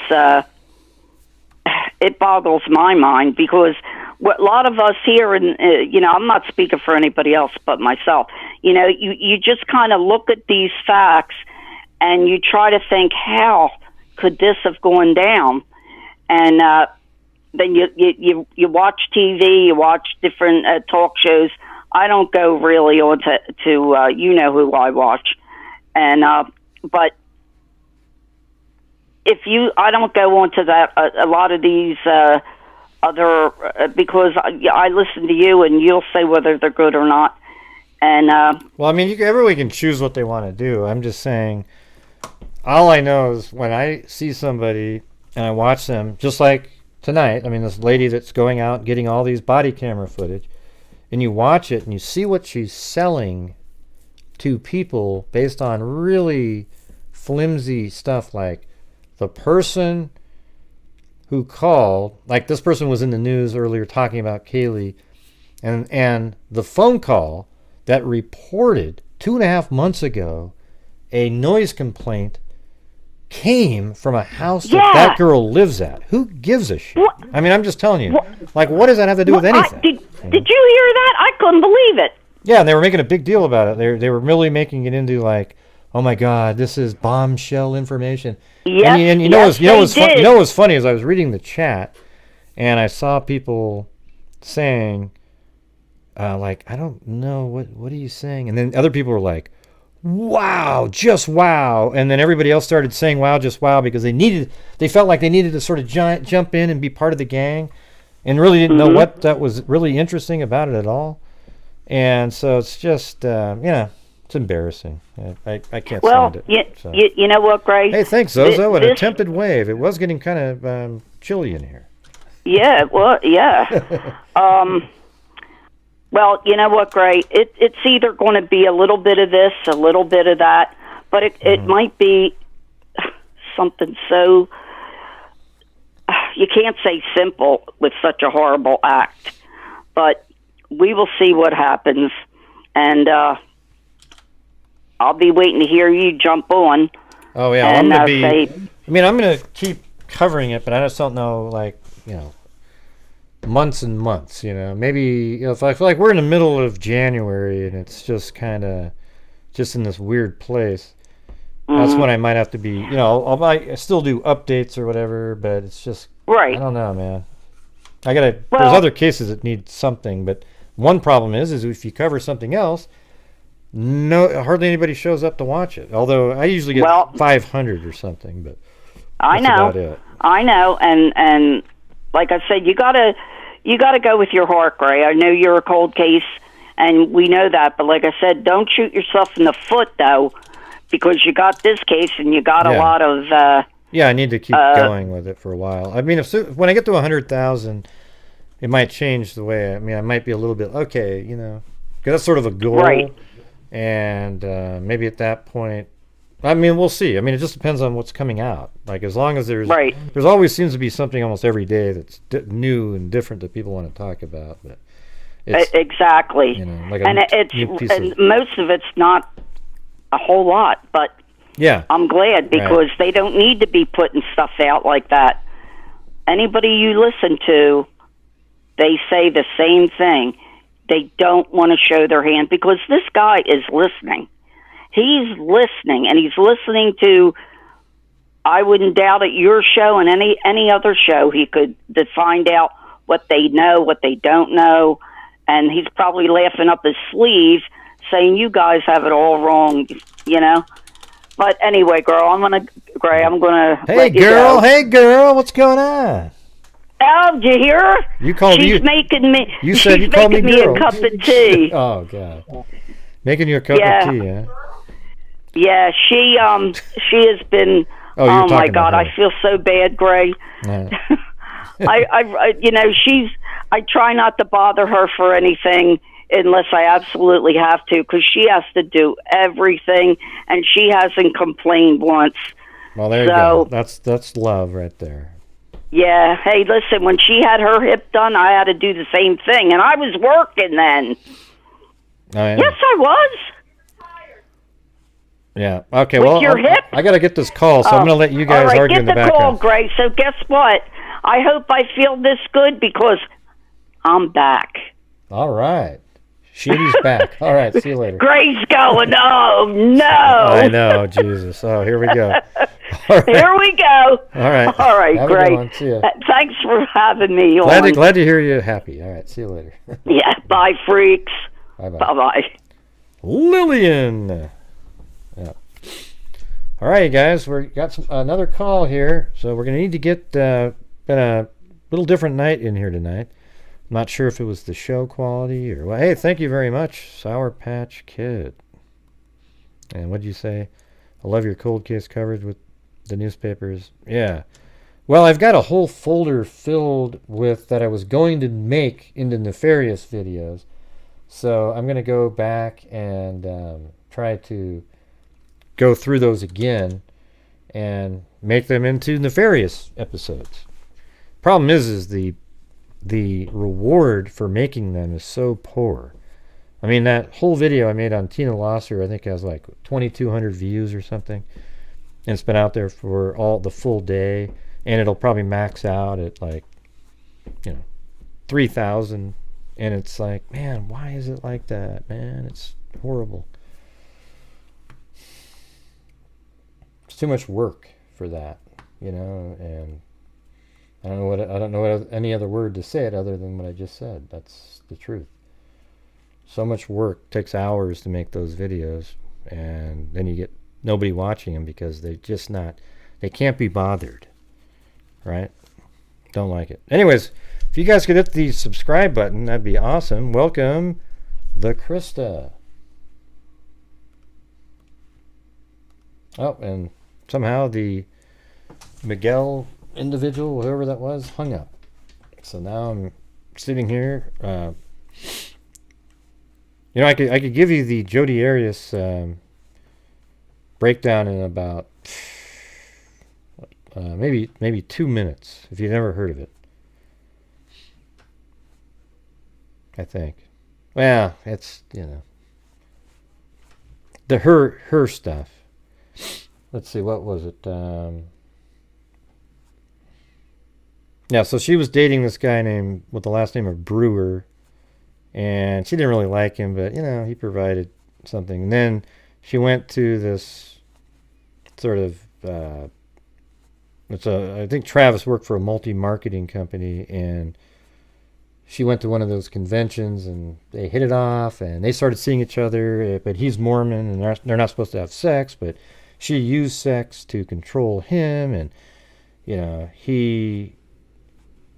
It was just, they just used each other, basically. It was stupid. Yeah, so anyways, there was a point where they were kind of done, but they'd still hook up, booty calls here and there.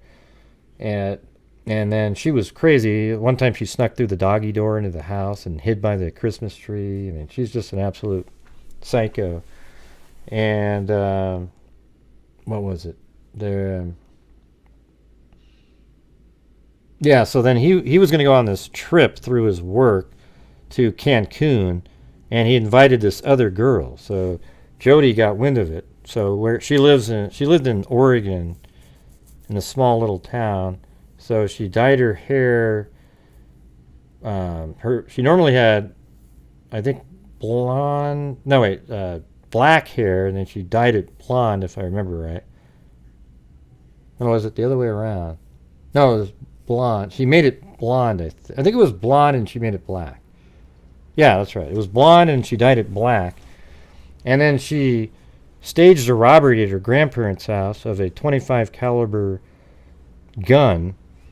And she said, "Oh, we got robbed," and that was one of the items missing. She made sure that they knew that this .25 caliber unregistered pistol was missing and stolen, because it was, obviously, it was stolen. So then she drove down to California to Brewer's house, borrowed some of his gas cans, and while in California, she filled up the gas cans with enough gas so that she wouldn't have to stop at a gas station in Arizona.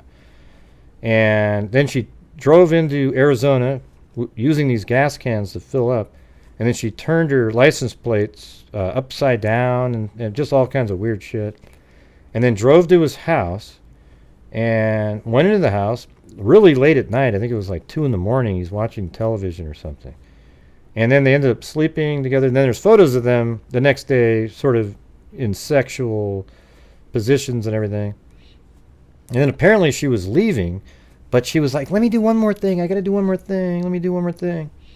And I think she convinced him that she would leave if she let him take photographs of him while he was in the shower. These poses that he always wanted to do. So she got him in the shower, and he was doing the poses. You actually see him in the photographs, different poses in the shower, some from the back, from the side.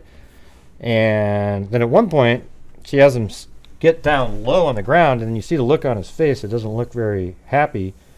And then just after that, there's a shot of up in the air at the camera. So that's probably when a gunshot was fired right into his face. Forehead, basically. It was right above the eye at a weird angle, straight down like this. So it was from high. It was just so clear how this went down. The person was standing up above them, shooting down while he was seated in the shower.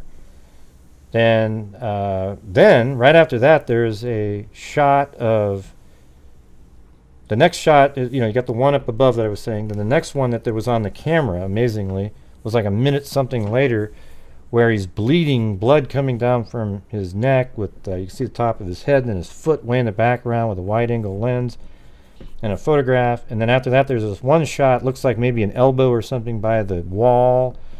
And then, it looks like he's brought down to he fights his way. After being shot in the shower, he crawls around over by the bathroom, the scales, then sort of stands up by the sink to try to look at himself, and his blood is coming out of his nasal cavity into the sink. And then she comes rushing back with a knife. He has defensive wounds. She stabs him in the chest a few times. I think she stabbed him something like 29 times. And she did cut her hand, just like you expect that would happen. She cut her finger. And she said that she cut it at work and all this crap. It was just unbelievable, the whole trial. But, the prosecution was going with gunshot first for years.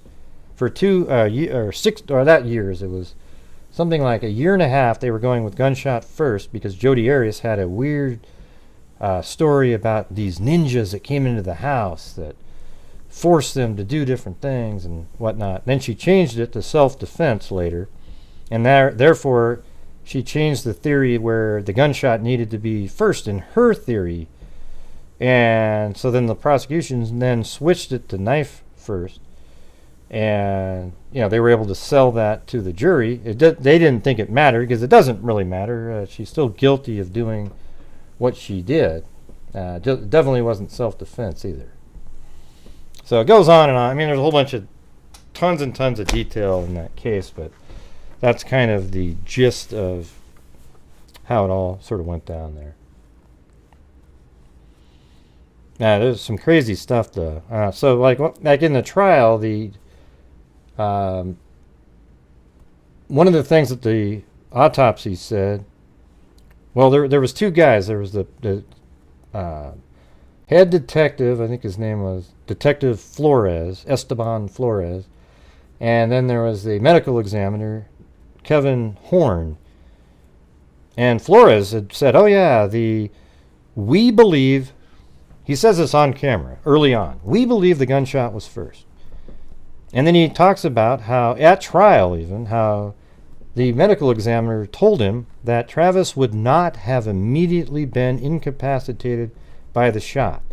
Then, when the medical examiner got up there, he said Travis would have been immediately, he actually said first, he said, he wouldn't have been, I thought I said earlier he wouldn't have been immediately incapacitated.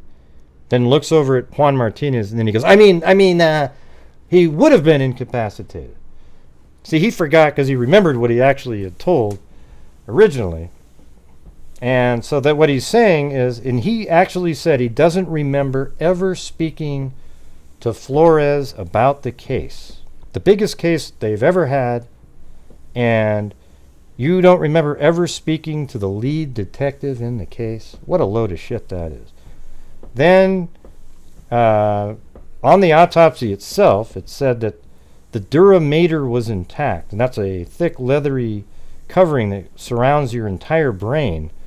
And the only way for a bullet, because Kevin Horn said that the bullet had to have hit his brain, even though it was really questionable.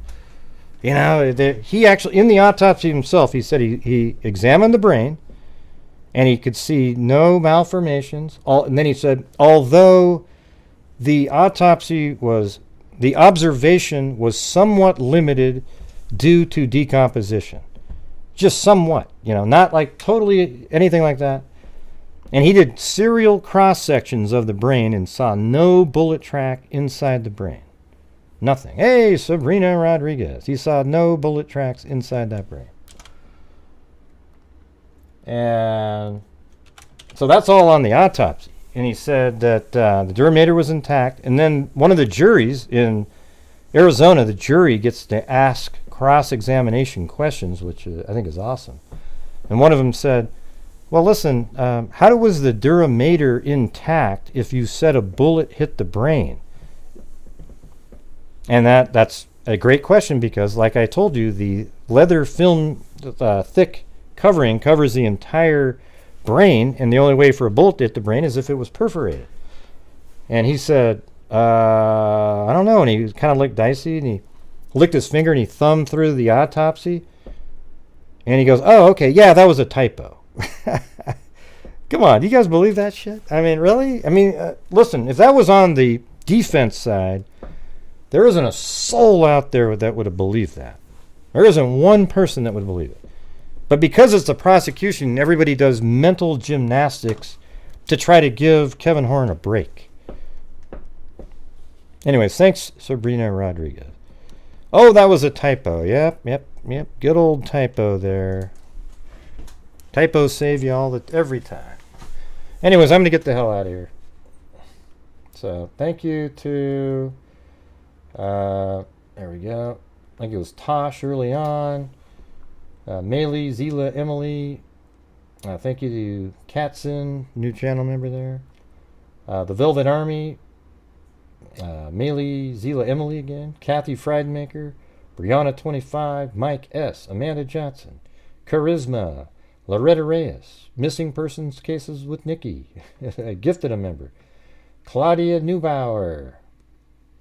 Missing person cases again. And Tosh. Tamara. M. the Duke. Ria Mazaron. Christy Quasi. Then a missing person got a member upgrade there. Missing person cases with Nikki. Then Gail Clark, new member. Living it as in living the dream. Let's see. You ever watched that one, Joe Kelly? I mean, I swear to God, you go back and watch some of the videos they made. They're crazy. And maybe right at the end I'll show you the one wild one at the end where it was. But anyways, Living It, as in Living the Dream. Cindy Leon, Ivan Victor. Well, thank God for Ivan tonight, or we would have been. Ivan Victor again. Mary Crossley. Patty G007. Thank you very much, Tamara. Thank you for that one. That helped out a lot too. Cat Eye. Maylee Zila Emily. Look at her too. Man, awesome. The Mike D Experience. Olive Sheep again. Ivan Victor again. Let's see. Killing Me Softly. Tosh. Caligal 3. Angela Alex. Heather B. Full. Sendington. Katzen. Georgina Stoliker. Steve Stubbs. Sarita. Brenda Ivy. Eugenie. Classical guitarist. Jessica Schubach. Linda Howe. Melanie Rhea Mazzarone. And that was Linda Molden Howe of the Cattle Mutilations and Crop Circle. Garden Girl 9. Brianna 25. Doohickey. The Mad Catter. KK. Sarita. Brianna 25. I got lost. There's Brownwin Thompson. Loretta Reyes. Top Secret to You. Valerie Wysong. New member. Cairo. Hey, buddy. Hey, Greg. You should cover the Summer Wells. I know, it's amazing when people still type stuff like that. Zozo. Colleen Dahman. Sour Patch Kid. The Krista new member. Shay McNamara. Nomad Beads. Cheryl Jones and Sabrina Rodriguez. And then up here on PayPal, we got a couple in there from TTJO Tracy and Jaima Karnas. So there you go. Thank you. Let me see if I can find this video really quick. And if you guys want to hit that subscribe button, go ahead and do it. Let's get going here, you guys. It's really simple. God, Gray, don't tell me what to do. All right, let's see. I got to get the... Where is my Jody Arias? I got the playlist.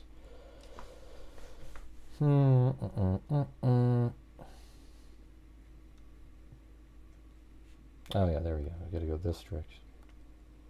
Probably from years ago, though.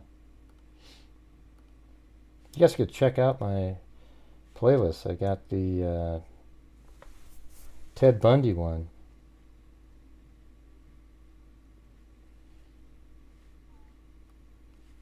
I don't know where to find it, actually. Sorry. I don't actually look at people's playlists. How do I do that? Seems like it should be easier. All playlists. This video contains subject matter that may be offensive and disturbing to some people. If you are the type to require a warning throughout a video or show, let this message serve as your warning. This channel discusses the harsh reality of true crime. If this warning is not sufficient for you... Oh, it was there. How loud was that, you guys? I'll look.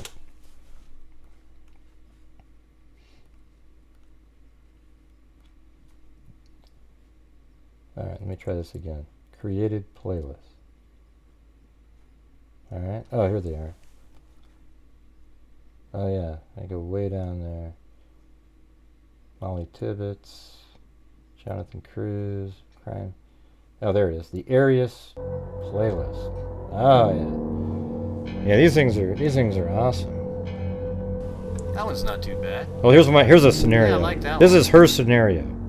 This is what she says happened. Oh, drop the camera. A 5-year-old could hold it better than that. I mean, my models kind of suck, but that's what she says happened.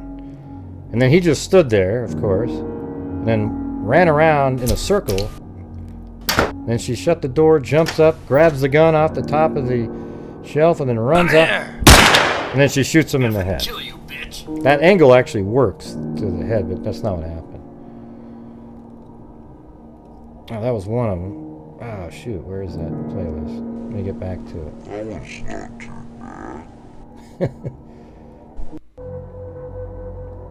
Yeah.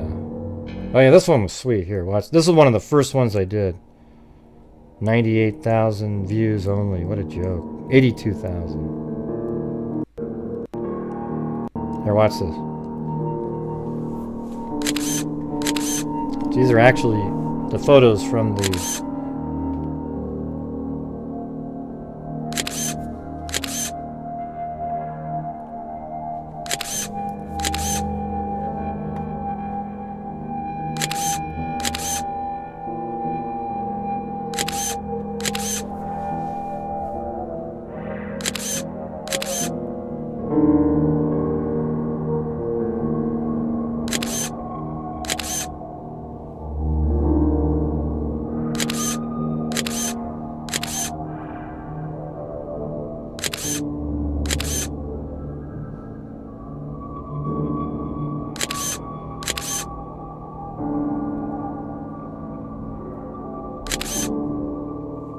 See, that's why the models are good to have. See what I'm saying?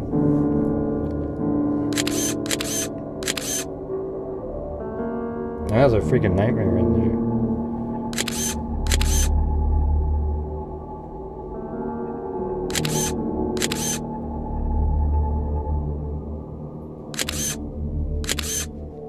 See, his hair is right there. So she cut his head so bad that hair was just sitting on the blood on his head and scraped off.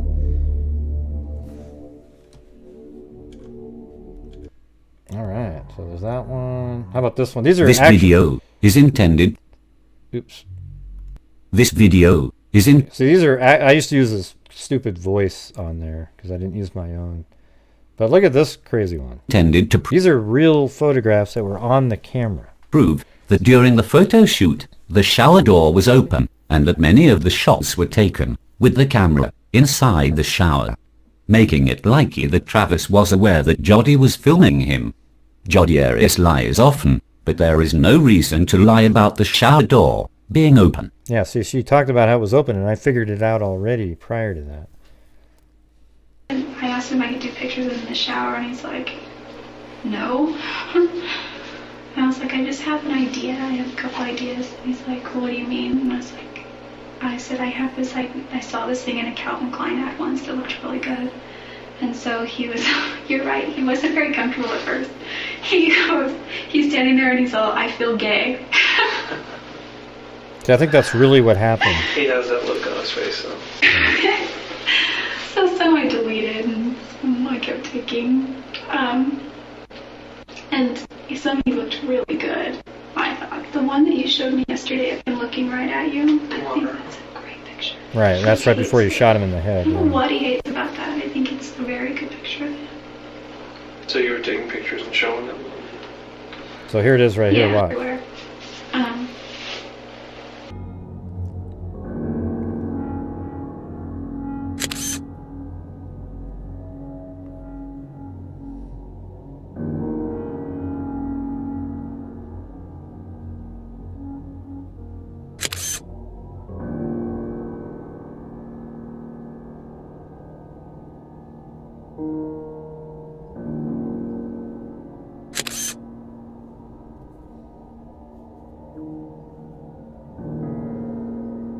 I mean, have you ever seen anything better than this on YouTube? I'm just saying. Like, people, you know, that's pretty weird. But nobody cared, you know, it's just frustrating.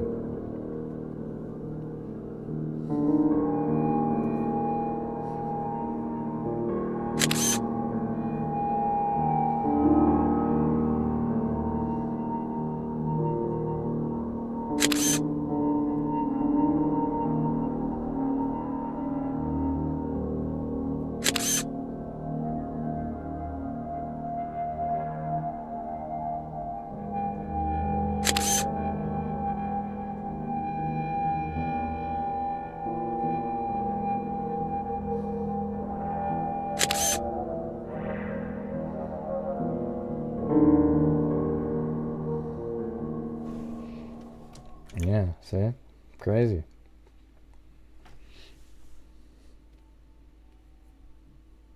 Here's the quicker version of that thing. He's like, what do you mean? So I think Or is that the one I just did? See, that's the actual time right there. 5:23. 5:20. You know, that's the time. Yeah, this is a little different than the other one. It's pretty similar though. This video is intended to prove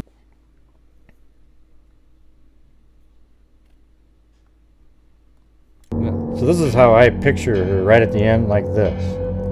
You know, he's trying to get away and that's where she was. She's just like that.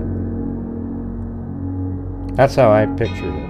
I know it's kind of creepy, but that's it, man. I think she was right there on top of him at the end. this video is intended to prove that during the photo shoot, the shower door was open and that many of the shots were taken with the camera inside the shower, making it likely that Travis was aware that Jody was filming him.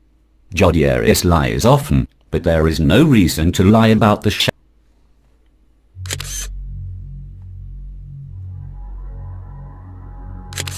Yeah, it's similar to the other one, but these are better pictures.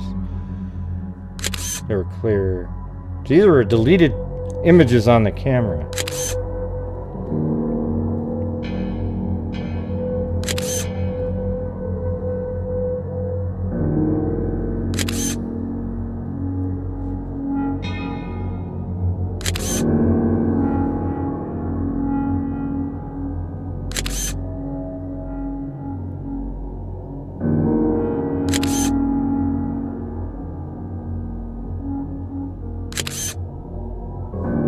Creepy. This one here's This probably video my, will attempt to this one's probably my best one. Here, just watch. This one will be it. The 5-minute. prove the precise location of Exhibit 162 presented in the Jody Arias trial. While it was obvious that the photograph was taken in the hallway with the camera See that image right there? That's the only thing that we had as the public to look at. But you can see right there, that's Travis's big toe and the little opening there. So it's a wide angle lens. That's his shoulder, arm going up. There's the crown of his head, a foot. And I always knew that that was the, I don't know why, but I could tell that that was into the, where the sink area was right there. And it turns out later on in a book that Juan Martinez put out there, it gave a really clear picture. Pointed away from the bedroom and towards the bathroom sink area. The precise location was hard to determine because the background was blown out and the What do you mean I really mirror imaged everything? I don't know what that means. details were hard to make out in any publicly available examples. Before beginning the analysis, it's important to know the elements of the photograph. In the original public image as seen here, there has been much wild speculation over the years as to what is actually seen in the photograph. The first thing we notice is the striped sweatpants and a zipper is on the far left. Then we can see Jody's foot probably covered with a sock. You know, I could probably do is just talk. Yeah, so there's blood coming over the shoulder right there. That's his head. I think that's blood from the gunshot wound coming through his nasal cavity, so there's a lot. That's his foot over there. The big toe, opening, smaller toes. And that's what we knew at the time. It is still playing right now. Not sure what it's saying. 162 was filmed using a Sony Cybershot DS. Oh yeah, so the camera, the shot was filmed with this exact camera. And when you flip it over, it's on its back. If you just rock it, it takes a photograph, and that's what happened. See, that's what the photograph looked like on the camera. Then they rotated it around. That's what I did anyways. And then I lined up the grout line to make it so it's horizontal, you know, like perpendicular to the scene. So now we're looking at it where, you know, the grout line is flat. You see it straight ahead. Is a much higher quality. Now look at this photo that was in that book. There's the damn sink and everything back there. It's unbelievable. It was like, man, I nailed it back then, but I couldn't prove it to anybody. Now you can see it. But watch the stuff in Amazingly, there. Watch the image shows the sink cabinets. See, look at that. The pictures right there. Boom, boom, boom, boom, boom. The pictures on the far wall. And you can see the mirror. If you look closely, they even have the same color pattern of a dark area in the lower left. Well, of course it would, because that is what it is, right? Even the top portion of the round countertop mirror is visible in this image. Another interesting detail is the door hinge of the linen closet. The shadow underneath the linen closet door is visible to the right of the victim's foot. The door stop can even be made out just below the victim's middle toe. It has been known for years that the tile below Jodi's foot has an identifying mark. Some refer to this mark. Yeah, so you see that little squiggly mark right there, you guys? So that's an actual image of one of the tiles. See that squiggly mark right there? I mean, the guy was shitty, whoever put the tile in, because there's like 3 in a row at one point, without it even being rotated. Like they're just bing, bing, squiggly, squiggly, squiggly. But that squiggly right there, you can see. Mark as the squiggly. Many tiles in the bathroom have this mark. An examination of every tile in the bathroom hallway has revealed that only 3 tiles have the correct squiggly orientation, and they are the first 3 tiles from the carpet after the initial tile trim. So you see that 1, 2, I have 3. determined that the tile that closest resembles, they are the first 3 tiles. I mean, you gotta admit, like, that's pretty awesome, right? Like, this is, I mean, just watch this so you can see the same squiggly on all 3 of them. Watch this. The carpet after the initial tile trim. See? Bing, bing. I have determined that the tile that closest resembles Exhibit 162 is tile B. As you can see, Jodi's foot and pant leg can clearly be seen along with the zipper in the back. There's the little squiggly. Based on the grout line, it's clear that Jodi's foot is in the tile above tile B. That's where her foot is standing. Then you got the squiggly, and the camera must have been right next to the squiggly there. See, there it is. See, boom. And that's what it would look like. And that's blood right there on the wall, by the way. See, look at this shot right here. Watch how perfect this turns out. Watch. I mean, that's just crazy, right? Like, I use the same wide angle setting and everything, and boom. Just nailed it. One final interesting fact about this image discovered during... And so what's even cool about this is look at the shadow underneath the door now matches perfectly. See, watch. One final interest... Let me do that again. Let's just show that one more time. See now, see how now the shadow matches perfectly going right along the wall there, underneath the door. So. One final interesting fact about this image discovered during the analysis for this video is the presence of a liquid, probably blood, between Jodi's foot and the squiggly it's mark. Shiny right there, but if not you as compare shiny the there. specularity or shine of this location with blood the right other there. visible tile, you will notice a large difference, almost of a reflective value. I hope this analysis helps better explain Exhibit 162. Alright, you guys want to see one of the funny ones? Okay, here we go. Where is it? Just for get some laughs here. So Jodi wrote a letter to one of her supporters. Here it is.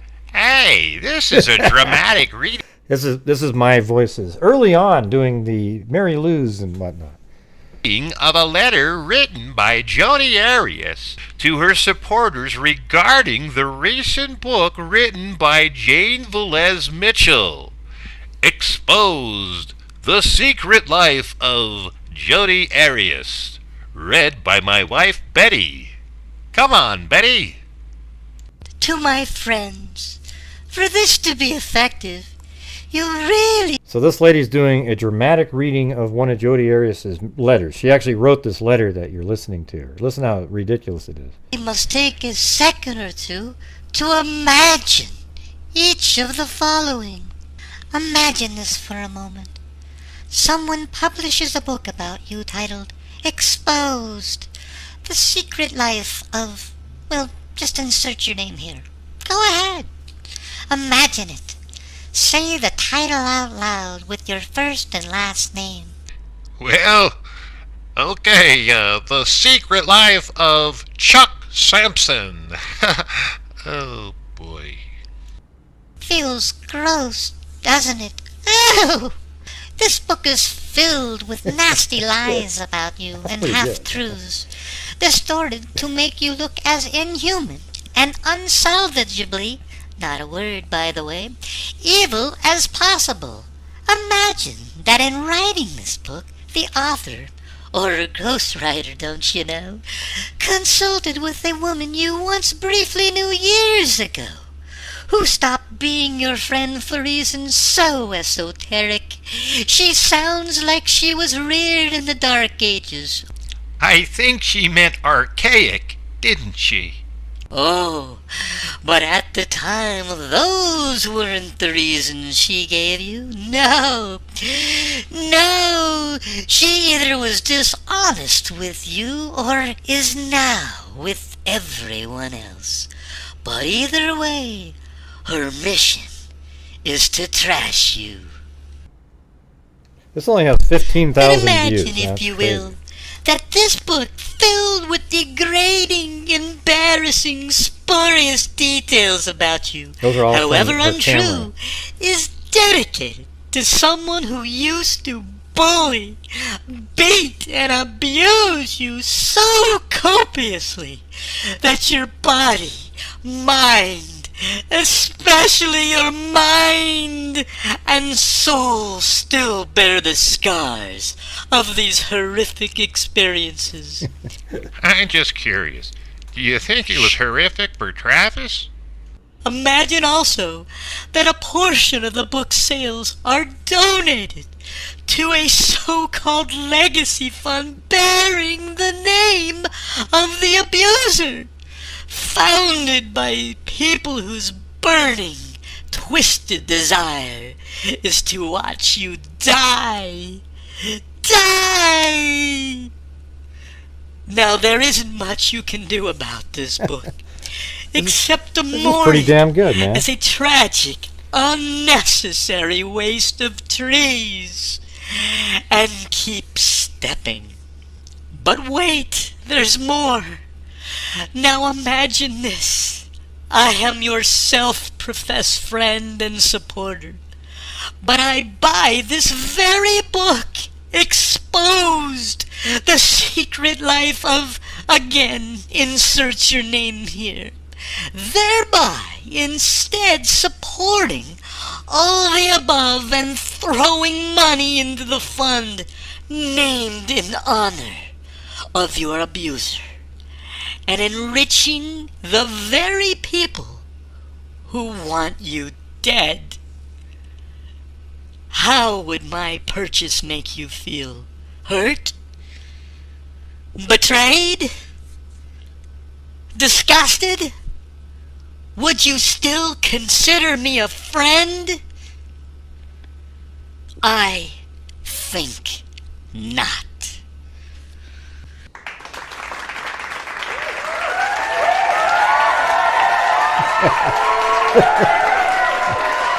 Yeah! Woo!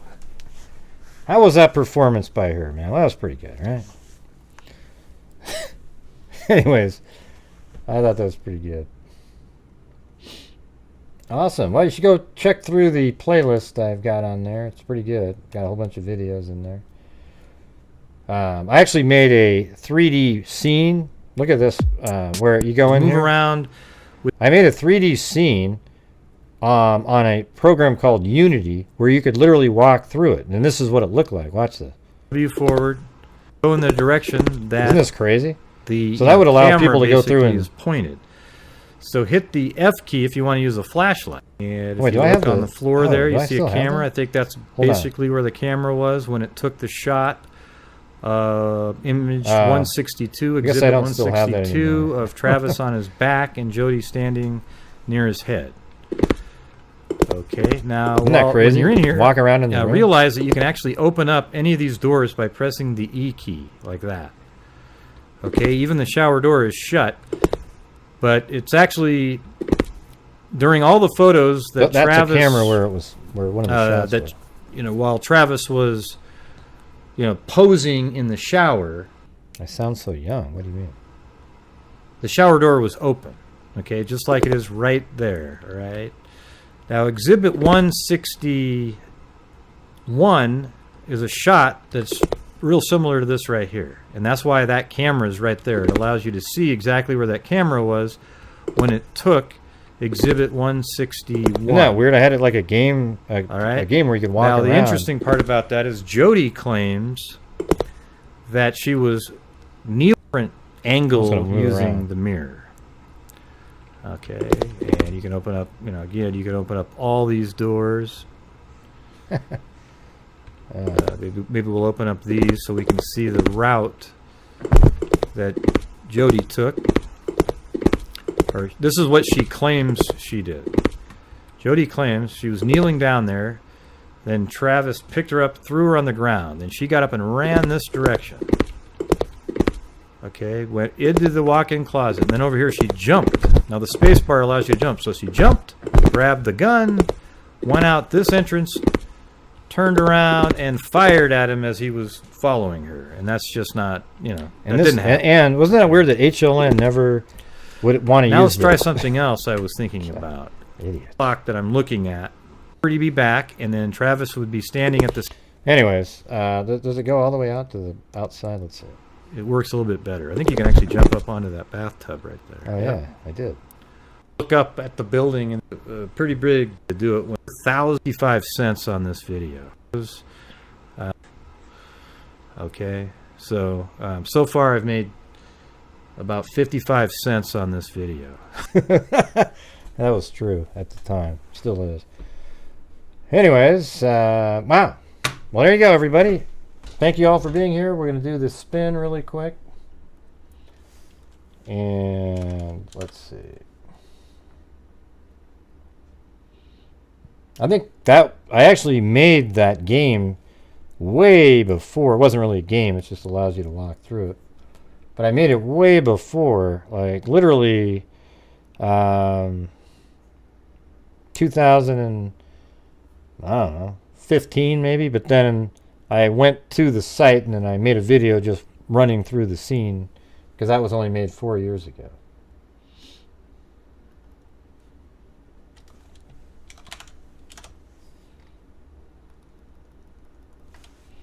All right, we're just going to spin for a one wow, just wow mug, unfortunately. So here we go. What was funny about that, Sereno?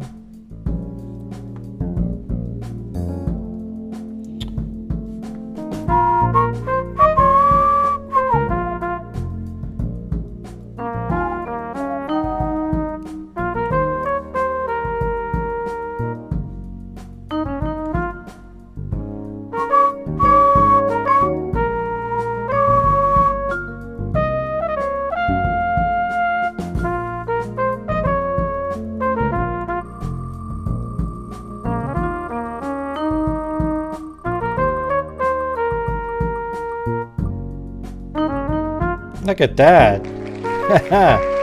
Jima Carnes. One PayPal in there won that whole thing. Pretty good. Alright, that's it, you guys. Sorry about that, but, it is what it is.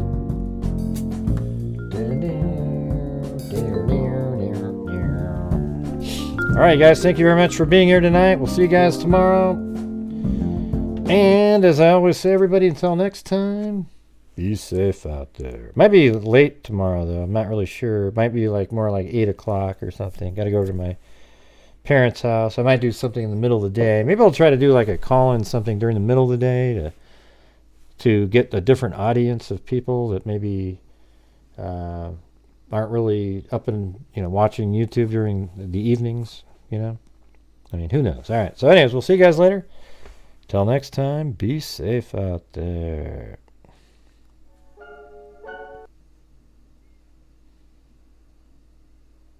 No, I said 8 your time, Laurel. How would I know where you live? I'm thankful. Pulte one. That is a crime dissector, flag rejector. I'm a certified human lie detector. Gonna get ya on a stretcher. You can try and play me like an old projector. Crime sector is my nectar. Professor Gray is gonna give another So yes, your lecture. time, Laurel, since you're in Seattle, right? Connector. and I'm always gonna be a protector. Fool Deflector, interceptor. And I'm meaner than a spectre with a vector on his pector. With all respect, just remember I've a temper fucking conjecture. I have no agenda. I'm a pretender, and I'll send it to you straight without the blender. And in the end, I'm gonna send ya on a mission to reveal the true offender. Yeah, so I'll just get right back to work. All right, everybody. Talk to you. Good night, everybody. Jay. Yep, good night, everybody. 5 hours in the book.